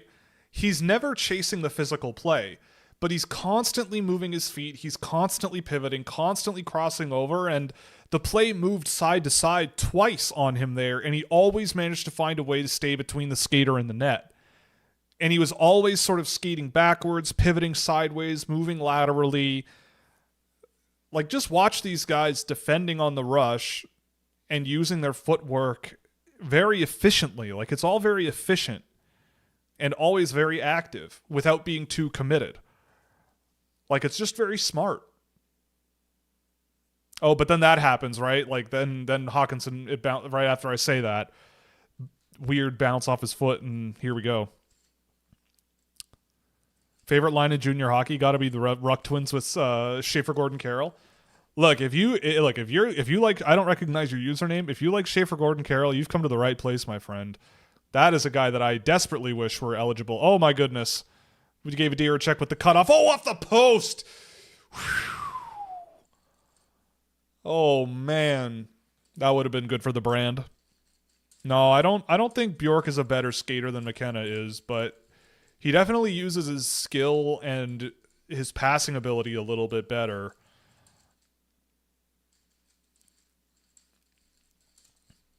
But there's a discussion there. What a save. Love Harenstam looked like he died. My favorite line in junior hockey, honestly, I haven't watched the CHL in so long at this point that I don't remember. There's a line on Windsor that I had a lot of fun watching this year. I don't know. It's a good question though. But look, Schaefer Gordon Carroll, you got my vote.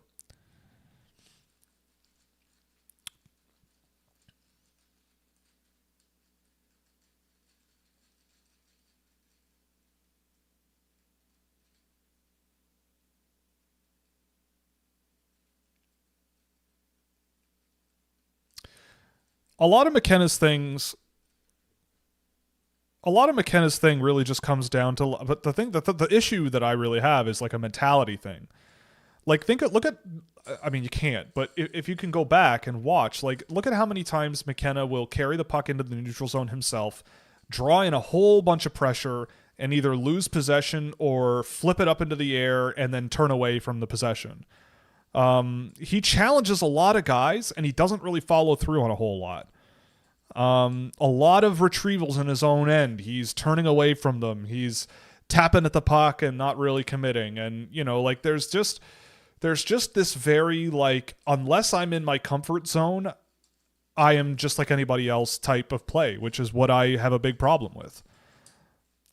And yeah, Medicine Hat is really, really entertaining. I love the Medicine Hat Tigers these days. They got Andrew Basha back, I think, right? Which is going to be fun.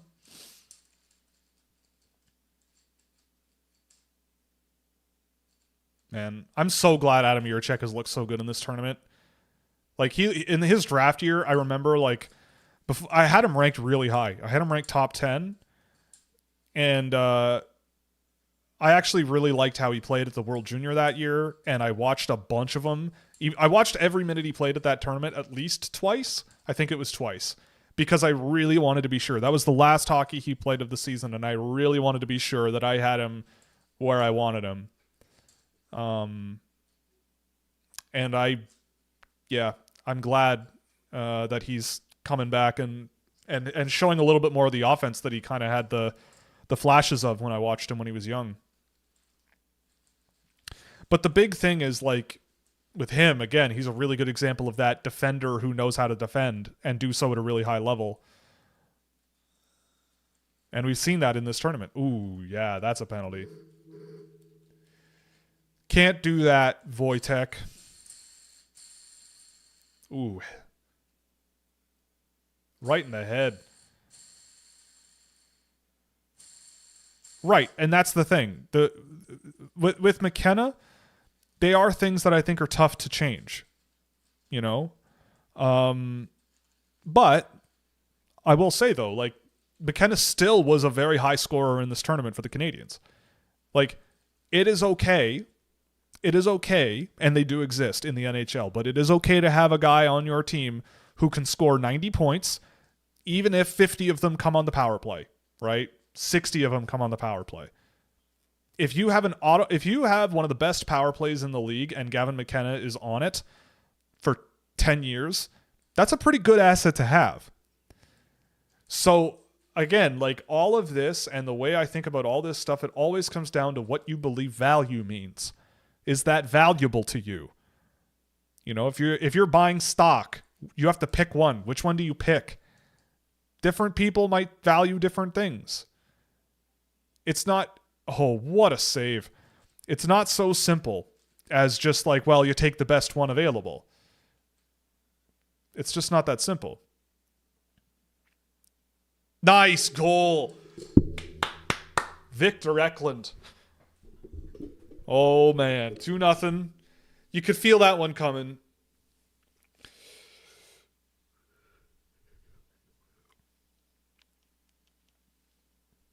Yeah, Stenberg has really gotten a lot better as this tournament has gone on. I wonder if he was sick at the beginning of the tournament, but that is a great play. I mean, great pass from Bergelin too in front of the net. Just such a clever little like tap to know he's there. Yeah, really good pass, really good play. Oh, that's his dad. Nice. Ivar Stenberg, that is. There's another Stenberg too. There's like lots of Stenberg kids out there. Otto, this guy, and there's a younger brother on Frölunda too.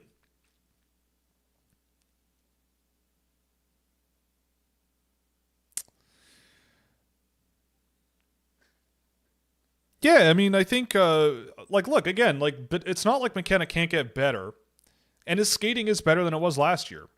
He's more fluid. He creates speed more effectively. And, look, I have McKenna at 5 on my list. I think he's one of the best guys available in this draft class. I've never not thought that. An NHL team is going to get him. I mean, I do think that there is a chance that he really struggles in the NHL because of stuff between the ears. I think there is a chance of that happening, and that could be a catastrophe, you know? There's a chance of that happening, I think.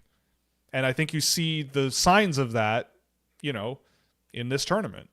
But I'm not going to bet on that happening. I'm not betting on him being Nail Yakupov. I do not want to think that. I would rather bet on a guy that creative and that skilled and that high end and see it through where I feel I'm comfortable taking him in the draft. And if it happens, then that sucks. Oh, Eklund. Another great play from Victor Eklund. Victor Eklund, number 4 on the Scouching big board last year. Oh, great play on the forecheck there again by Eklund.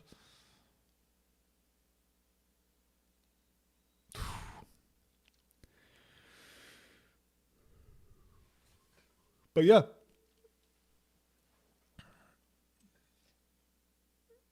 But I also do see it as if things don't change with McKenna, I don't care how much he scores in the regular season if I'm playing against him. In the playoffs, I play him real tight.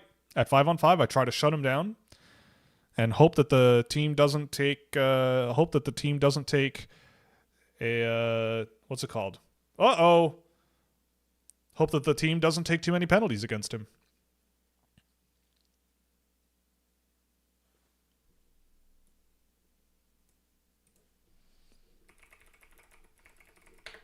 I'm going to look up, let's see, Evolving Hockey, right? Let's take a look.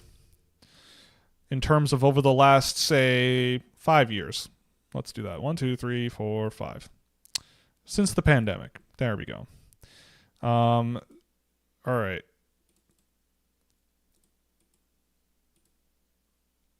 Okay, all strength position. Wait, no, sorry. All strength conditions. Group by seasons. All. So, I am a pro subscriber. Whatever. Let's just take a look here. Who leads the way in power play scoring in the league over the last 5 years combined?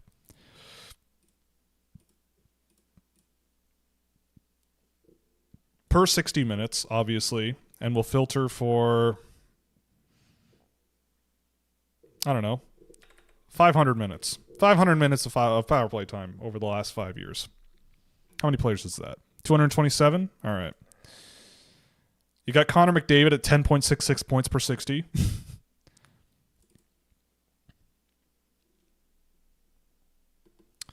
So, sorry, I'm just trying to compare, who has the highest percentage of their points coming on the power play in the NHL. because I'm sure there are guys who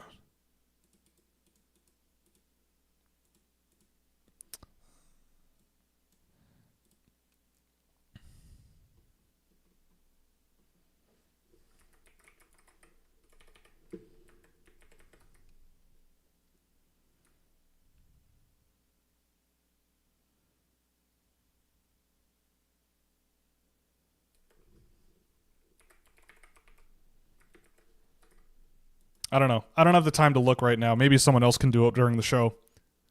It would be very nice of you if you could. Vigo.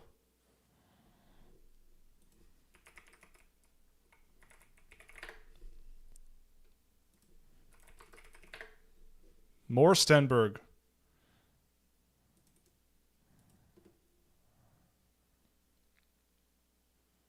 Boy, Stenberg's taken a bit of a beating this game.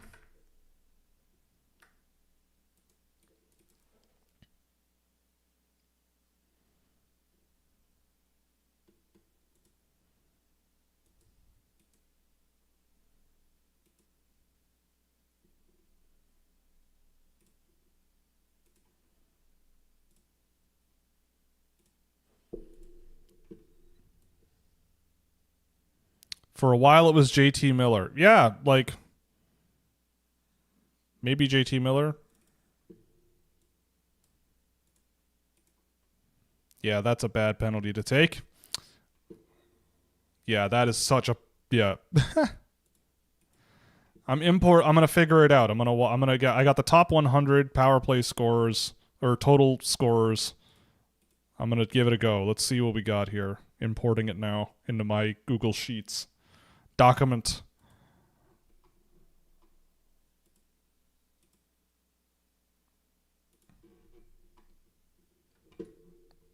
Hey man, if you want to ban the US from the Olympics, I'm all for it. I don't have the power to do that.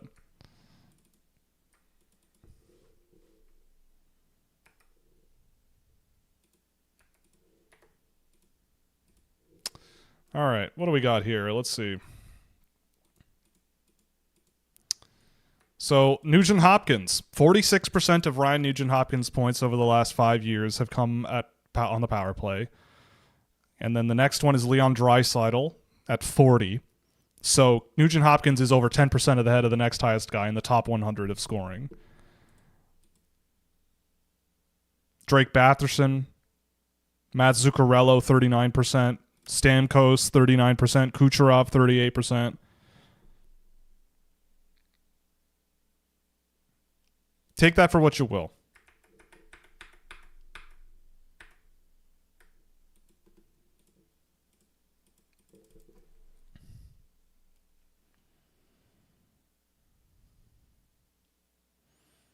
And yeah, like he did look like he kind of struggled against the Czechs and not against the Danes, right? Like before today was the only 5-on-5 goal he scored in the tournament, I think. The only other one were 2 against Denmark. Which the guy who played net for Denmark that game did not have an Elite Prospects data page, really. There were 0 games in there. No idea who he was. But yeah, he's an absurd hockey player. He's a fascinating one. I have no idea what's going to happen to him. I have no idea what his career is going to look like. It's probably going to be up and down, but the ups are going to be awesome. And it'll be what it is. But we're here to talk about the gold medal game, remember? That's what's happening. And yeah, if Sweden wins, I have no idea who is going to win the most valuable player. I have no idea.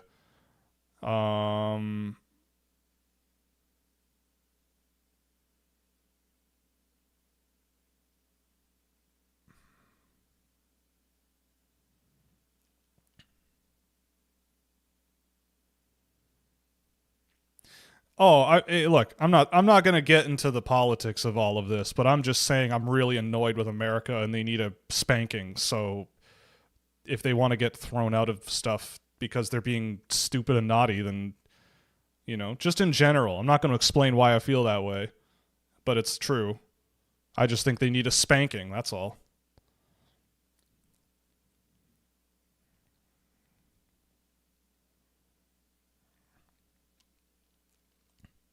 And yeah, I don't know who's going to win MVP for Sweden. Maybe Stenberg, maybe Bjork.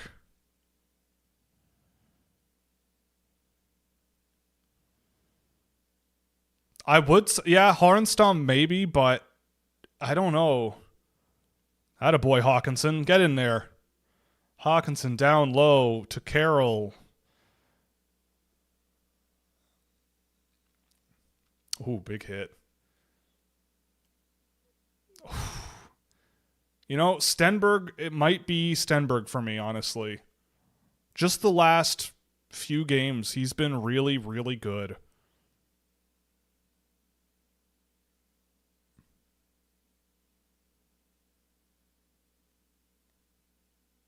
Play Bjork, baby. Yeah, exactly. All right. Commercial break time.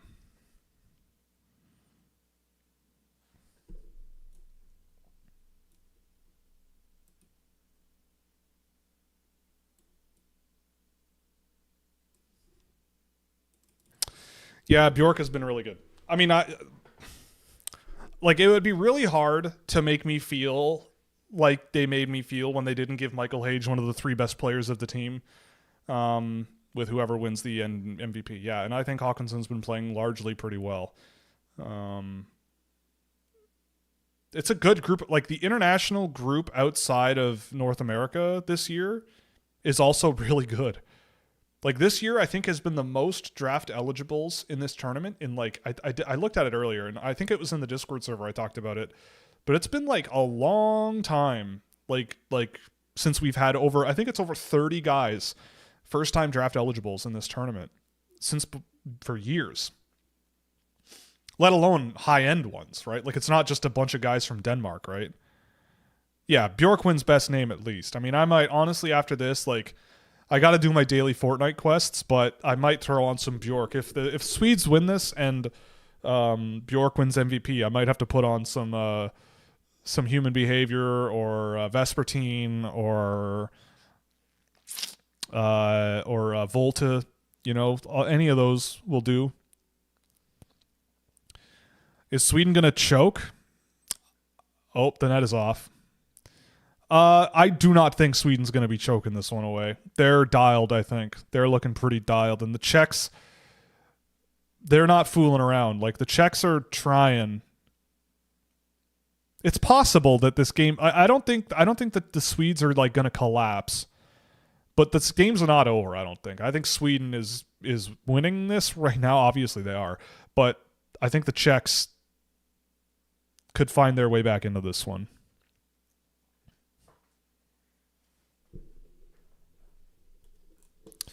Even going back to the quarterfinals, Stenberg was really good in that game too. I thought that went in. Celine Wallenius almost got himself a goal there.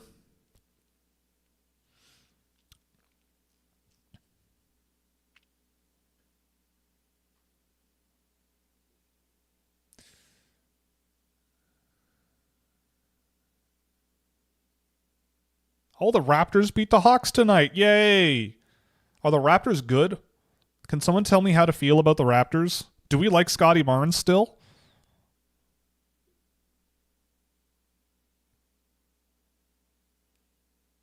Wow. These two teams have never finished first or second in a World Junior Tournament ever. That's pretty cool. Oh, no. Okay. Curran almost made a big boo-boo there. Nice little chip and chase from Novotny. Oh, you know, Novotny is another guy who's had a good slow burn on this tournament. Yeah. Like, I really want to see Novotny. I really want to see Novotny do that kind of stuff more often because he's got some blazing speed, and you just don't see it enough. We like Barnes, but we hate the Raptors? All right, I'll take it. I trust you. You seem like a good faith chatter.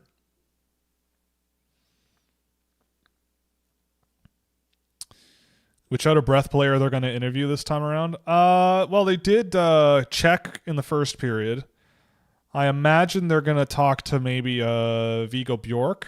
or a Jack Berglund about closing the game out, how they're going to come out in the third period, how they want to handle the, stay focused and not give the Czechs anything easy, something along those lines. I do know who Trae Young is. Okay, so he's going to be traded off the Hawks. The Hawks are bad, right? Oh, Pedersen's playing. That's nice. Good for him.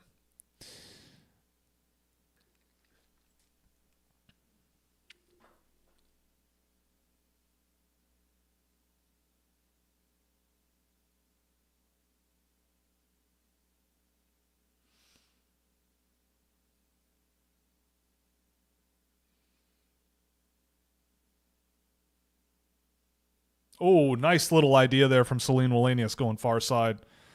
Yeah, Novotny is another one of these guys where when he's really, really motoring, nice hit from Juracek. Like, Novotny is one of these guys when he's motoring and he's going and he's playing at his top capability, he is excellent. Or could be excellent. But he just comes and goes, like, a lot. You don't really know what you're going to get when he's on the ice, but he's got such great capabilities.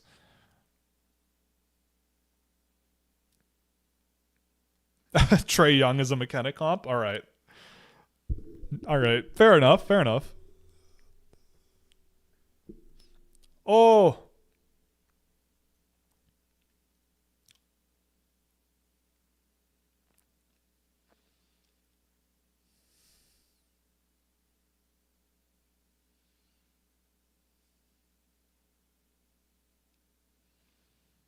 Need a Scouch deep dive into how OKC built a powerhouse while still holding the most draft capital league-wide on a debate of foul baiting? Well, I don't know about foul baiting. I can't speak to the intricacies of that.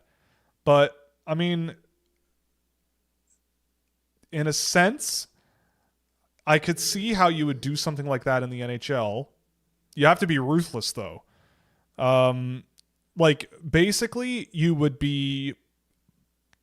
the way you would do it is even if your team is frickin' sick, you take the risk and offload the expensive or future expensive guys that you think you can allocate that money to elsewhere. Per dollar, the best value in the NHL is entry-level contracts. Even with full bonuses, generally speaking, entry-level deals, and if there's a bridge afterwards, are like those are the real money-making years. Where you get killed are those 30-year-old, 29-year-old, 32-year-old contracts that are 4, 5, 6, 7 years that just add up and add up and add up and add up. And you always go, man, if we only had an extra X million dollars, we could make this trade or do whatever, blah, blah, blah. But if you took that player and traded them for draft picks and were ruthless about it, then you could add draft picks and add more picks. And then the idea... The idea would be, well, we have too many good players on the roster in training camp. We need to trim them. And it's a player that other teams will want. So we can add more picks that way. And let's say you do that with a guy you draft in the third round and he ends up being a guy on the fringe of the NHL lineup. And you go, well, he's an NHL player. You want to give us a second round pick for him? And you've just turned a third rounder into a second round and your team's still the same. You trim the so-called fat, so to speak, right? That's the only way to do it. Oh, Yustavar Carlson on the forecheck. That a boy.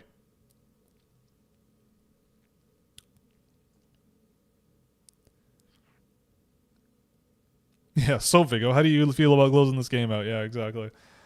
Struggling against Canada since 2009. Is it a good thing that you don't have to play Canada today, do you think?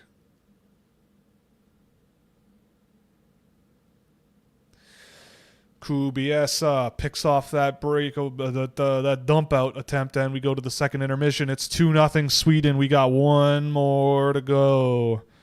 Is the Czech goalie always this much of a fire drill, or is this the past couple of games? I mean, kinda. He's not. You look at his numbers with Tri-City, he's not incredible, but I think he's been more than competent enough. I mean, clearly because they're here. But. He's not winning goaltender of the tournament, I don't think. That might be Horenstam. Carter George was great today, too. I don't think he's getting enough praise. I thought Carter George was excellent.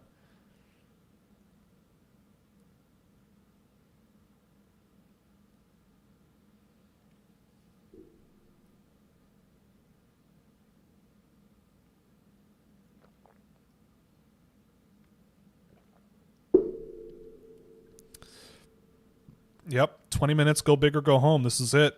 Then we're done. We're going to be back to our normal schedule. We'll be back Thursday afternoon, 2 p.m. I'm going to be doing the recap probably tomorrow, but if you're a Discord member, Scouching subscriber and Discord member, we're going to be doing, which by the way, we're doing 25% off until midnight tonight. If you join, we do office hours. We'll probably be in there Wednesday, like all day. Back on the horse. We're going to have a big fun day together. I'll be getting up, I'll make some coffee, and I'll pop right in there immediately. And Friday will be the same. But Thursday afternoon, we're doing a show. We're coming back.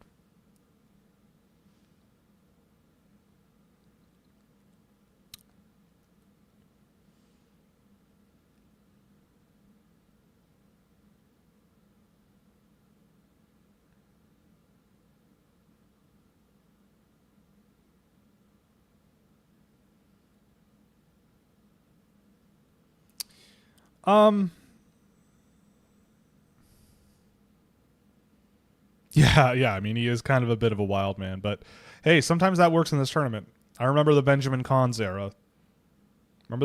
Shout out Benjamin Cons. Anyone remember Benjamin Cons? Yeah, who up scouching their live? Exactly. She's scouching on my live till I up. Exactly. You know, I got it.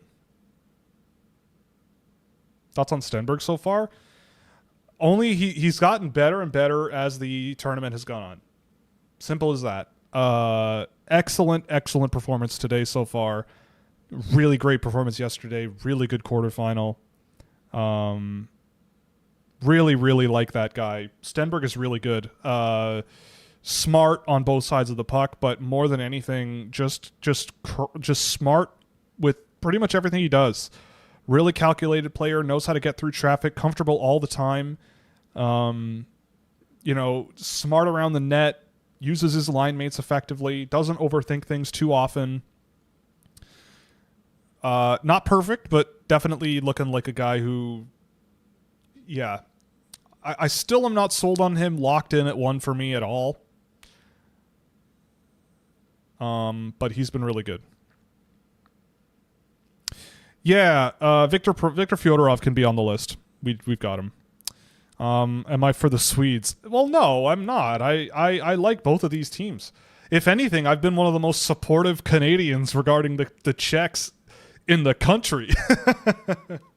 I don't care who wins this game, but the Swedes are good, man. And the Czechs are a good team too. This is not over. This game's not over. Yeah, Ivan, can't forget him. Am I going to be doing live streams for the Olympics? Absolutely, man. I want to do Olympic live streams so bad. I want to do live streams for the Olympics so bad. I would love to do different sports. I want to see if I can do rebroadcasts of the CBC because they are streamed for free online, but I don't think I could do it legally. I feel like other countries' right holders would. Maybe I'll email. I have a buddy who works for the CBC. Maybe I'll check with him because they stream it for free. By the way, we spoke about the Fifth Estate earlier today, a really, really good show on CBC News that looks into scams and things that affect you as a daily life as a consumer and an individual working and hard-earned money and blah, blah, blah, blah. The fact that the CBC owns the rights to the Olympics and streams the whole thing live for free online, and you have an app that you can watch anything you want all the time forever and on PVR. If that ever changes and like Rogers picks it up, I might legitimately become politically active about it. It is an absolutely ridiculous thing that they do. And yeah, I mean, look, if you want to see cross-country skiing streams, let's do it. If you want to see what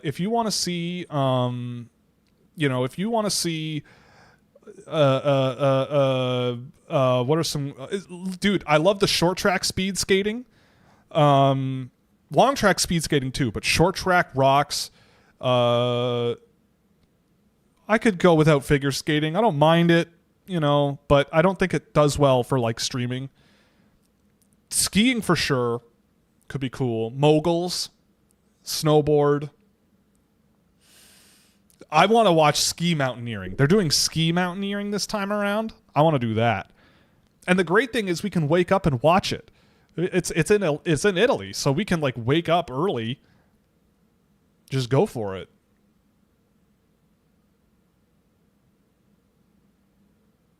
Yeah, long live the CBC, exactly. CBC's pretty good, man. I can't. Yeah, bobsled. Yeah, luge, skeleton. Exactly. All those. Yeah. Yeah. Let's do it. Let's do it. We're going to do it. We're going to do Olympics. I've decided. It'd be fun.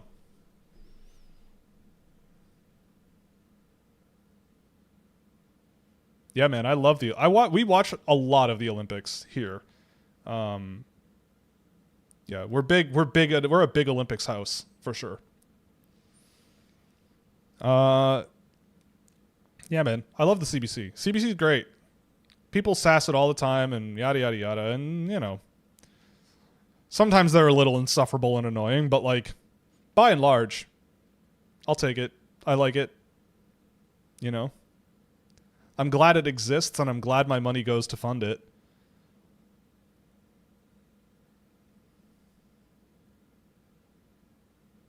You know what? Also, I would say, look, here's free advice for the CBC. I think that what the CBC should do is forget about all these silly like drama shows and sitcoms they're trying to make. Try going the British angle. I want to see some Canadian comedians goofing around on TV at night in Canadian game show formats for stuff that isn't for money. I think that would slap. I think that would slap on TV and streaming in Canada. Like, if you haven't seen Last One Laughing Canada, after you're done this show, go watch it. Hosted by Jay Baruchel with just a gigantic cast of the greatest comedians that have ever graced the earth from Canada, or some of them. And they're not allowed to laugh, and the last one who doesn't laugh wins money for charity. And it's like Tom Green, Colin Mockery, the aunt from AUNT from Sabrina the Teenage Witch, Deborah something. You would know her if you saw her. She's on there. If you're Canadian, you would know. What else? I mean, it was like it's just so funny. And I would love if the CBC really pushed let's just get a bunch of comedians in a room and goof around, and, you know, like how the BBC does it, you know, with 8 out of 10 Cats, Countdown. The Big Fat Quiz Show of the Year is, I can't believe we don't have a Canadian equivalent of the Big Fat Quiz Show of the Year. I think it would be hilarious. I would do it. I can goof off. I can be unhinged on camera, just like the people in England are. It'd be a lot of fun, man. So, look, if the CBC wants to do that, I think it would be a hit. And it would be a lot cheaper to make than like a sitcom or a drama. You just get one of those big studio spaces on Lakeshore Boulevard in Toronto and rent it out for, you know, a week, 3 weeks. Easy peasy. Yeah, Team Scouching, Last One Laughing. There we go. Yeah, game show stuff seems to go to radio. Well, it shouldn't, right? I'd put it would be CBC Gem and on TV. I've thought about that forever. You bring back some of the kids in the hall, you know, find out what Dave Foley's doing these days, or you know, Dan Aykroyd. Dan Aykroyd on a quiz show in Canada would be the funniest thing in the world. It would be the funniest thing in the universe. And there's even great young Canadian comedians, right? Like, there are some great younger ones. Bring Tom Green on. Delicious cheese sandwich. Would you like a delicious cheese sandwich?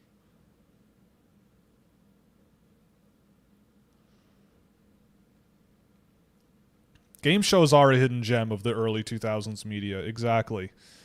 I just remembered, I don't know why I need to tell you all this, but I just remembered just now that I had a dream last night that all my teeth fell out. Anyone else have those dreams? A player who gets overdrafted because of this tournament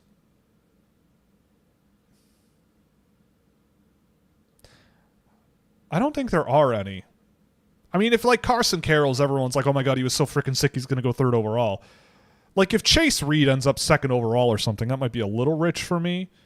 But I don't think there will be much. I think everybody kind of has had a reasonable take on a lot of what's going on.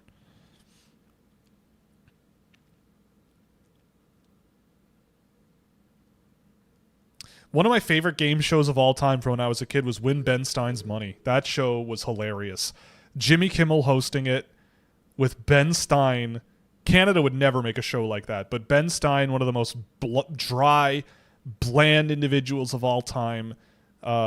Jimmy Kimmel asking trivia questions to contestants, and contestants are winning money that Ben Stein has to pay them. It was hilarious. I mean, that was a U.S. show, but like some really, really funny ones out there from back in the day. There was one where it was like a sports knowledge show, like who knows the most about sports, and it was like a bracket of guys playing it, and it was all men, of course, you know, like because only men would know that much about sports. Because it was like, who was the third baseman on the losing World Series team in 1972 who also had a cat named Betsy and also was well known to be a big fan of Big League Chew and was a marketing face of the franchise from 1970 until 1974. And these guys are like 25 years old, and they're like, oh, I know. Why is TSN going on about McKenna? Why are people asking me about him? It's the same reason. It's on everybody's mind.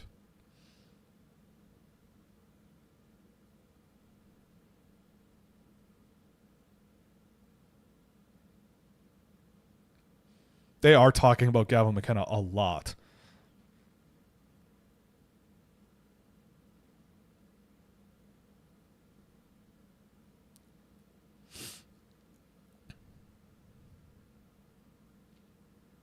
I mean, what I would say if I was on that panel is like, you kind of see how McKenna has some things where usually you'd think NHL people would be scared of him.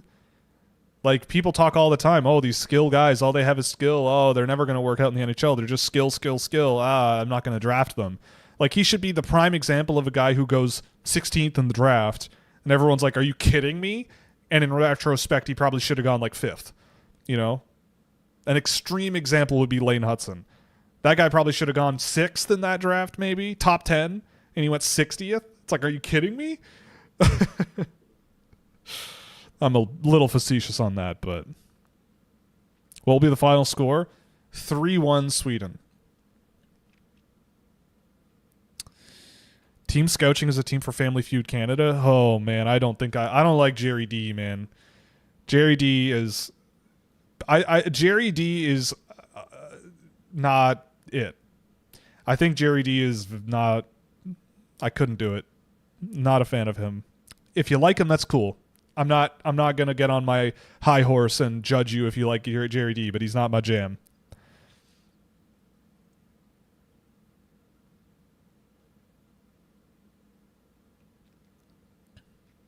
But yeah, I think Canadian television, I think CBC, I think we need to have more fun, more game shows, more goof offs. No money needs to be involved, just for love of the game.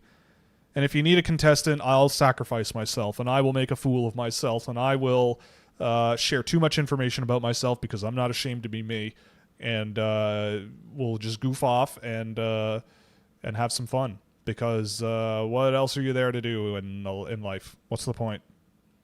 Why are we alive? May as well enjoy it. I don't know. Rather than making some drama about this, oh, I'm a med school graduate who has been assigned to, rural Nunavut, and I have to struggle with hunting my own food or something. Yeah, Jerry D, not for me.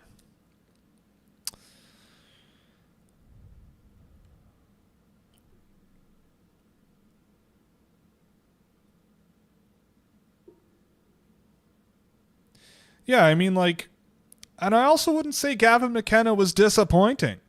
He was Gavin McKenna. This is what he is, man. Like, to me, it's just people telling on themselves that they've never seen these guys play before or paid attention to them or cared about them. Because I'm not, like, again, this is what I mean. Like, I haven't changed my evaluation of McKenna coming out of this tournament, right? Like, people ask going in, it's like, well, what about this player having a good tournament? What about this guy having a bad tournament? You know, and it's like, I have my expectations going in. Almost everybody on this list has stayed pretty much in the same spot. I've bumped up Chase Reed a little bit. I bumped down Albert Smits a little bit. That's it. The rest, it's all the same. Because I know a lot of these guys. I know enough about them where I go into this tournament and I go, unless something really blows me away and catches me by surprise, then so be it. It'll change. Yeah, exactly. I'm not saying they're wrong or anything. I'm just saying, like, the talking heads doing it this way, right? Like, the general population, I totally understand, but the talking heads have been talking about him in these extremely glowing terms for years. And whenever I've seen him, it's like, I mean, I see where it comes from.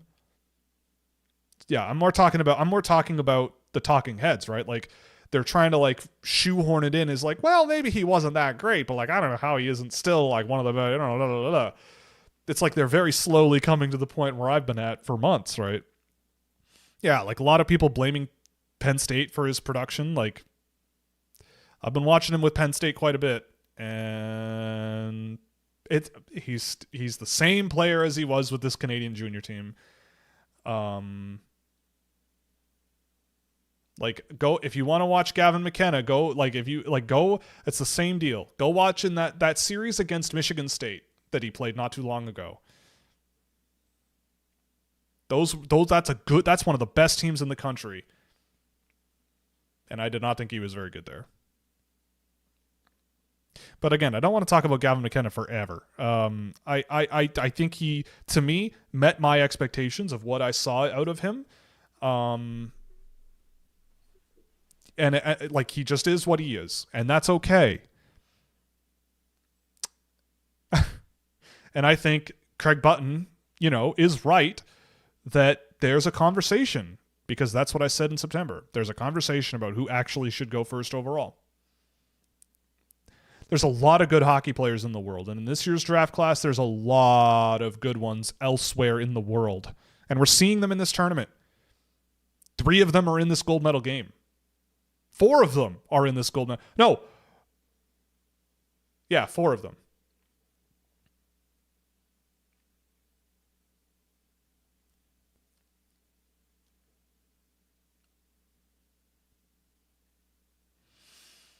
Am I wrong to say you've been whelmed by DuPont this year? I think DuPont started the year a little banged up. I could be wrong on that. I'm not sold on DuPont being number 1 next year. Based on what I've seen, though, but, like, he is really, really good. Like, I think, again, it's the same story. I'm not tethered to him at number 1. I don't think anybody should be tethered to anybody at number 1, but, like, I look at, like, Yegor Pravalov for next year, and he looks insanely good. But, like, DuPont is another one. Like, there's other guys, but DuPont is really, really good. But the 09s in Russia are really special. I've seen them play a few times already. They're doing really well in the MHL this year. Like, people are going to see Sergei Skvortsov do stuff in internet GIFs, and they're going to lose their mind. Roman Kozhevnikov is a 6'3" center who skates really, really well, has a wicked shot, and he's been doing really, really well in Chelyabinsk. Really good player. There's a few of them. Vladimir Shtyrkinov, Vladimir Mozhukin, like, all really good Russians for next year. Yeah, like, DuPont's been good. I'm not tethered to him as number 1. That's all.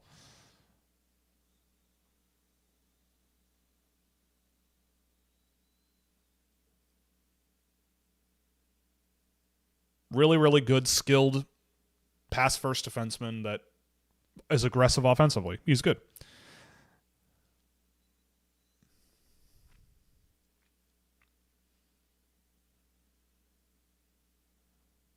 Yeah, Alexis Joseph, yeah, he's part of that. I really liked Brock Englund at the U17. Milan Sundstrom in Sweden, he's pretty good. I like Joseph. Yeah. I think Joseph, I'm not 100% sold on him. I thought he was really good at the U17. But a year of development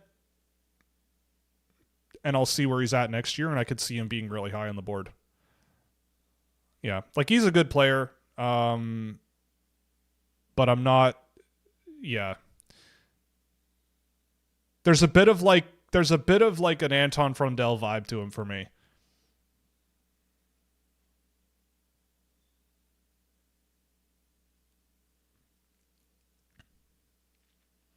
But the real interesting ones that I'll be curious about are the Russians. It's a special, like the 09s in Russia are, I think, a special group.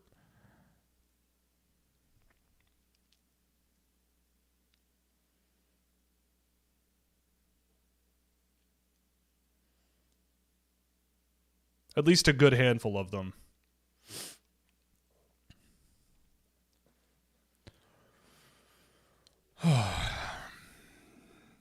Genborg off the boards, gives it away. Chihash through the neutral zone. Bjork blocks him off. Bjork. Back to Frey. Frey up to Stenborg with a beautiful pass. Stenberg through the neutral zone, up into the offensive zone. Tries to get through Galvis, but Thomas Galvis is just too frickin' sick. He's too sick. He's too good. Oh, boy. And then he sets up Boumediene. Uh-oh. That's 3-0. Oh, yeah. Jonah Nollenschwander looked really good for the Swiss this year as well. He could be another really good one. Well, it is not looking too good for the Czechs. Stenberg took Galvis for a ride. What a shift from Stenberg, though. Yeah. Really, really good shift. Oh, it was Nestrasil. And then Nestrasil stopped. Crazy shot. Yeah, Stenberg might be getting the MVP now.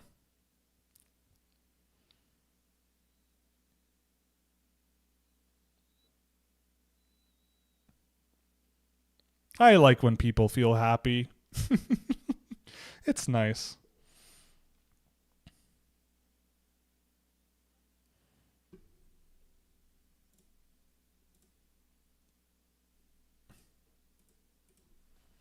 Berglund off the post. That would have done it. Carell on net. Galvis knocks it down. Galvis runs the rush out. Grabs it back. He's in the offensive zone.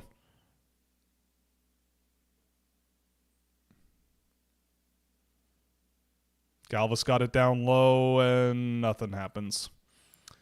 Justovara. Oh, I forgot. I thought that was a shorthanded goal from Justovara Karlsson. Like Justovara Karlsson is probably going to not get drafted or very late. But I bet he will be a guy who will, an NHL coach in 2029 or 2032, will be like, we can't not put this guy on the team. We have to play him. He's worked his way onto the roster. He's a workhorse. He just can't not be on the team. We love him too much and yada, yada, yada, right?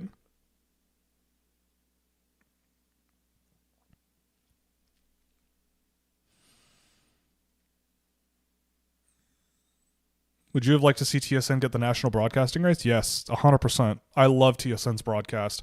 Mike Johnson is one of my favorites out there. I honestly, like, if I got the keys to an NHL team, I would call Mike Johnson and be like, let's go for coffee.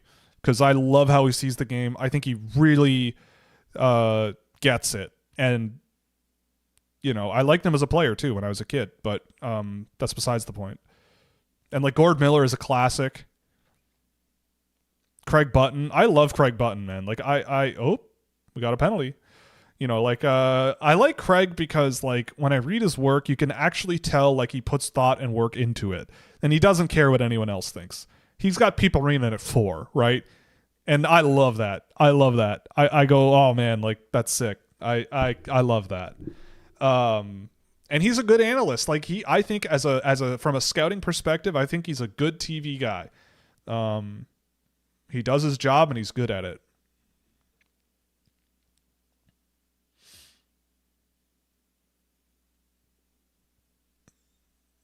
Praying Don Sweeney trades the Canucks, one of the first picks for Sherwood. Maybe. But yeah, Bjork in Vancouver kind of makes a lot of sense, doesn't it? Did Czechia just go all out against Canada and not have much in the tank? I mean, this Swedish team is just really they're playing really well today. And like I think the Swedish defense has also been really good too. Especially like Frey and Salim Wallenius, even Orkvist. But they've gotten some good two-way games out of a lot of guys that I don't think that Canada was getting. Nice pass from Kubiesa. You know, they're trying here. The Czechs are trying. They're not giving up. Bjork, Lawrence, Stenberg, and Jr., they'd be unbelievable. It'd be ridiculous. They should both go to Muskegon, or Lawrence should go oof.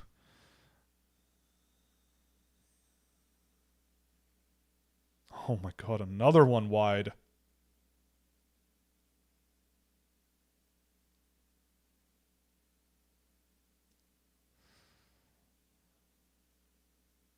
Nice. Bjork breaks the cycle in the defensive zone on the or on the penalty kill. Very good. Good boy.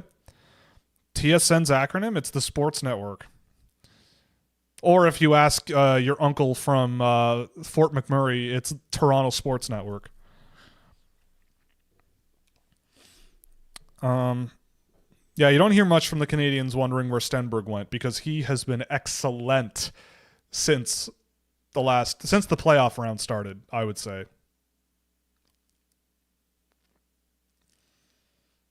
But I think that the Czechs, like I don't think the Czechs are playing poorly. Oh, what a pass from Benak and a great block from Orkvist. Yeah, Orkvist has been great on the penalty kill here. Like, I think the Swedes have this like set of two-way energy guys that Canada just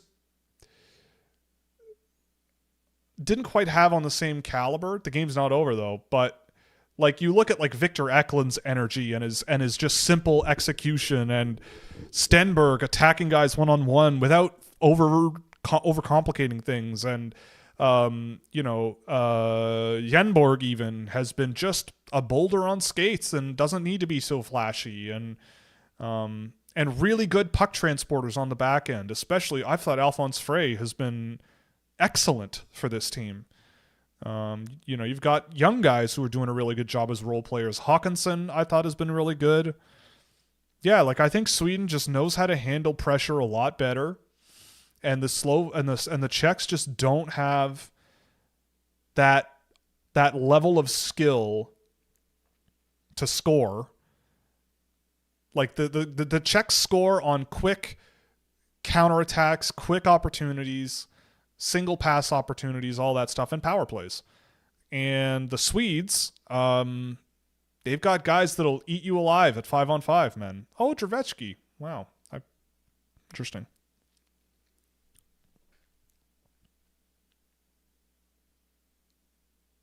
Yeah, he did have Edward Chalet in his top 5 or whatever. I remember the Edward Chalet days.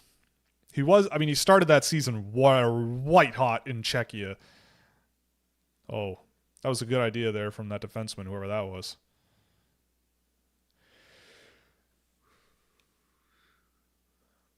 Novotny with a great pass up into the middle. Here's Tittlebach. Oh, big save. At what point was Celebrini or Schaefer the number 1 overall pick? For me, I don't think Celebrini ever wasn't. I'm pretty sure Celebrini was my number 1 the whole year. Schaefer was my number 1 the whole year last year. For me, it was probably... I moved him to 1 like the day before I wrote my rankings. I saw Schaefer at the CHL NTDP series, and he was excellent. I had started to get some doubts about Hagens, watching him in Boston. I really liked Eklund. But Schaefer, like for his age and the way that he played, and how good he was getting before he got hurt. And then once the World Juniors happened, I went, yeah, this guy is almost certainly going to be number one for me. Even if I don't care how injured he is, I'm taking this guy first overall, I think. And I mean, I like Misa a lot, but it would have been really hard to convince me to not go Schaefer. But I always felt like if you pick second overall, Misa's not a bad consolation prize. Yeah, Celebrini was never. I don't think he ever realistically was not the top contending guy for me. Let's see. That was 2024. Whoops. Let's see.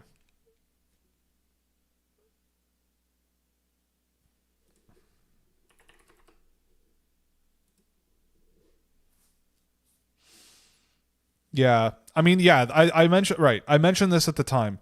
The only other guy that I would ever have considered even remotely close to Celebrini was Demidov. But I knew realistically speaking it was going to be Celebrini. He was younger. He's a center. I thought he was a smarter two-way player. That play from Alphonse Frey, on the retrieval, that's the type of thing that Canada did not make second nature. You got to fake one way. You got to make people think that you don't know what you're going to do. You got to be able to use your skating ability, use open space, drive into that open room, shake guys off of you, like play the secondary game.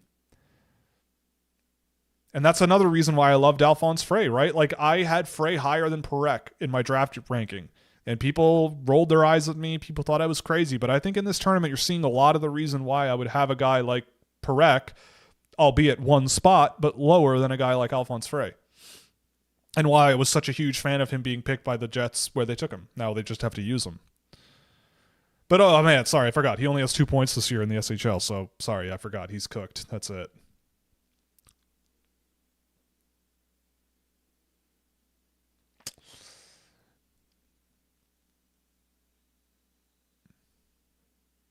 Oh.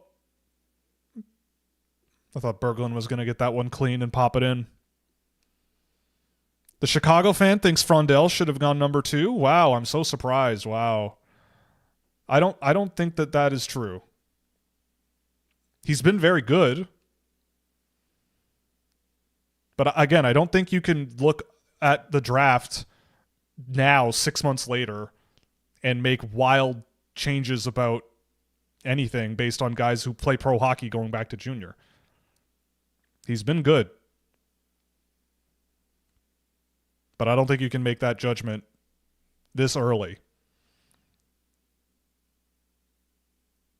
Like Victor Eklund, I think, has been just as good in this tournament, if not at times better. Frondell scoring goals, but Eklund is doing a lot of work.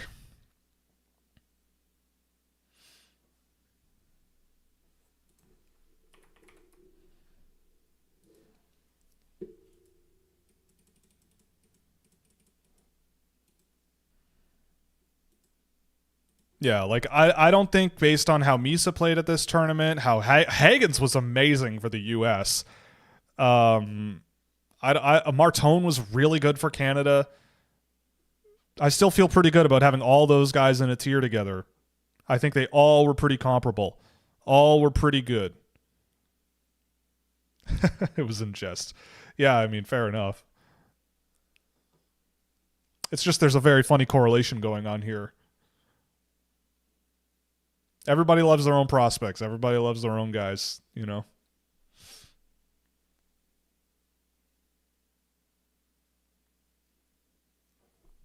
But I think Michael Misa was better in this tournament than I think he's getting a lot of crap for. He's not flashy, but I think he was pretty darn good. Could have had a couple goals today. But, you know, he wasn't incredible.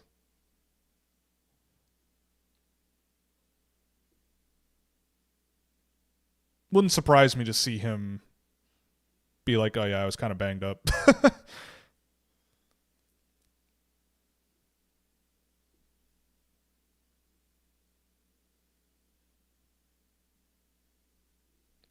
It was a tough year last year. There was a lot of really good players. It's like this year, kind of like outside of, Schaefer and I'd say Misa, based on last year. There was a lot of guys that, but depending on what your priorities were, what you were looking for, like Frondell was in a tier that could go as high as 3. If you really like him, go for it.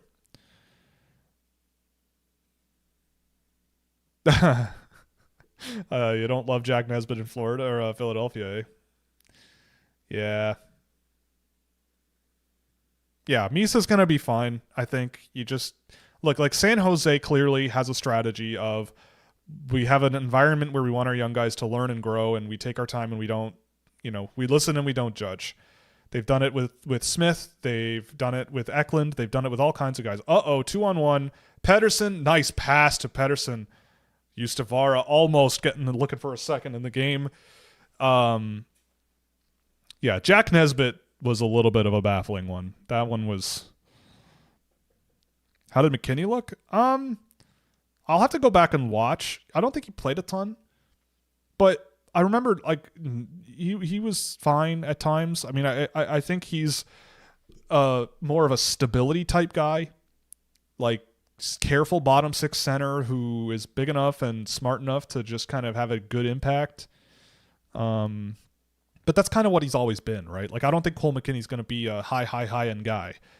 But, he was a late first-round pick to me because I thought, you know what? I could very easily see him growing and maturing and getting to be a bottom 6, dependable, up-the-middle guy who can just play well, play an effective game,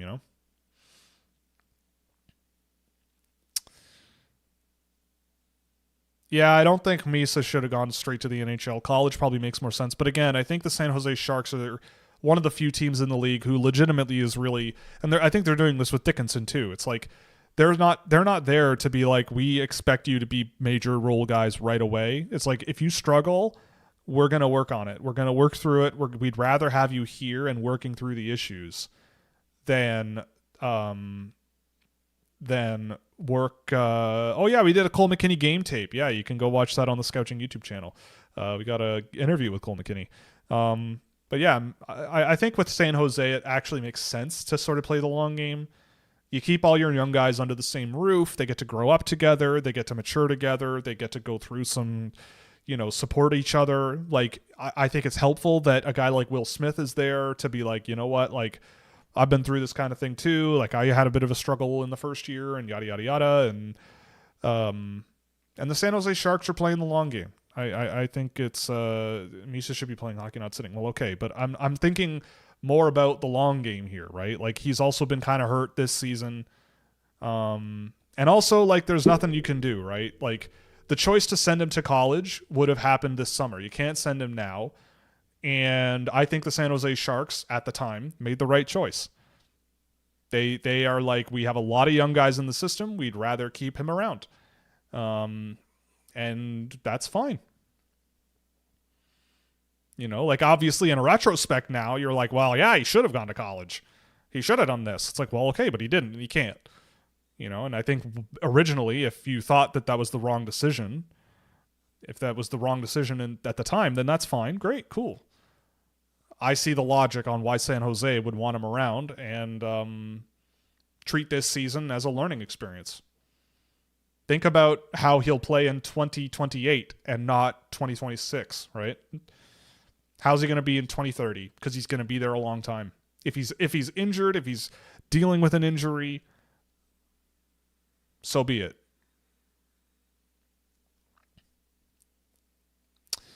When Russia eventually returns, would you want to see the same amount of teams? I mean, I'm selfish. I'd like to see more teams. But realistically speaking, I don't think there's that many teams. Realistically speaking, I don't think there's that many teams. Stenberg has had like 4 really good looks in this game, by the way. That's another great defensive zone stop. Takes a little bit of a dive there, but whatever. But I'm not talking about playing him. I'm talking about the team environment, man. I'm not talking about playing hockey games. I'm talking about keeping him in the San Jose Sharks environment. I can't tell you how many times I've talked to people in the NHL and they go, boy, we did not have control over this player enough. We let this guy go to a place where we felt comfortable leaving him there. Like, why do you think the Carolina Hurricanes are pulling so many of their Russian guys out of Russia so fast? Because they do not trust how the Russian teams are handling them. They believe that there's a belief that Russian teams are artificially limiting certain players because they don't want them to go to Europe or go to North America. Like, I think that for the San Jose Sharks, and specifically the San Jose Sharks, the way that they are developing their young players, it would be weird to take just Michael Misa and send him to college when their whole approach seems to be, we're going to build over time. It's not usual. Most teams don't do it that way, but I think that's the logic.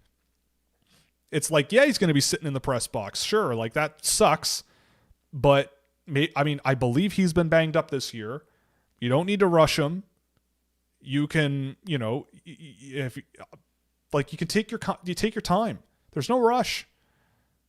If he plays 35 games in the NHL this year, he'd play 35 games in college anyway. So what's the difference?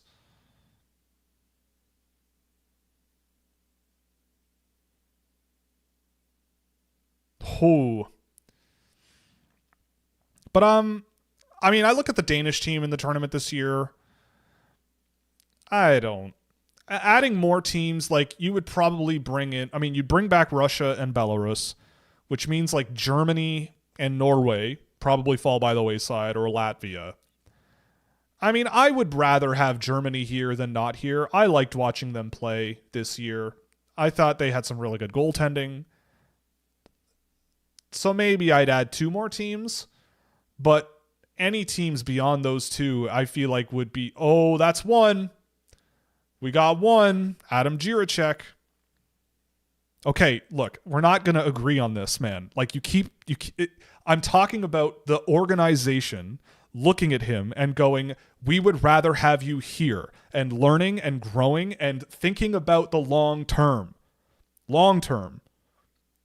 That's like, if they send him to college, he'll play 40 games for 1 season and then he comes right back.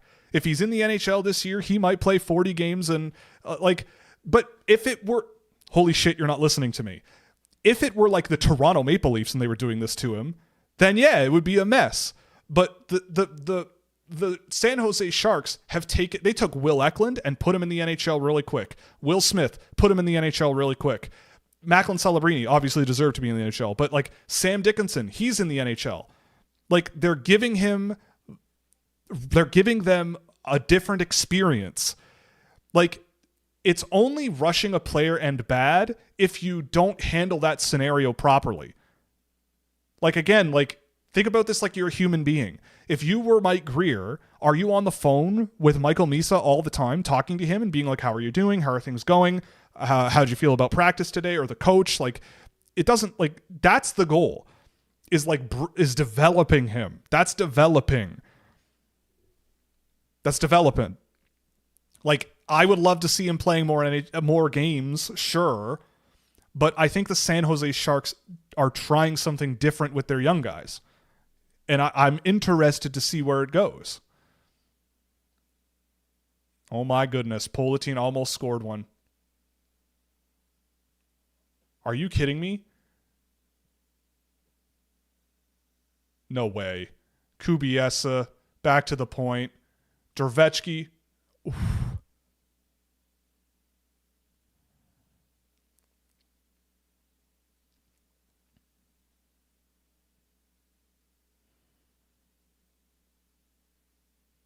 Yeah, like, I think it's a fine idea. Like, if it were another team, and like, I just think it's the way that San Jose wants to do it, and I see the logic. Oh no.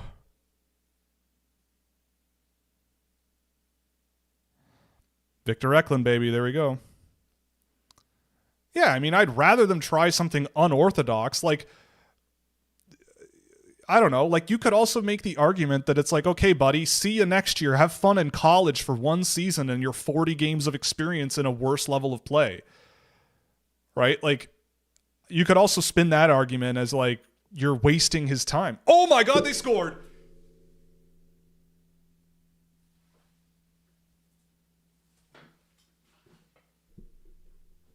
Oh boy. Okay, the logic, I can't believe I'm talking about this so much, and I can't believe you don't understand it. You have an 18-year-old kid. You are bringing him in. He's a very talented player. You are putting him in an environment with professionals. This is going to be his job, right? It's not only about just playing hockey games. It's like bring him into the environment. Let him develop. Well, I'm just saying you can do it this way. I'm not saying the Flyers are like everyone else is stupid for not doing it this way. I'm saying it's a legitimate line of thinking. It is an option. I'm sorry, I'm not doing this anymore. It's incredibly frustrating. Like, you have a young kid who's really talented. You could send him to college, maybe, sure, whatever. That's an option. But the logic for San Jose to keep him is we have a lot of other young guys on the team already here. We're not expected to be a playoff team. We're not expected to contend. We're not expected to do any of these things. We just have him in the team. We just have him on the team. We bring him along. And it's like, if you just ignore him the whole time and you treat him like shit, then obviously it's bad. If you just ignore him and you're like, why aren't you better at hockey? Then that's bad. But that's not what they're doing. It's a learning experience. You have to be serious. You cannot, like, think about it. Are you 12? Like, are you 12 years old? Because if you're 12, then I understand it. But if you've never been in a professional environment, like if you've been in a professional environment with someone who's very talented, sometimes the right thing to do is to slow things down. Yeah, okay, whatever. Anyway, I can't believe you're taking my attention away from this. That's unbelievable. Oh, there's the game. Stenberg, game over. Well, there you go. That ended. Yeah, Patrick Mahomes sat on the bench for the first year. He's okay. Like, San Jose is playing for 2030.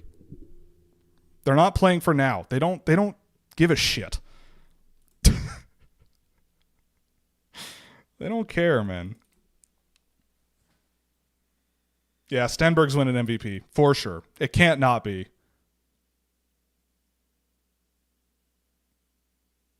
Yeah, Stenberg MVP. Okay, you can completely disagree with me. Okay, Michael Misa's going to waste away. His career is going to be terrible. You're right. He's going to be awful. Anton Frondell's going to win the Hart Trophy every year. Connor Bedard's going to score 300 points. Chicago Blackhawks will never lose a game ever again. And you're going to be the smartest person in the world. There you go. All right, we're moving on. Done. Damn, what a game. What a game.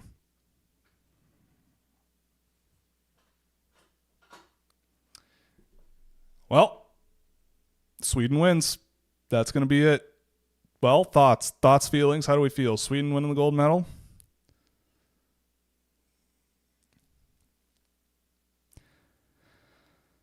Stenberg NHL comp? I don't know, man. Seth Jarvis? Something like that. Man, good for the Czechs, though. Great tournament from the Czechs. Kasper Justavar Karlsson is a gold medalist before being drafted. I'll point that out. William Håkansson, world champion. I mean, what a tournament. The Swedes were great. Great group of guys. A great team.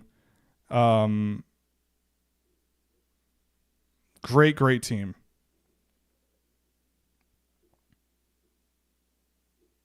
The Czechs were great. Two great teams. That Russian guy is notably absent. I don't know what else you can say. Great group. Fun team to watch. Young guys were some of their best guys. Future's bright. Yeah, Maple Leafs legend Victor Johansson, gold medal. I mean, the Czechs should be proud, man. They kept it. They have a glimpse there. That game, I think they were just they weren't the best team in the game, but they hung in there. They tried. Is there no Swedish curse? Well, oh man, you got to feel for Adam Juracek, man. He was injured. Blew out his knee after a great performance when he was 17. Hasn't really looked the same, but this year he was great, and now he can't come back. But he was excellent too. Both of these teams both had really, really good players, top to bottom.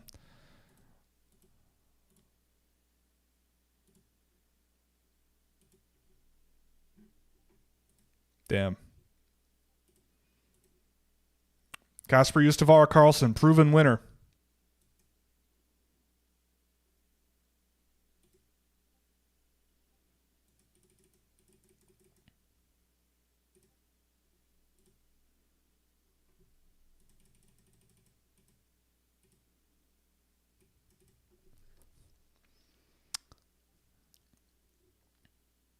I'm just really happy Stenberg got better and better as that tournament got on, because the first couple games there were a little rough. Oh yeah, I mean, like, that was a close game. Like, on the score sheet, I mean, the Czechs battled for it to come back, but the Swedes just played so well, and their best players are young and they're so good. I mean, Eklund can't come back, but Frondell could be here next year. Justavara could be here next year. Håkansson will be here. A great World Junior tournament, I agree. The whole tournament, the whole way through, such great performances. Draft Geeks, a lot of good guys on display. A lot of really great performances. Goaltending was great for a lot of teams. Defensemen were great. A lot of fun skill. A lot of great scoring. I mean, I had Stenberg at 1 going into the tournament. He's not leaving. I had McKenna at 5 at the beginning of the tournament. He's not leaving. They both played about what I expected. And Stenberg is at 1 for a lot of the reasons we saw in this game. Just that power through pressure, the skill, the evasiveness, the smarts, oh, you think Frondell's gonna be in the NHL? He's gonna win the Maurice Richard, man. He's gonna win. He's gonna score 80 goals next year, dog. It's pretty obvious.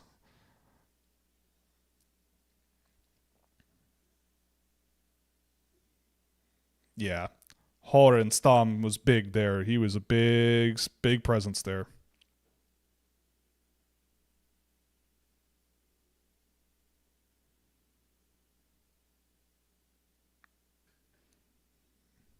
Yeah, Yurchek probably should get the best defenseman for.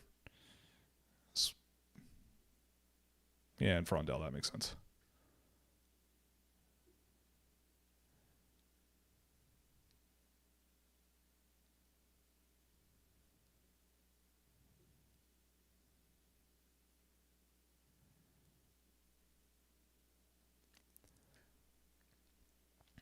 Yeah, I mean, I wouldn't say that Stenberg is a lock. Well, Frondell scored the most goals, right? So, but Stenberg, I mean, Stenberg was so good.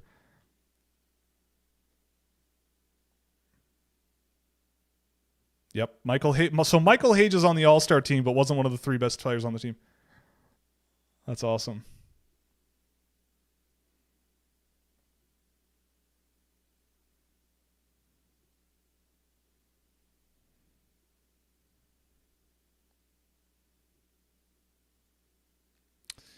Yeah.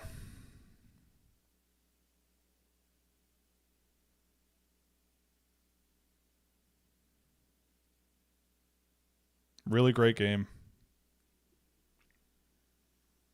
Great tournament. I mean, I don't know what else to say. Like, it feels like ages ago, but even the teams that didn't make the semifinal, or that got eliminated in the quarterfinals, like, the US had a really good team. They just couldn't get it done. Like, the Slovak team is young. They're going to come back.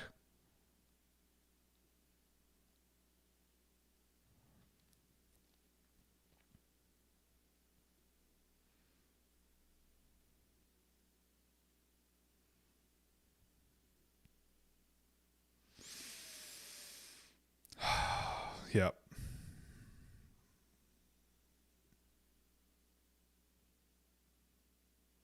Yeah. Eklund player of the game makes sense.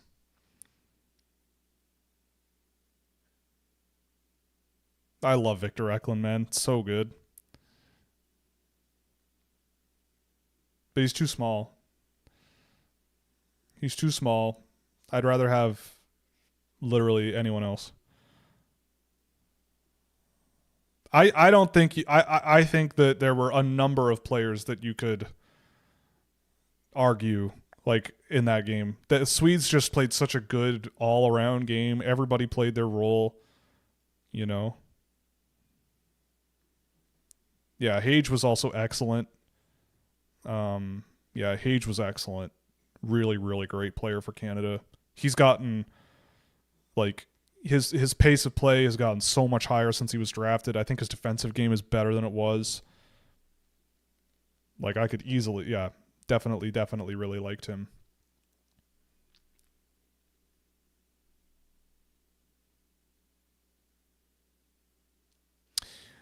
Well, that's the end of this one. That seals it for the IIHF World Junior Championship of 2026. Thank you so much for everybody. You know, this has been so much fun over the last few years. Usually I'm with my family at this time of the year and up in the woods, but for the time being, probably next year as well, that won't be possible. And so I came here and y'all came and we had a really fun time here for the last few weeks. And it was a lot of fun. We watched some crazy stuff. We watched some not so crazy stuff. We laughed, we cried, we sobbed, we yelled, we screamed, we pooped our pants. We did everything together. And so yeah, I think that's going to be it for tonight. I need to reboot. We're going to get back on the train tomorrow. You can definitely stay tuned for the World Junior recap, which I'm going to write tomorrow, and we'll do a rundown of every team on Thursday during the show, Thursday afternoon, which if you miss, we'll make it into clips for the YouTube channel over the weekend and into next week. Really, really great time with all of you. It was really, really fun. If you have any suggestions for how to improve this stuff, I'm more than happy to listen. Yeah, really, really happy with how this has all gone and really, really happy with this tournament. It was really, really incredible. Again, 25% off ends tonight in an hour. So if you want to check out what we offer at Scouching.ca, definitely check it out. Our Discord server is a lot of fun. There's plenty of fun to be had there. And I'm going to sign off. It's late and I'm tired. This was a ton of fun. Congratulations to the Swedes. Congrats to the Czechs. Congrats to the Canadians. Even the Finns and everyone else. I mean, there was a lot of great performances, a lot of great teams. The future is bright. A lot of draft eligibles that I think people can put in their notebooks for later.